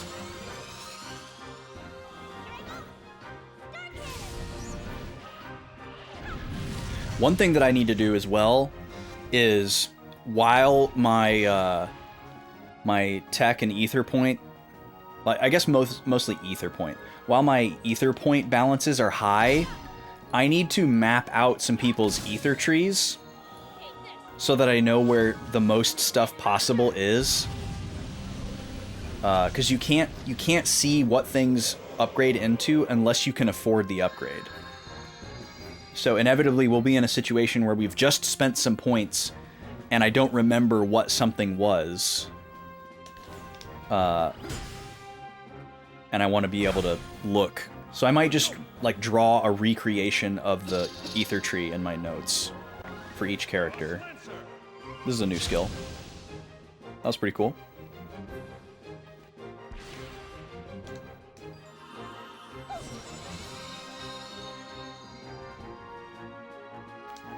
Do-do-do. Bum. Ba-boo-doo-doo.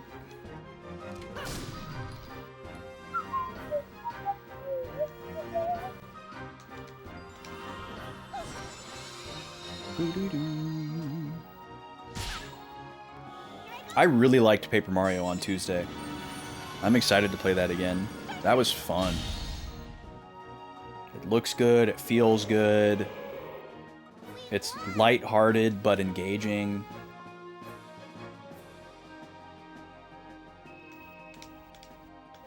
Maybe the wind will get taken out of my sails at some point, but it was a strong start. Alright, one more battle and then I'm gonna run an ad.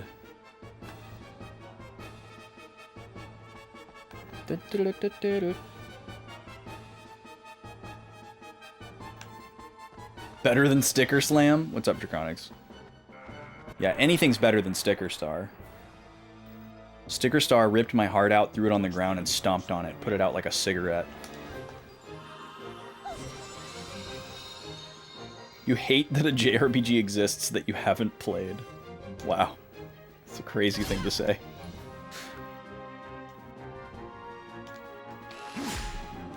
Yeah, Paper Mario 64 is a really special and awesome game. And Thousand Year Door is a very iconic game as well. You would probably like Thousand Year Door more, Shane, just because it's like a big, long, epic, grind fest, friendly, extra content friendly kind of thing. There's just a lot you can dig into if you really want to. Paper Mario 64 is a very streamlined experience.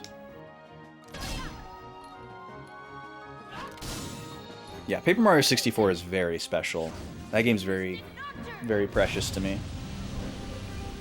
I think in general it's a lot more approachable than TTYD because of its bite-sizedness. It's more approachable. That would actually be a very good, you know, first RPG recommendation. In addition to Super Mario RPG. But it has similar platforming expectations for sure. Depending on the person, those expectations might be a little bit easier for Paper Mario because it's not isometric. But mostly same.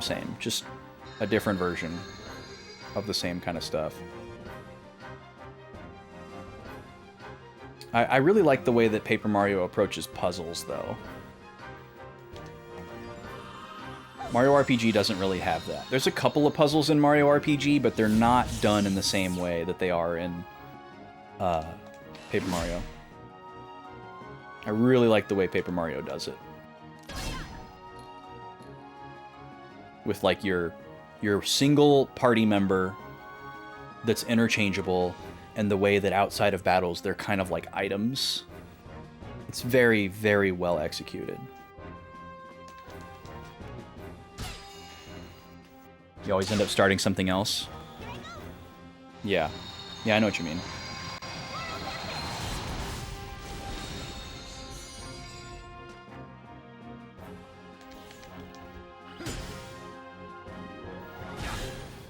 Well, the good thing about Paper Mario 64 is that you can blast through it.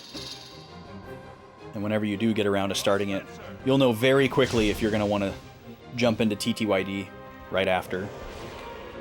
Or not. Don't take it too hard. You didn't stand a chance.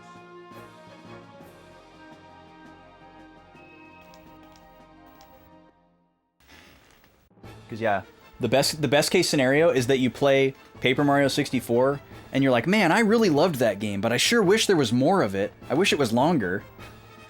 Then you get to be like, boy, do I have a video game for you. Introducing Paper Mario: The Thousand Year Door. It's not like Tales of Symphonia long or anything, but it's pretty long. It's a lot longer than PM64.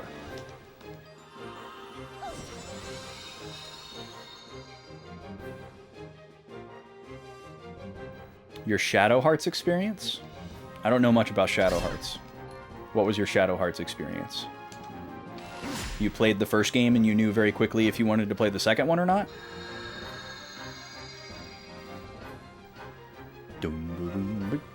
I said one more battle before the ad, and here I am in another one. We'll do it after this one. Oh, where the game was really good, but you wish it was longer. I see. And then the second one, why won't it end? That's funny. Yeah, I've only played TTYD once, and I was a infinite time having teenager, so I don't think I could have possibly had the experience where I was like, ugh, why won't this game end? That wasn't something I ever thought I would experience. But I'm sure I would get fatigued by it now, but I really don't remember exactly how long it is. I'd love to play it again someday, but who knows if I ever will.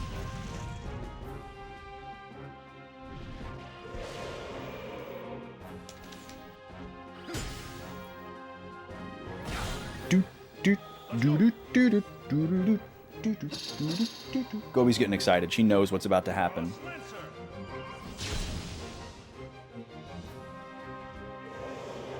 Alright. So I'm going to step away for a few minutes. We're going to run the last ad break of the day. I'm going to put the little guy in his nap spot, and I'm going to feed the pups. And I should be back in about 3 to 5 minutes. Thanks for being here, folks. We'll be back with another hour of grinding and yapping.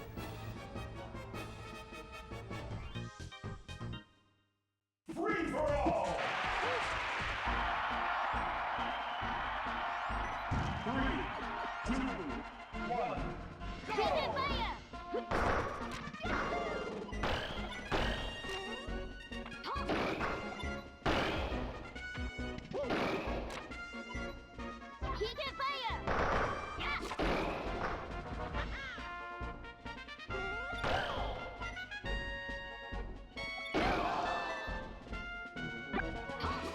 Taking fire!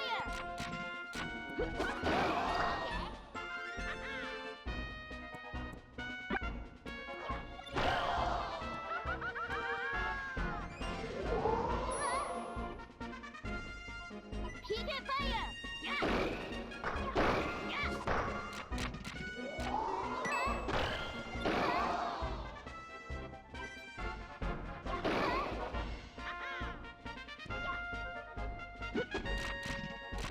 fire!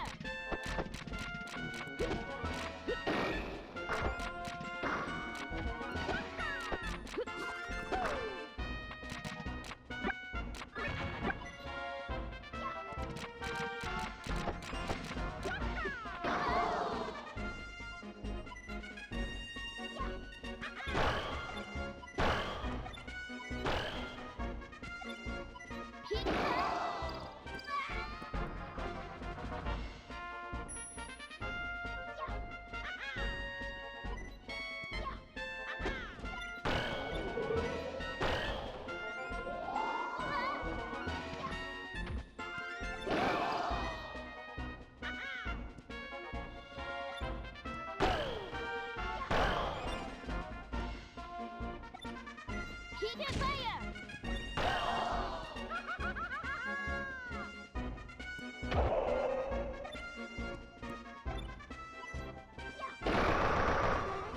Taking fire!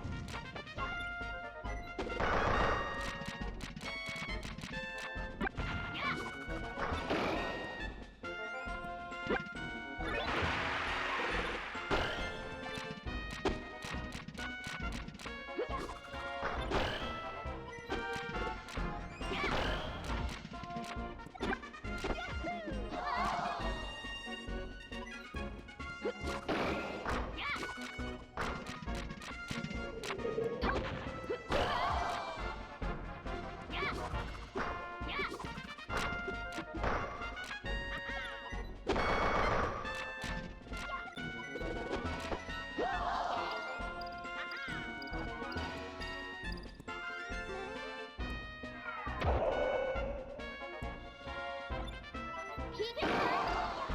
5, 4, Peek and Panda! 2, 1. Time up! This game's winner is... Ness!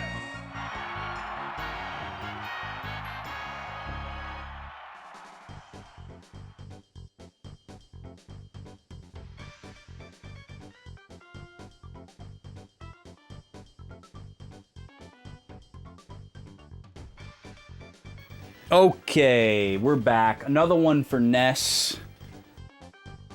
One more round left to go with this matchup before we move on. Unfortunately, going to be a doubleheader for Luigi after he's already battered and broken. But computers don't need stamina, right? Okay, the scores are updated. Let's come back over to the grind zone. Hey, Lydia, how are you? Just in time for ads. Yeah, sorry. The moment called... Alright, we're good to keep going here. Yeah, Shadow Hearts is another one for me that's in like the same kind of group as... what was the series we were talking about earlier? Lunar. It's in like this... It's like... They're not similar games at all. But it's like in the same group where like... It's an RPG that I've heard about a lot and has been recommended to me by trustworthy sources, and I've seen a decent chunk of it despite having not played it, which is usually something that I wouldn't do. And it's something that I'm like mildly interested in playing, but it's far from like the top of my list. And I don't know what it would take to for Shadow Hearts to move its way up in the pecking order. I guess one of the biggest barriers for that would be that I don't have the game. I don't have a way to play Shadow Hearts on hardware without collecting it. And that's probably not going to happen anytime soon. Whereas if I did get the bug to play Lunar, at least I have that and I could play it. I mean, yeah, I guess if there was a remaster and it was good, that could maybe pique my interest, Draconics. That doesn't usually work for me, though.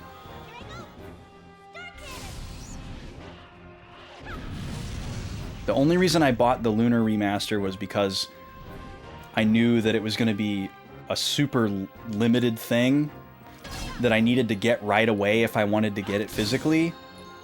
And because I didn't really have any interest in collecting the original game physically. But I feel like Shadow Hearts I probably would want to play on the PS2 if I could. That's Expedition 33 for you, Blishu? Interesting. Yeah, that's definitely not Expedition 33 for me. That's in a different category for me. I think I'm much more interested in playing Expedition 33 than I am playing Lunar or Shadow Hearts. But it's still pretty far down my pecking order.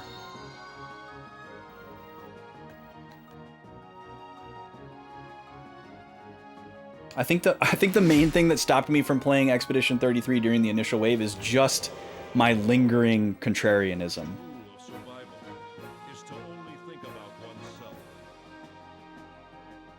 Like, there's something weird about playing a game. Well, I shouldn't say there's something weird. It's a very specific thing that can be good or bad, depending on your perspective. To play a game in its release window, and a bunch of people are like yapping about how good it is. It's a very specific thing. And the thing that I don't like about that is that if you're in that spot, regardless of like streaming culture and whether or not you're streaming the game, just like, even if you're just like take like a different example, like Game of Thrones, like during like its peak era in like the 2010s. Nima, please.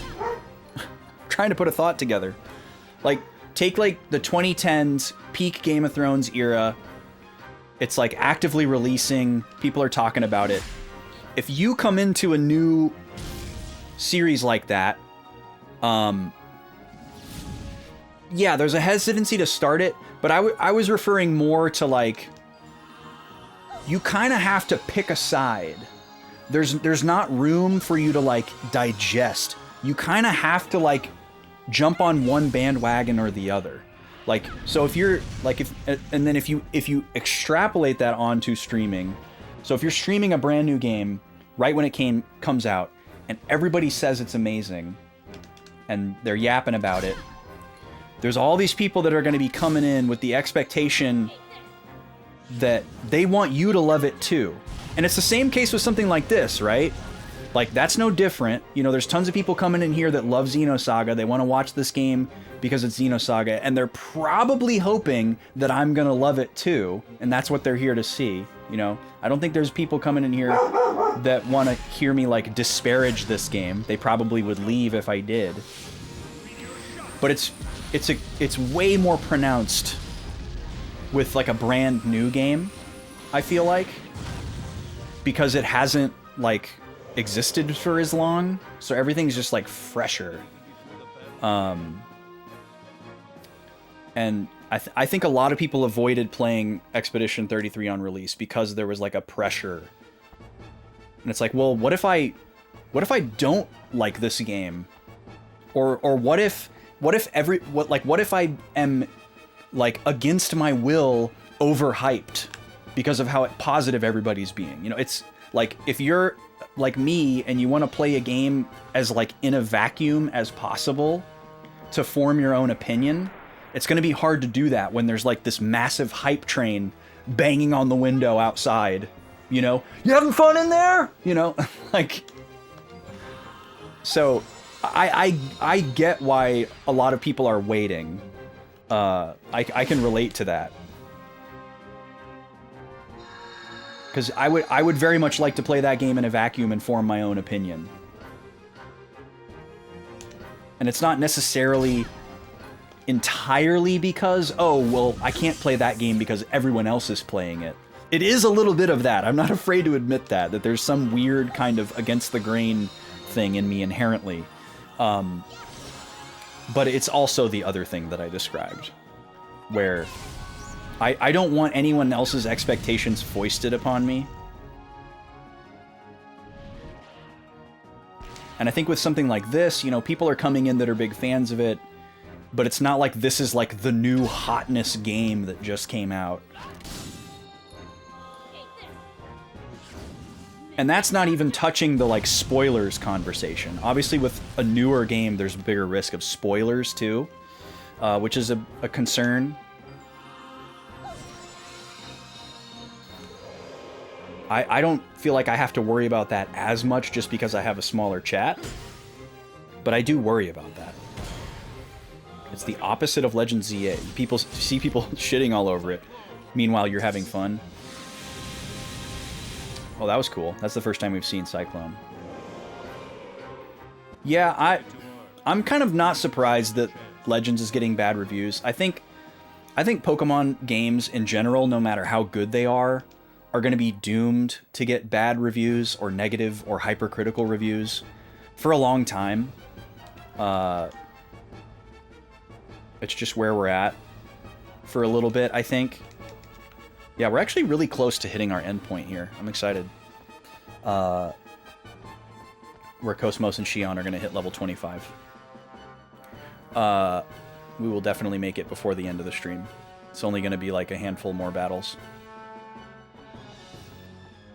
And I am a very Pokemon positive person. I like a lot of the things that they've done with the recent entries. I think they've obviously made some big missteps when it comes to, like, the more business part of their decision making. Like, I think the Pokemon Company has made some really dumb business decisions in the last decade plus. But I think creatively, they've made a lot of really cool decisions and tried out a lot of really interesting stuff to, you know, varying degrees of success, obviously.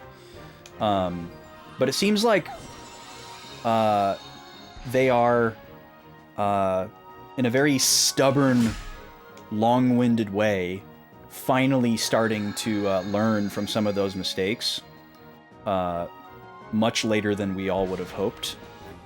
But nonetheless, I'm optimistic for the mainline series of Pokemon still, but I'm just not really drawn to... I mean, I've never really been drawn to a lot of spin-off Pokemon games. You know, other than, like, some of the notable exceptions from, like, peak Pokemania, like Pokemon Snap. But for the most part, like, there are a lot of Pokemon spin-off games that haven't captured my attention. So I don't think it's really a new thing for me to like reckon with, like, oh, I'm not interested in Pokemon Legends. Does this mean I'm less of a Pokemon fan now? Like, I've always kind of, even as a kid, I was more of a fan of just kind of the core collect 'em, battle 'em, you know, gym leader challenge type of games. With a very rare spin-off capturing my attention here and there.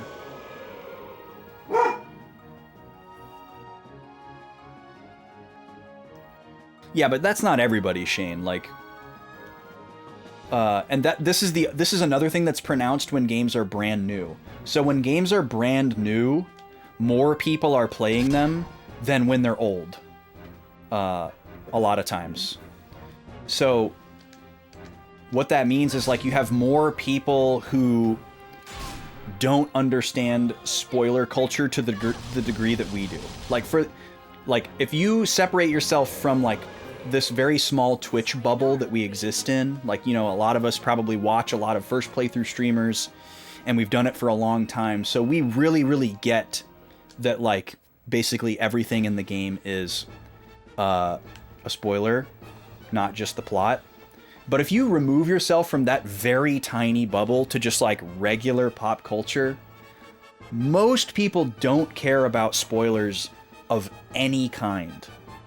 And I have witnessed this firsthand many times because the lady is one of these people. She doesn't care if she finds out a plot point for something that she's about to watch. It's not that big of a deal to her. And to a lot of people, it's just really not that big of a deal.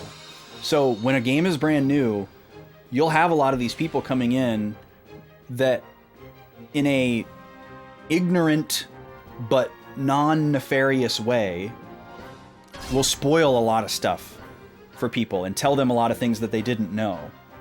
And they're not trying to do it in a way that is, like, mean-spirited. I mean, I'm sure some of them are. Obviously, trolls exist.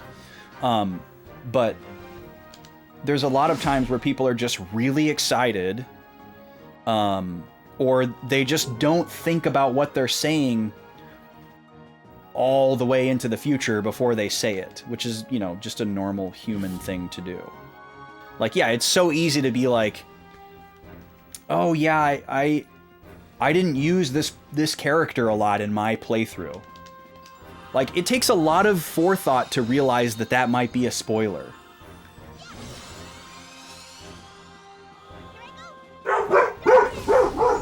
I don't know what they're barking at.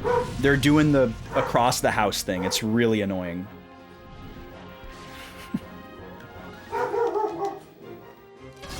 Is there somebody at my door right now? No, there's no one at my door. I don't know what's going on. Puppies, can we not? Can we just cool it for a little bit? We're in that window too, where, like, it's like, oh, we're in that time window where any minute the lady could come home, and they're always on, like, high alert because they think every noise that they hear is her coming home, and they're so excited for her to come home.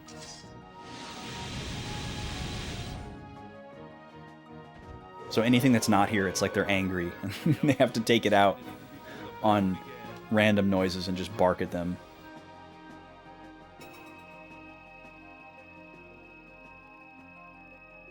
Yeah, I think most people, when they're new to Twitch, are very bad at understanding not to give gameplay tips and, like, talk about mechanical things. Because it's like a very unknown thing in, like, the real world. It's a very specific to this platform, and even within this platform, a very, very small slice of it, where there's these people that, like, hyper care about game details and playing things in a vacuum. Like, that's not a widely known thing. We can easily fool ourselves into thinking that it's common knowledge by existing in this space for a long time, but it's a very, very small place. Okay, I think we're done. Oh no, Shion has like 1.5 more battles to go. before she's at level 25. So after we get to that point, I think I'll probably spend the last chunk of time just kind of looking at everybody's points balances.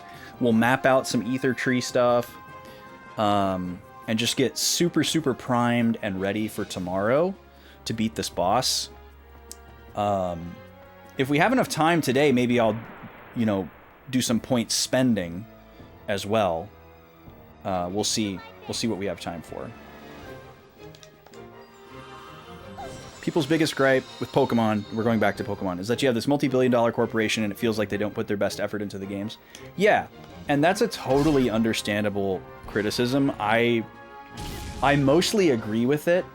I think the biggest problem with the Pokemon games isn't necessarily that they're not putting their best effort into it. It's more so that they're confining their process to a certain set of constraints that they shouldn't be confining them to.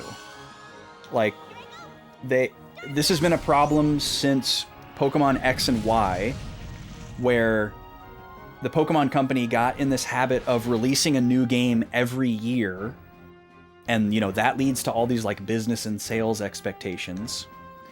But then the technology jumped, and then the like aesthetic presentation expectations of their core games jumped way up, which meant that they needed to spend more time making them, but they chose not to do that. They chose to continue with their annual cycle, and they have the product has suffered ever since then. And this is what I was alluding to earlier. It feels like they are finally learning that what they stand to gain by taking their time will exceed their perceived losses from not having an annual blockbuster. Or that, their annual release is never going to be that blockbuster if they don't just slow down and take their time. That kind of thing. It seems like they're finally accepting that after Scarlet and Violet. So I'm optimistic about that. But I think within the confines that they were holding themselves to, they put a lot of effort into the game. But what they need to do is unshackle that time constraint, and then continue to put that level of effort in. Like imagining what Scarlet and Violet had been with, a 2.5 year development cycle versus, 16 or 18 months or whatever. Imagining what that game might have looked like is really exciting. The other problem with Pokemon, which unfortunately will probably never go away and will only get worse by nature of the series, is that there's just too many Pokemon. There's way too many Pokemon, and there's really nothing they can do about it. Like, they can't just stop making Pokemon. But there are too many. And the problem, the reason why there's too many is because there's this visual precedent for the game, right? The games have to be 3D now. The games can't be 2D anymore. They left 2D a long time ago, so they can't go back to 2D. So they have to make 3D models for every single Pokemon and whatever else they want to put in the game. So they can't put all the Pokemon in the game because there's just not enough space to make a game that has 1,100 Pokemon in it with fully rendered 3D models and animations. But players expect that because they don't care about the technical limitations. Pokemon are real, to a certain extent, right? People expect them to have this unique nature and personality from species to species, and even within a species, from member to member of that species. People have a lot of expectations for what Pokemon are supposed to look like and do, and all that sort of thing. And the video games just can't deliver on that. All the Pokemon have the same kind of like flat, fondant texture. You know, like even Pokemon that are supposed to be furry or scaly or like kind of like oily or slimy or, you know, wet looking. All those Pokemon look the same on the outside because they have to have very simple models. And that's just to accommodate the low number of Pokemon that are in the game, which I think in Scarlet and Violet there's maybe like 300 different Pokemon forms, which like is an absurd number of characters. Like if you think of every Pokemon as a character, can you imagine a AAA game like Expedition Expedition 33 is not AAA, but like even not AAA. Imagine a game like Expedition 33, but instead of having like 6 or 8 characters, it has 300. Even if you take away the voice acting, if they just all had to have unique animations and like outfits, like that's absurd. Nobody would ever do that. That's like 3 Suicidans. And even Suicidans, like, you know, they don't have as many animations as you would probably expect a Pokemon to have. And there's only 108 of them. So there's a lot of like painting themselves into a corner types of challenges for Pokemon that I don't know how they can get past. The sheer number of Pokemon is really the biggest challenge that they're facing, because you've got these like generational divides of people who are into like these different eras of Pokemon that need to be represented. So they have like that in and of itself is a minefield for them to navigate. Like which Pokemon do we put in the game? And like how many new Pokemon do we make? I think that's another thing where they probably feel a little bit more creatively liberated by the Legends games, is they don't have to make a big cadre of new Pokemon. And they can focus more on highlighting the ones that they put in the game, and they can give those Pokemon more unique animations because there's not this expectation that there's going to be X number of massive amount of Pokemon in the game. So it's a tough situation to be in, for sure, you know, just to extend a little bit of empathy to the situation that they've gotten themselves into. All right, let's heal up the party. Let's top off everybody. All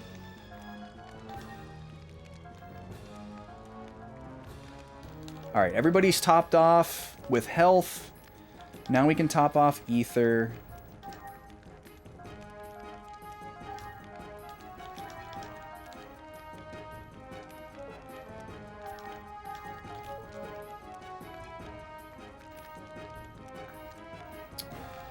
Okay.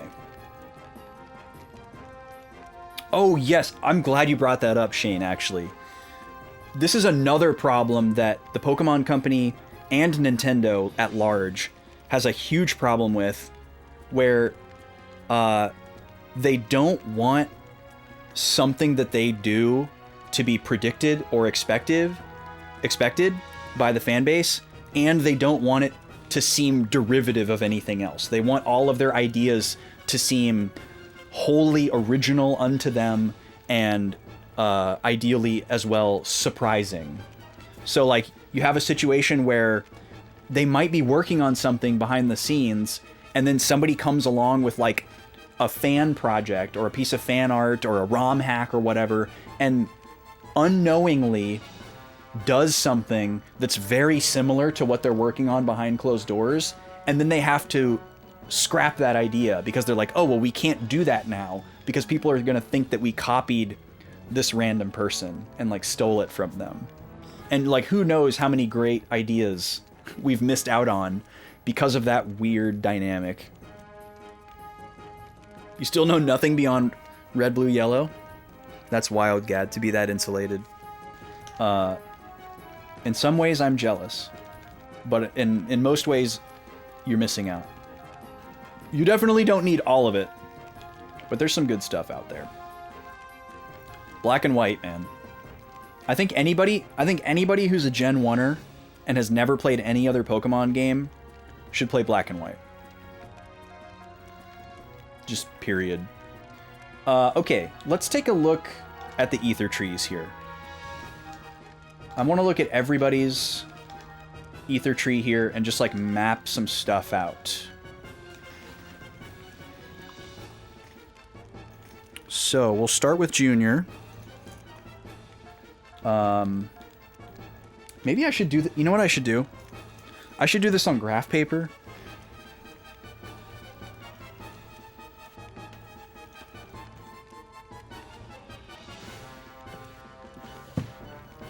This will lend itself really well to graph paper. And it won't fit very nicely in my my spiral because there won't be a quick way for me to go back and reference it. Whereas with this, there will be. It'll all be located in a very nice place. Get through all my Zelda maps here, Dragon Quest maps. Oh god, here's the... What game was this? Oh, this was a... Is this a Kirby game? What game was this? Oh yeah, Kirby's Dream Land 2. Wow, totally forgot about this.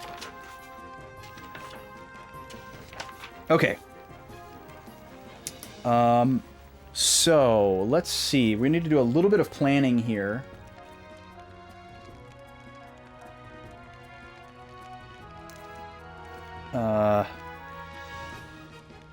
Let's go like this.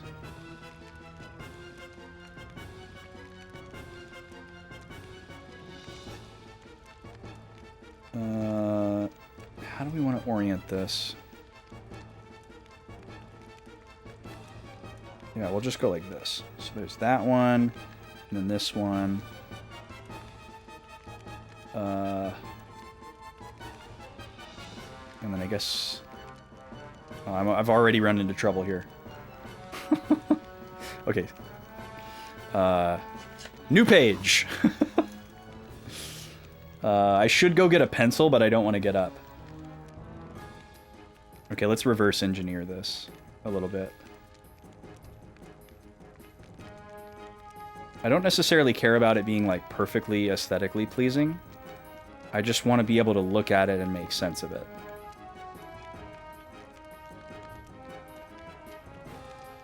Okay, this should work. And then we put this right here.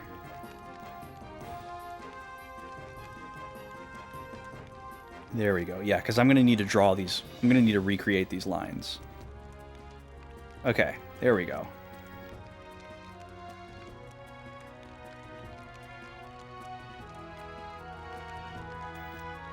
There we go. Okay, that looks really nice. And then we'll put that right here. Sorry, I know y'all can't see any of this. I guess I could put it where the notes cam is, huh?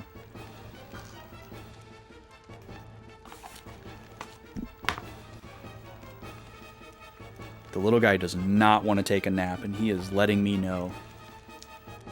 Alright, this is probably too small for y'all to see, but this is Junior's skill tree. And then he just randomly has these two reds down here.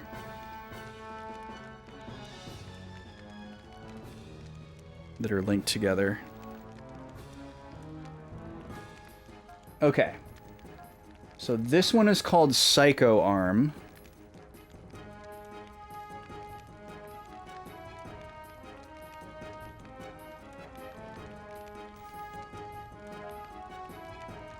Ether Flare.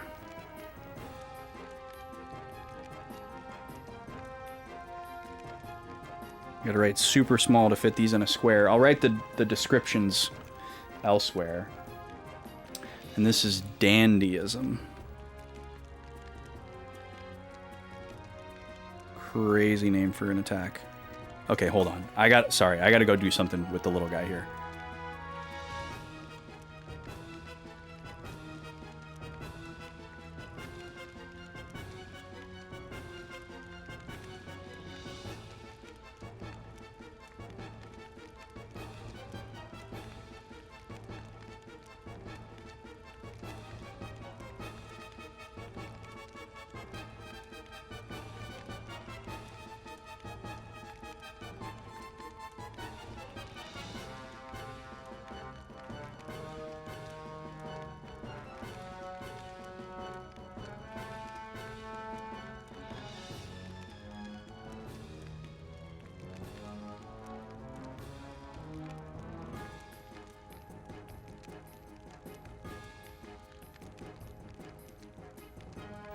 Okay.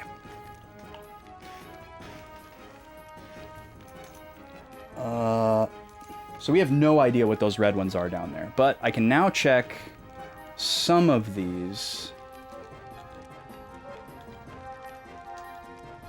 Yeah, here we go. Okay. Psycho Pocket. I might need to just number these. Here, let's shift gears here. So Psycho Arm is just going to be number 1. Let me get my whiteout tape.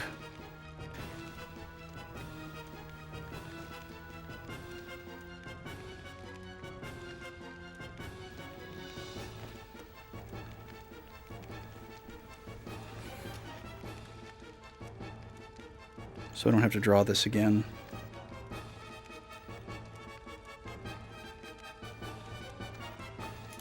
Okay, so this will just be number 1. This will be number 2. This will be number 3. And then I guess we'll do 4, 5, 6, 7. And I guess I'll call this one 8. And then I'll call these 9 and 10. Because I have no idea how we're going to get to those. So I know y'all can't see them on the screen right now because of... the notebook.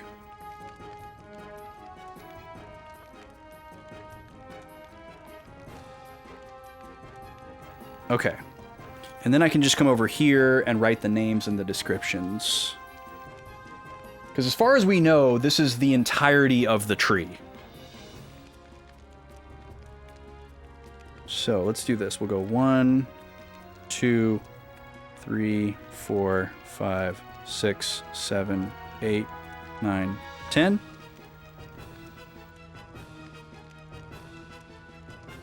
And I'll have to write these descriptions pretty truncated and small.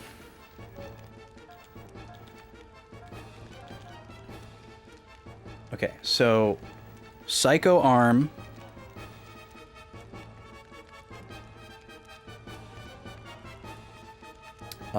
And that's self physical attack up. Simple enough. Okay, Ether Flare is number 2.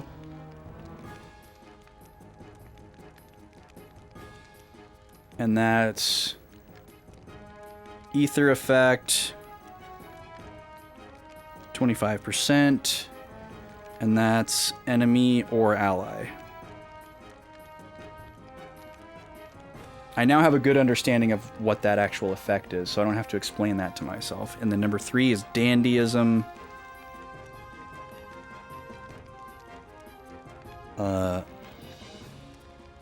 Self-revive.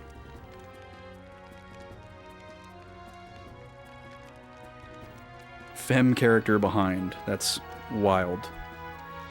So specific.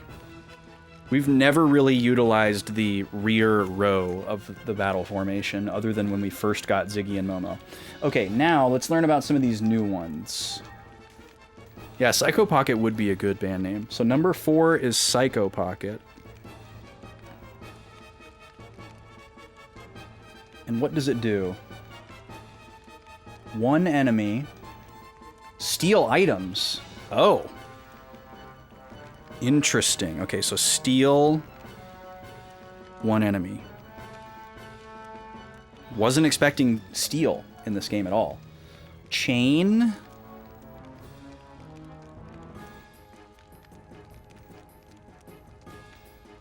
Evade down.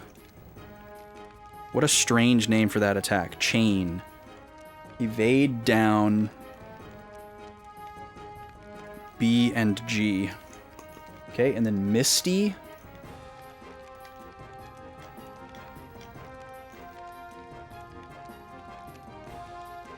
Another weird name. Disable spells. B and G. Okay. And then what does Dandyism evolve into? We don't have enough points, so we don't know what the number 7 spell is. Okay, and then to cap this off, almost all of his are purple, but we can fill in these squares so we can really quickly reference. It's hard to highlight over the whiteout stuff. And then we'll just do pink for the red. Because I don't have a red highlighter. Okay. Next character. Ziggy. Let's see. What does your tree look like? Okay. So it starts out... So yeah, we have to kind of start at the tallest point first. So we'll start right here.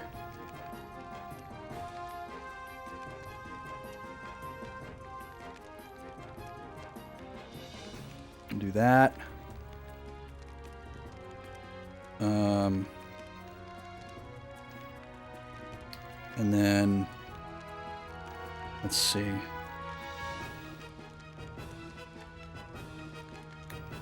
Put that one right there. And that would be right here. Yeah, that should work fine. Okay, so we'll put that right here. And then the first one right here. Okay, and then we have this. And then the same configuration like that upper part. Okay, we draw our lines, make it look nice. It's not exactly the same as how they do it in the game, but again, it just needs to make sense to me. Okay, and then we'll do the same numbering system. 1, 2, 3, 4, 5, 6, 7, 8.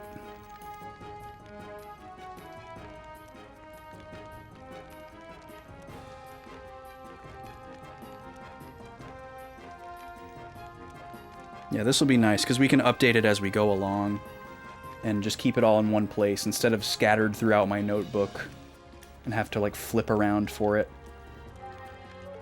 Okay, so number 1 is my guard.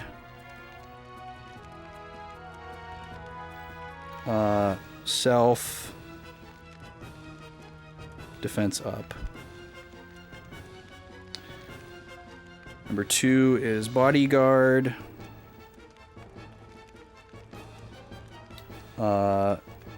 Self. Strength and defense up. Momo behind. Very specific. Recharge.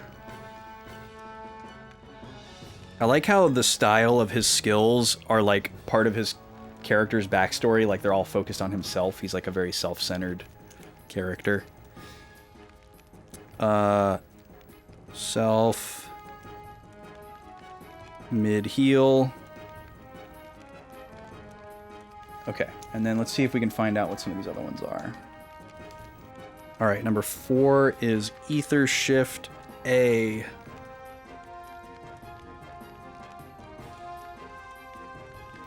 And number 5 is Ether Shift B.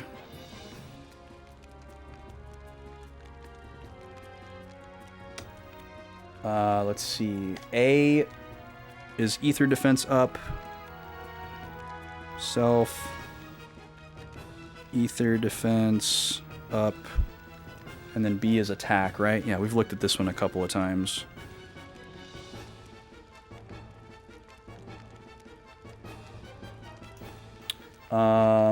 Okay.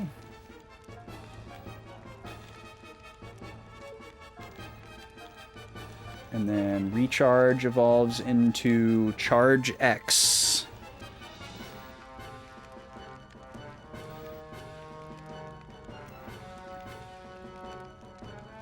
What does that do? 1 times only. itself. HP and EP recovery times 2.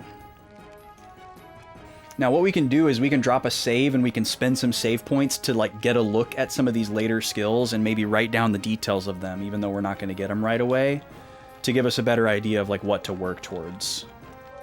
So we may do some save scumming after this if we have some time, or maybe I'll do it off stream. We'll see. Okay, let's... I guess I forgot to color in Ziggy's. They're all purple except for that one. So we've got one green one right here. And then the rest are all purple.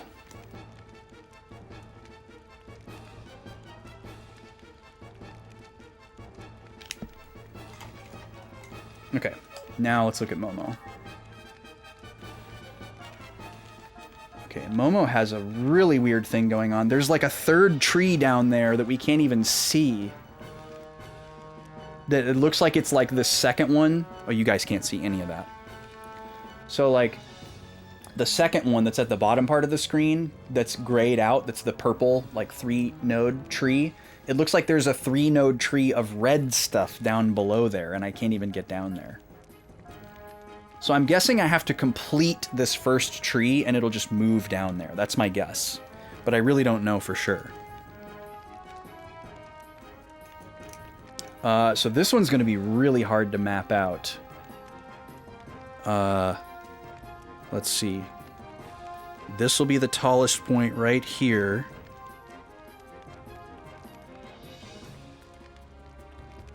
And then we'll go like this. That's the red one.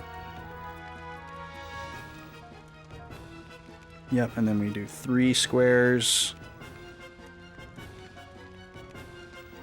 One like that.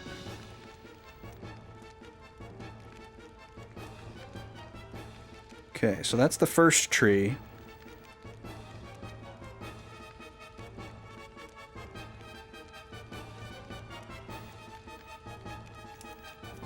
And then we'll number them 2, 3, 4, 5, 6. And then we'll just make 2 more little trees down here.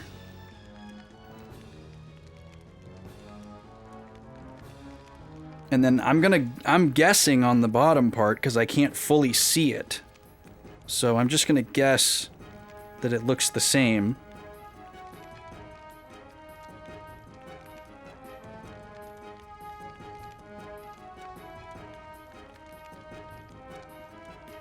Okay, so we'll call this 7, 8, 9, and we'll call this 10, 11, 12.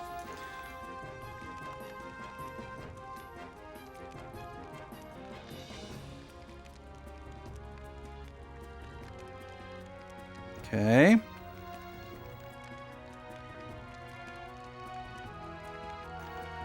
And let me actually color them in first. So we've got green right here. Oh, sorry, I'll put this back on. And then we've got a green right here. Those are the only greens. And then we got a purple up here. These are both purple. All 3 of these are purple. And then this one is red. And this one is red.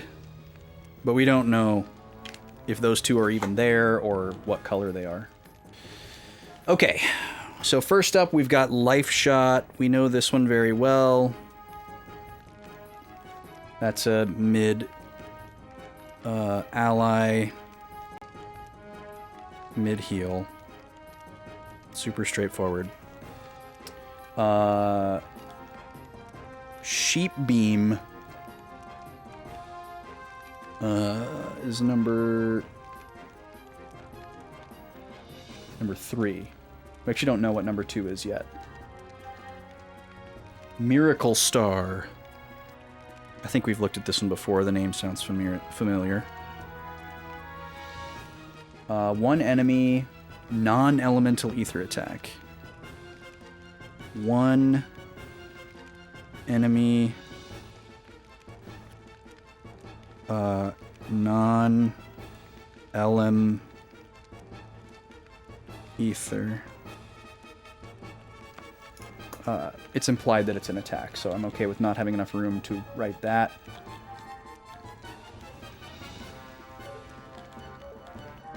Okay, and then Sheep Beam. What a funny name for an attack.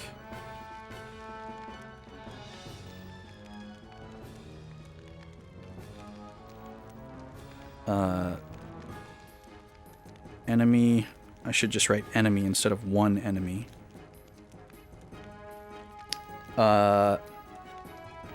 M pilots. Sleep. M pilots. That's so specific. We have not encountered a lot of pilots, and I don't know which ones are M pilots. And that's all we can write down for Momo. Alright, we're going to need a new page for Chaos, because there's not enough room for another tree here, most likely. Yep. Okay. So let's see, how far in is that? 1, 2, 3, 4, 5, 6, 7, 8.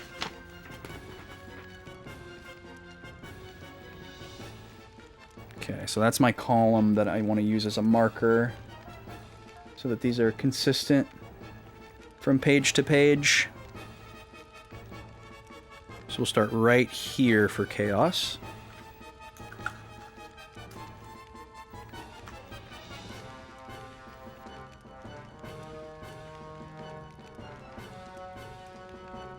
And then these are all in a row.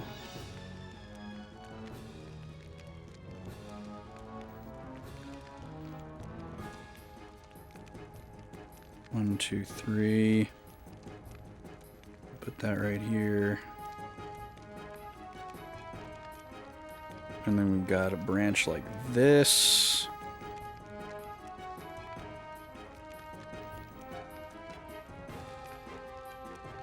And then one right here. Oh, shoot, we run into trouble here. The easiest way to fix that is going to be to remove this one. And then just move it down one. Yeah. Just have it be a little bit lopsided. That's fine. Okay, and then the first node right there. Okay, lines.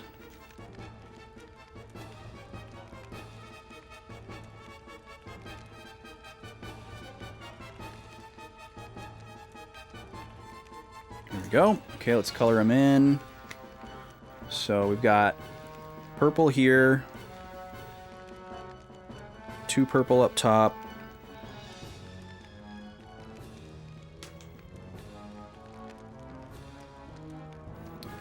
and then we've got 1 purple right here. Probably should have numbered them first. It's a little hard to write on the highlighted ink. 3, 4, 5, 6, 7, 8, 9, 10. Okay.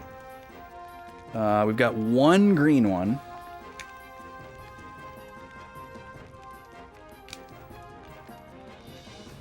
And then all the rest are red.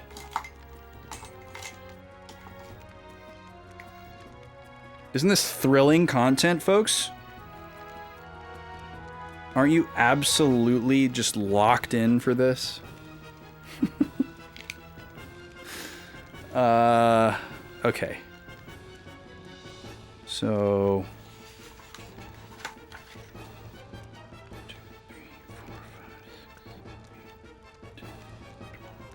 15.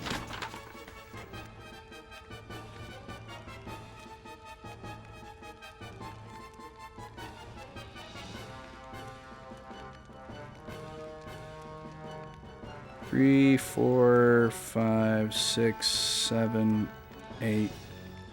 Oh my god, I wrote 2 twice. I promise I'm smart.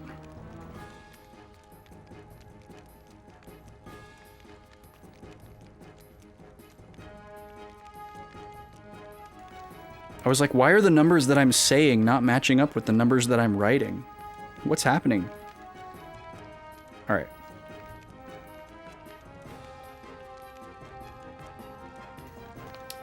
Okay. Protective wear is number 1.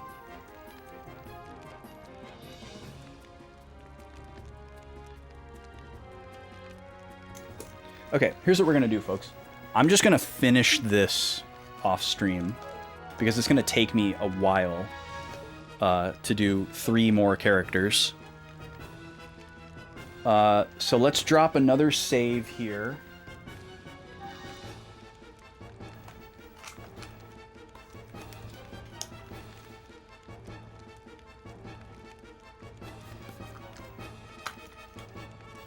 In slot 17. And we're going to call this post-grind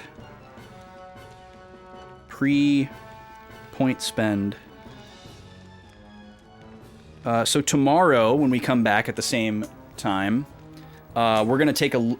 I'll have all this done, and we're going to take a look at all the points that we've accumulated for skill ether tech and decide what we want to do, possibly which party we're going to use, but I'm assuming that I'm going to use Shion Cosmos Chaos. We'll see. To take into this boss fight, I'm sure we'll clear the boss fight no problem just with the sheer power upgrade that we've got. More HP, more attack, more defense. I'm sure that's going to be enough to where we could just do the same thing that we did before and be successful.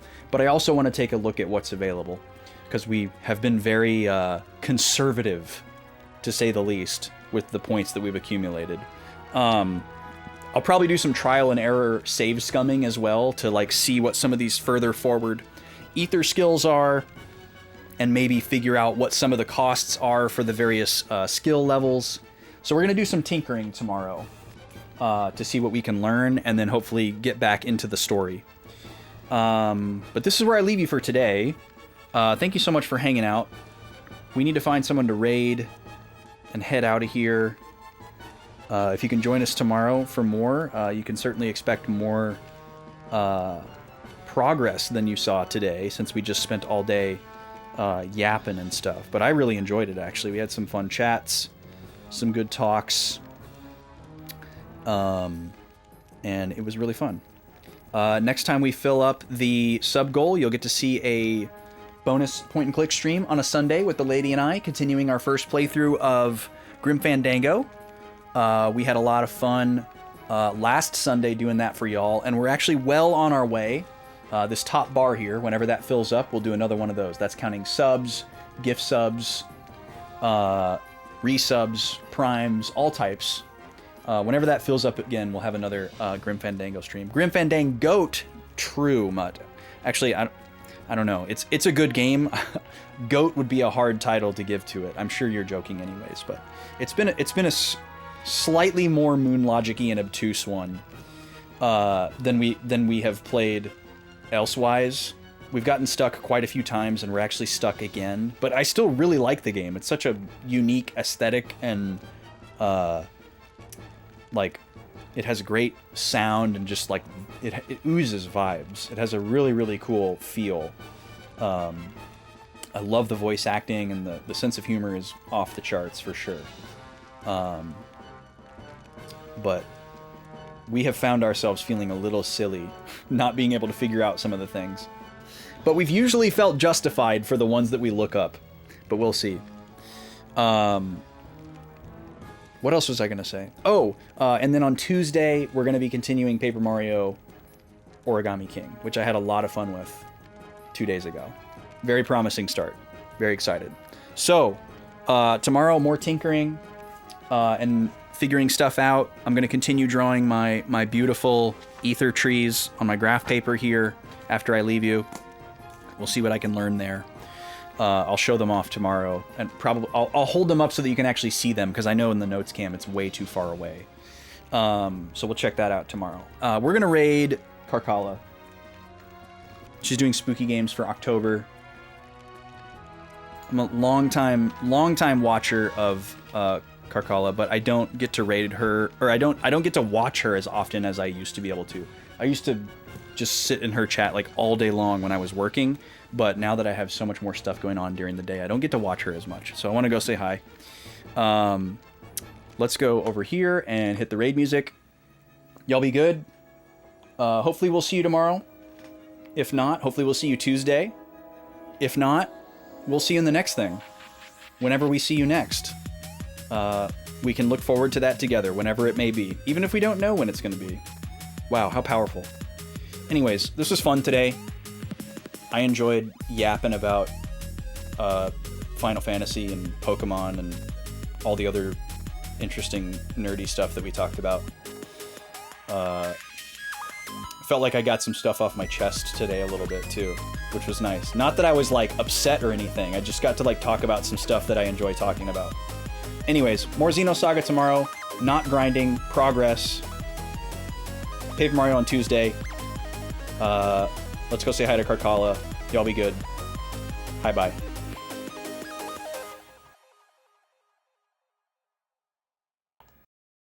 Also, we're raiding into a BRB screen, so you can just throw out some crazy emotes.